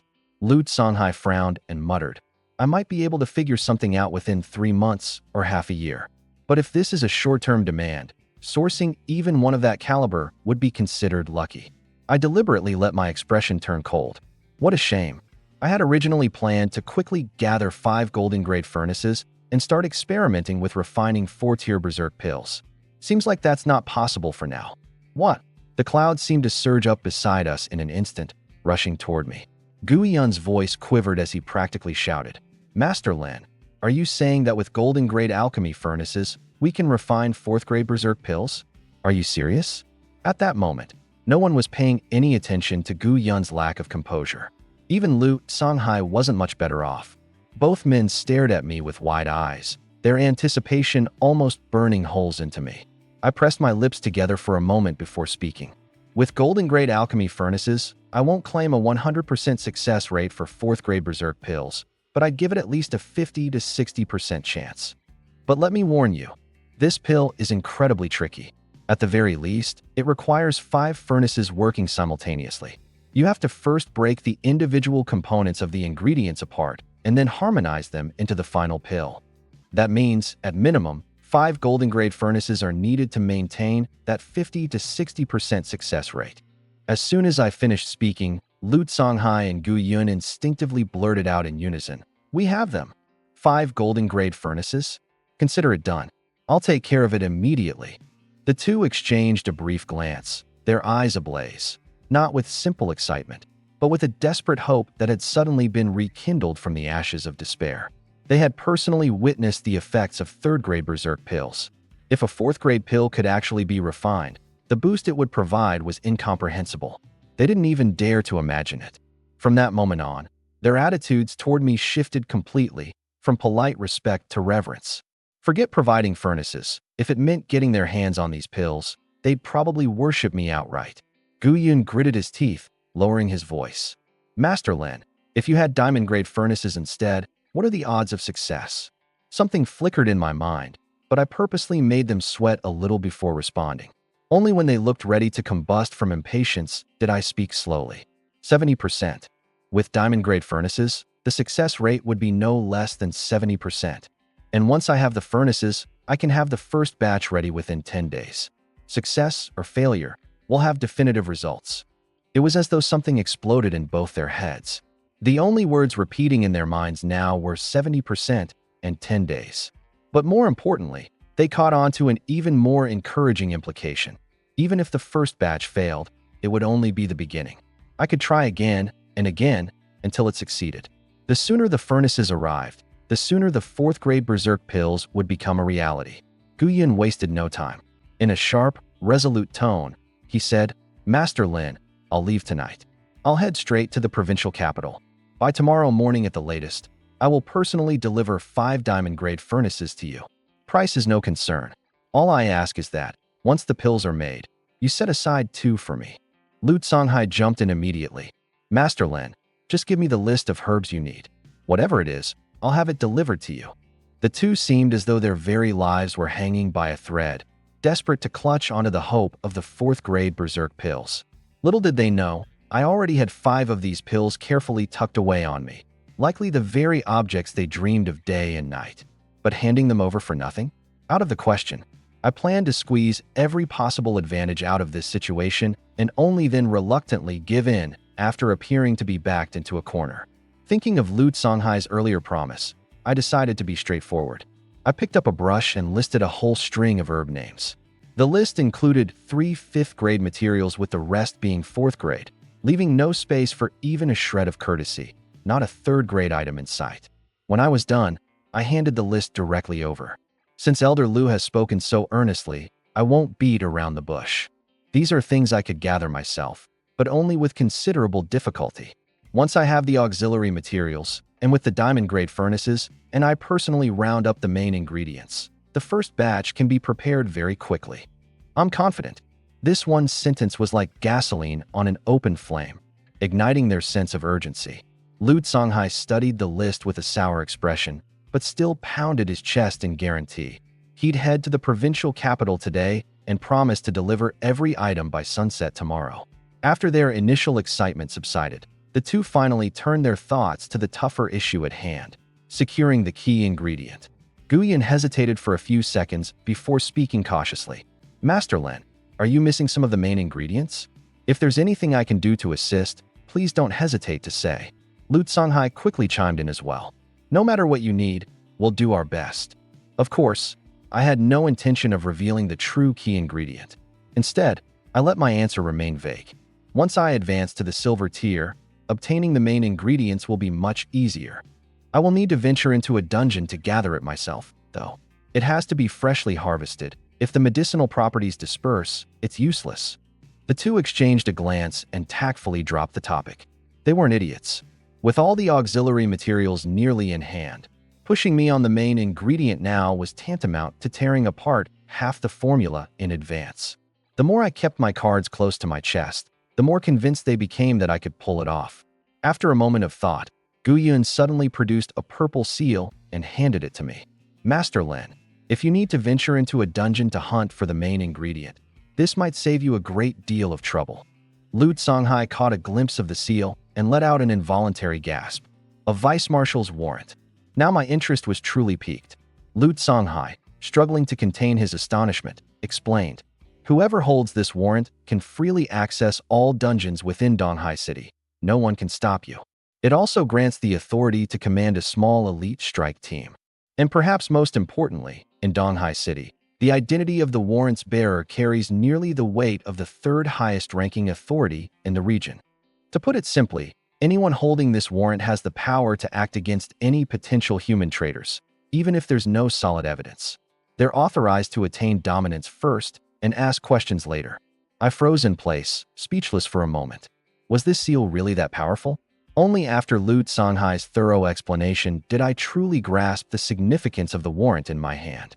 It was essentially a sword granting me authority over the entire city. Holding it would make even prominent figures like council members and heads of the 42 associations think twice before crossing me. Leader or commoners, all are under surveillance. As long as there's evidence or even suspicion of treason against humanity, you're authorized to act first and report later. The only exceptions are the speaker and the head of the transfer temple. They are not subjects of monitoring. However, not even the speaker has the authority to command the deputy inspector because the speaker is part of the Federation's system, while the transfer temple operates under an entirely separate framework. The transfer temple was founded by the strongest of professionals, tasked with overseeing career transitions and the 42 associations. The temple head also holds the title of Grand Inspector. If treason against humanity truly exists, even the speaker could be dealt with before being informed.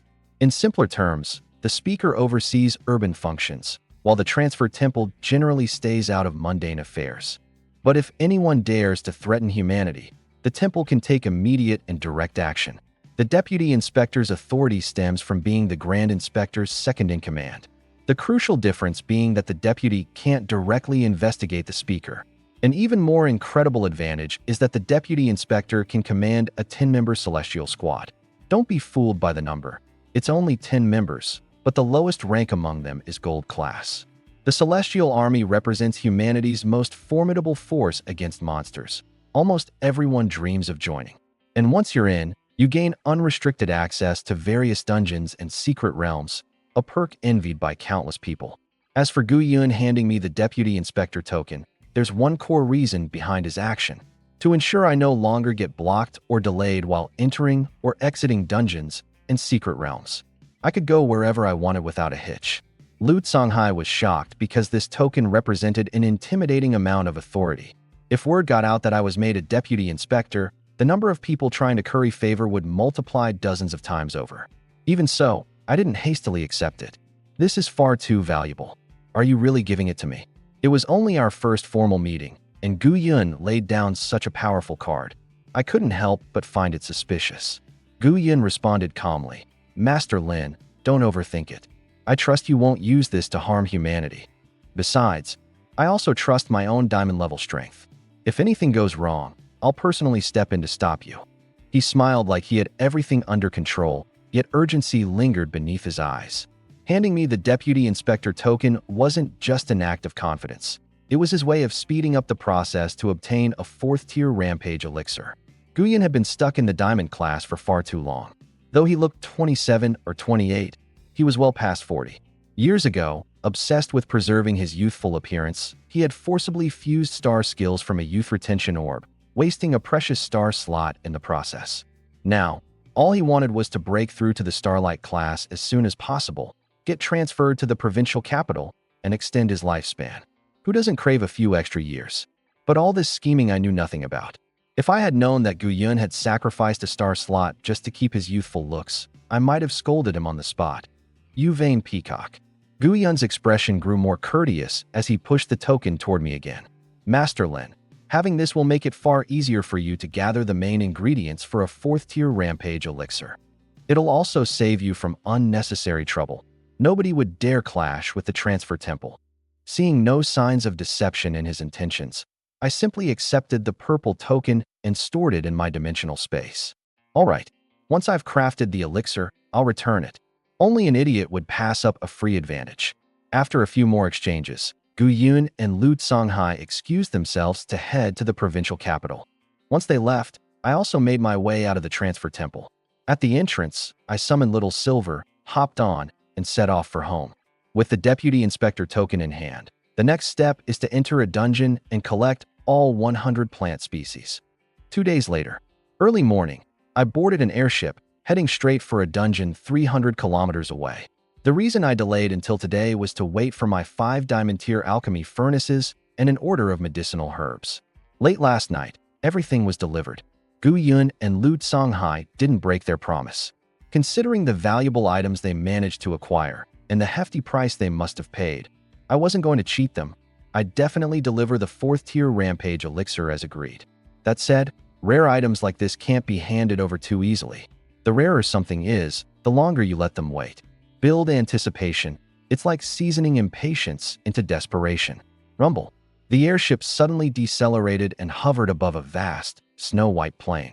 Standing on the deck, I peered down. The ground was blanketed in thick snow. Trees and buildings were weighed down, as if it were an otherworldly wintry realm. Which was ironic, given it was July. I, however, wasn't the least bit surprised. I had already researched the dungeon beforehand. This particular secret realm, known as the Frostbound Dungeon, was perpetually frozen. Even the outer edges could drop below -40 degrees Celsius, while deeper regions were even colder. Ranked as a Level 3 dungeon, it was designated for silver-class professionals. In short, anyone below the silver rank entering would be courting death. Officially, I was still classified as a bronze-tier professional, but that didn't worry me. My actual combat strength had long surpassed bronze tier. Slaying silver-tier monsters was a casual task. And should a gold-tier beast appear, I'd still be bold enough to take it on. Another crucial reason why I'd chosen this place was due to its novelty. Only discovered about a month ago. The early expedition teams might have harvested a few resources, but there's no way they've stripped the place bare yet, unlike some older, overused dungeons. The odds of stumbling across rare medicinal herbs here were much higher, especially considering that neither dungeons nor secret realms were permanent. They appeared unpredictably in random locations. Their durations varied wildly, too. Some vanished after mere months, while others lasted close to a decade. Most experts theorize that they are independent spaces momentarily linked to our planet, opening gateways in the process. Boom. The airship landed with a thunderous vibration. Joining the crowd, I disembarked. My boots crunched into the snowy ground as I set off. Stepping onto the snow, my foot sank slightly into the surface, about 10 centimeters deep, not much. After walking for around 10 minutes, I arrived at the entrance of an oval-shaped dimensional portal. From a distance, I could see large flakes of snow whirling outward, accompanied by biting winds so sharp it felt as if they could shred bones. Most of the people stationed here were likely silver-grade professionals. The frigid air didn't faze them. Even in light clothing, they weren't concerned about the cold. The portal entrance was chaotic, like a boiling pot. Massive merchant guild buying monster corpses. On-the-spot transactions, guaranteed safe payments. Latest secret realm maps, 10,000 gold per copy. Need a healer. Party of 4, looking for one more, immediate departure. Any crafting-focused ladies here? Let's team up and head in together. Hundreds of people crowded in front of the entrance. Vendors collecting goods, others selling intelligence, adventurers scrambling to form parties. No one wanted to be left behind. I walked straight toward a vendor. "I'll take one map," I said, tossing over the payment. I purchased a freshly updated map, turned on my heel, and made for the portal. "Wait, your pass." The squad captain guarding the entrance stepped forward, raising a hand to block my path, speaking in a firm tone. In response, I casually flashed a purple-colored token in front of his eyes. The captain froze, staring intently. The moment he recognized the insignia, his expression shifted dramatically. "Is this the deputy's command seal?" The arrogance he previously exuded shattered instantly, replaced with deference. Just as he was about to bow in ceremony, he took a closer look at my face, and his reaction turned to utter shock. "Master Lin." His loud exclamation rippled across the crowd, drawing everyone's attention. Once they identified me, the gathered mass erupted into commotion. "Whoa, it's actually Master Lin. What's he doing here? This is a level 3 secret realm. Are you blind? He's here to enter the Icebound realm. But isn't he still bronze grade? Trying to tackle a level 3 secret realm? Is he insane?" As the discussions grew louder, I murmured something to the captain. He immediately stepped aside to let me through, no hesitation. The next moment, I strode into the dimensional portal. The crowd outside was left dumbfounded. He's lost it, charging into a level 3 secret realm like it's child's play. Just because he's some alchemy prodigy doesn't mean squat here. Even silver grades have to tread carefully inside. Pride before the fall, huh? Geniuses like him usually end up getting themselves killed. One bystander's eyes twinkled with excitement instead.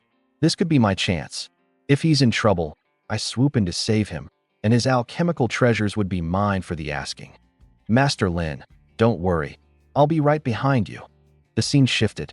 On the other side of the portal, I landed in a vast frozen wasteland. Icy winds stung my face, and I paused to unfurl the map I'd just purchased.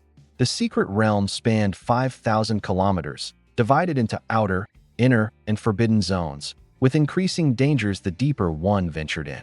Even more intriguing, the realm had 3 entry points, from Donghai City, Changming City, and another city from a neighboring province. This meant both local and out-of-town professionals would be competing for resources in this arena. Rolling up the map, I muttered, "Time to track down some herbs."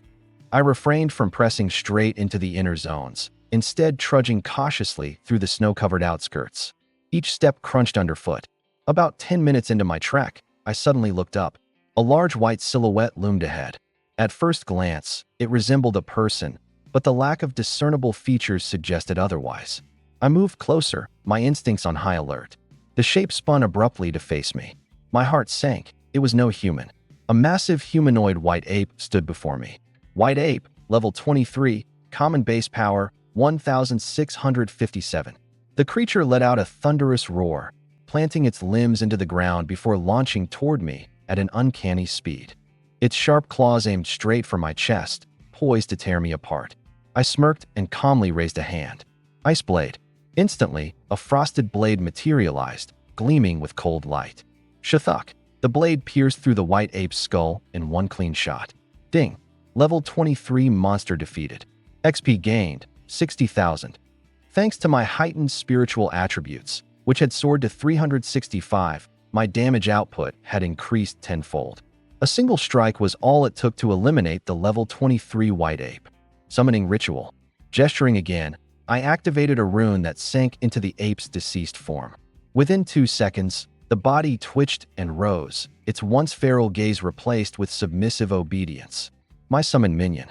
Back in the Blackwind Cavern instance, I'd previously managed to amass 10 elite summons. But those were temporaries, tied to the dungeon and incapable of venturing outside. At that time, I was still Iron Grade and had a summon cap of just 10.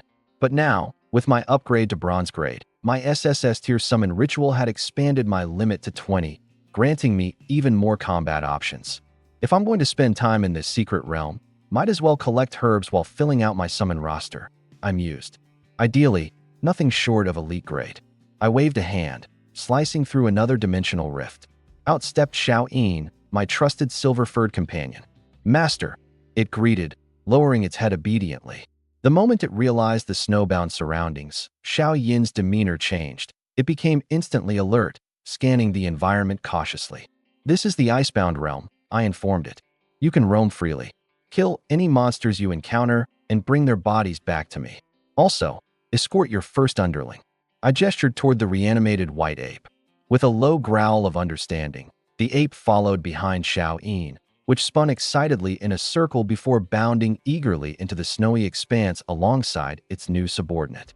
I didn't stop them. With our shared connection through the resonance orb, I could communicate with Xiao-Yin telepathically no matter how far it wandered. Continuing my path forward, about another 10 minutes passed before a flash of green struck my eye amidst the white. My heart leaped. I rushed over, brushed away the snow to uncover 3 plants with slender leaves and small fruits the size of thumbs at their tips. Earth Lotus Berry, Tier 3 herb. That was too fast. I hadn't even fully entered the outskirts and came across 3 plants already, like stumbling across free cash. My luck today was unreal. I quickly steadied myself. Someone without harvesting skills would need tools to extract these, which could easily damage the roots. But not me. With my SSS grade harvesting skill, I could collect them instantly. However, I worried about achieving total integrity during the process. Guess I'll find out soon enough. I raised my hand, targeting one of the plants. Harvest. Ding. Successfully harvested Tier 3 herb, Earthberry 1 asterisk. In an instant, the herb landed in my hand. Earthberry, Tier 3 herb, integrity 100%. Perfect. I immediately harvested the other 2 plants using the same method. Ding. Successfully harvested Tier 3 herb, Earthberry 2 asterisk. All 3 were secured. I wasted no time checking my quest progress. Progress on advancement quest. Personally harvest Tier 3 herbs with 95% integrity or above. 3 out of 100. Sure enough, the progress on my task tracker jumped to 3%. I just needed to gather 97 more herbs, and I'd ascend to silver rank. The 95% integrity requirement wouldn't be an issue for me. With my SSS grade harvesting skill, everything I collected was at 100% integrity. Nobody else could achieve this level of perfection, no matter how hard they tried. With 5 days left on the clock, gathering all 100 was more than doable. A good chunk of my worries lifted from my chest. Just then, 3 notifications rang out simultaneously in my mind.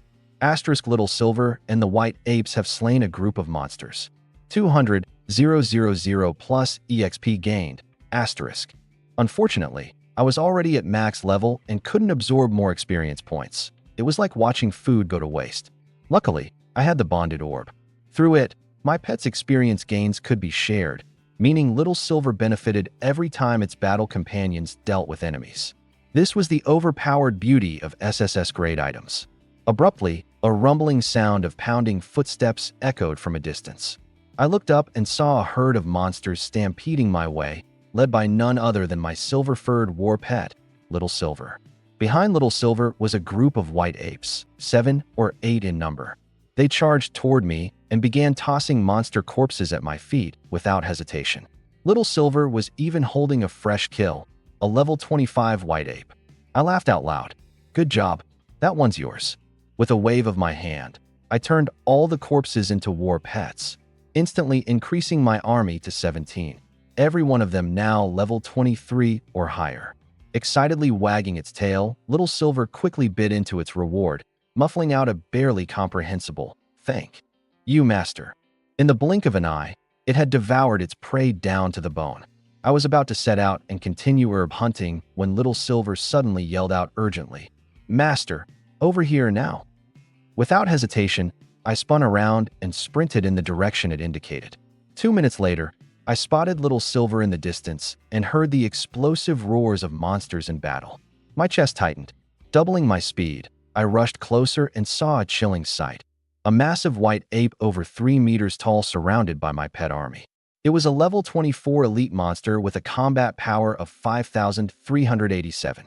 Despite the onslaught, the elite white ape showed little sign of weakening, and I watched in horror as it tore 3 of my war pets apart in an instant. Only then did I understand why Little Silver had panicked.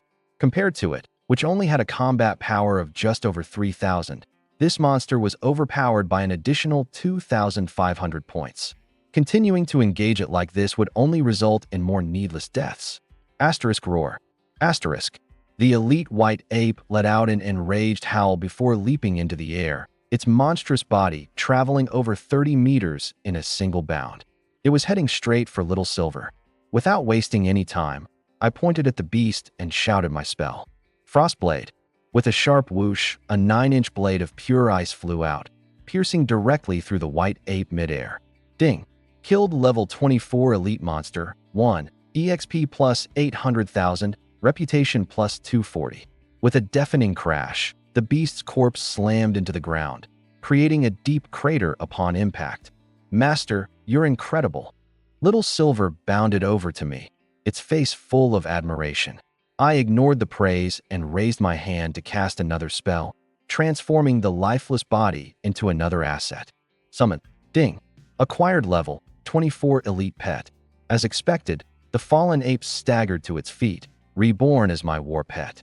Now with a new ally boasting over 5,000 combat power, I should have felt glad, but instead, I furrowed my brow. This was still part of a tier 3 mystic realm where elite monsters could appear at any time. Though Little Silver had immense potential, its current level was too low. If it ran into more elites or a boss monster, it could easily wind up dead. Since I still had ample time for my task, the smartest course of action would be to raise Little Silver's power first. I ordered my pets to form a perimeter for added security and took out a diamond-grade alchemy cauldron from my storage.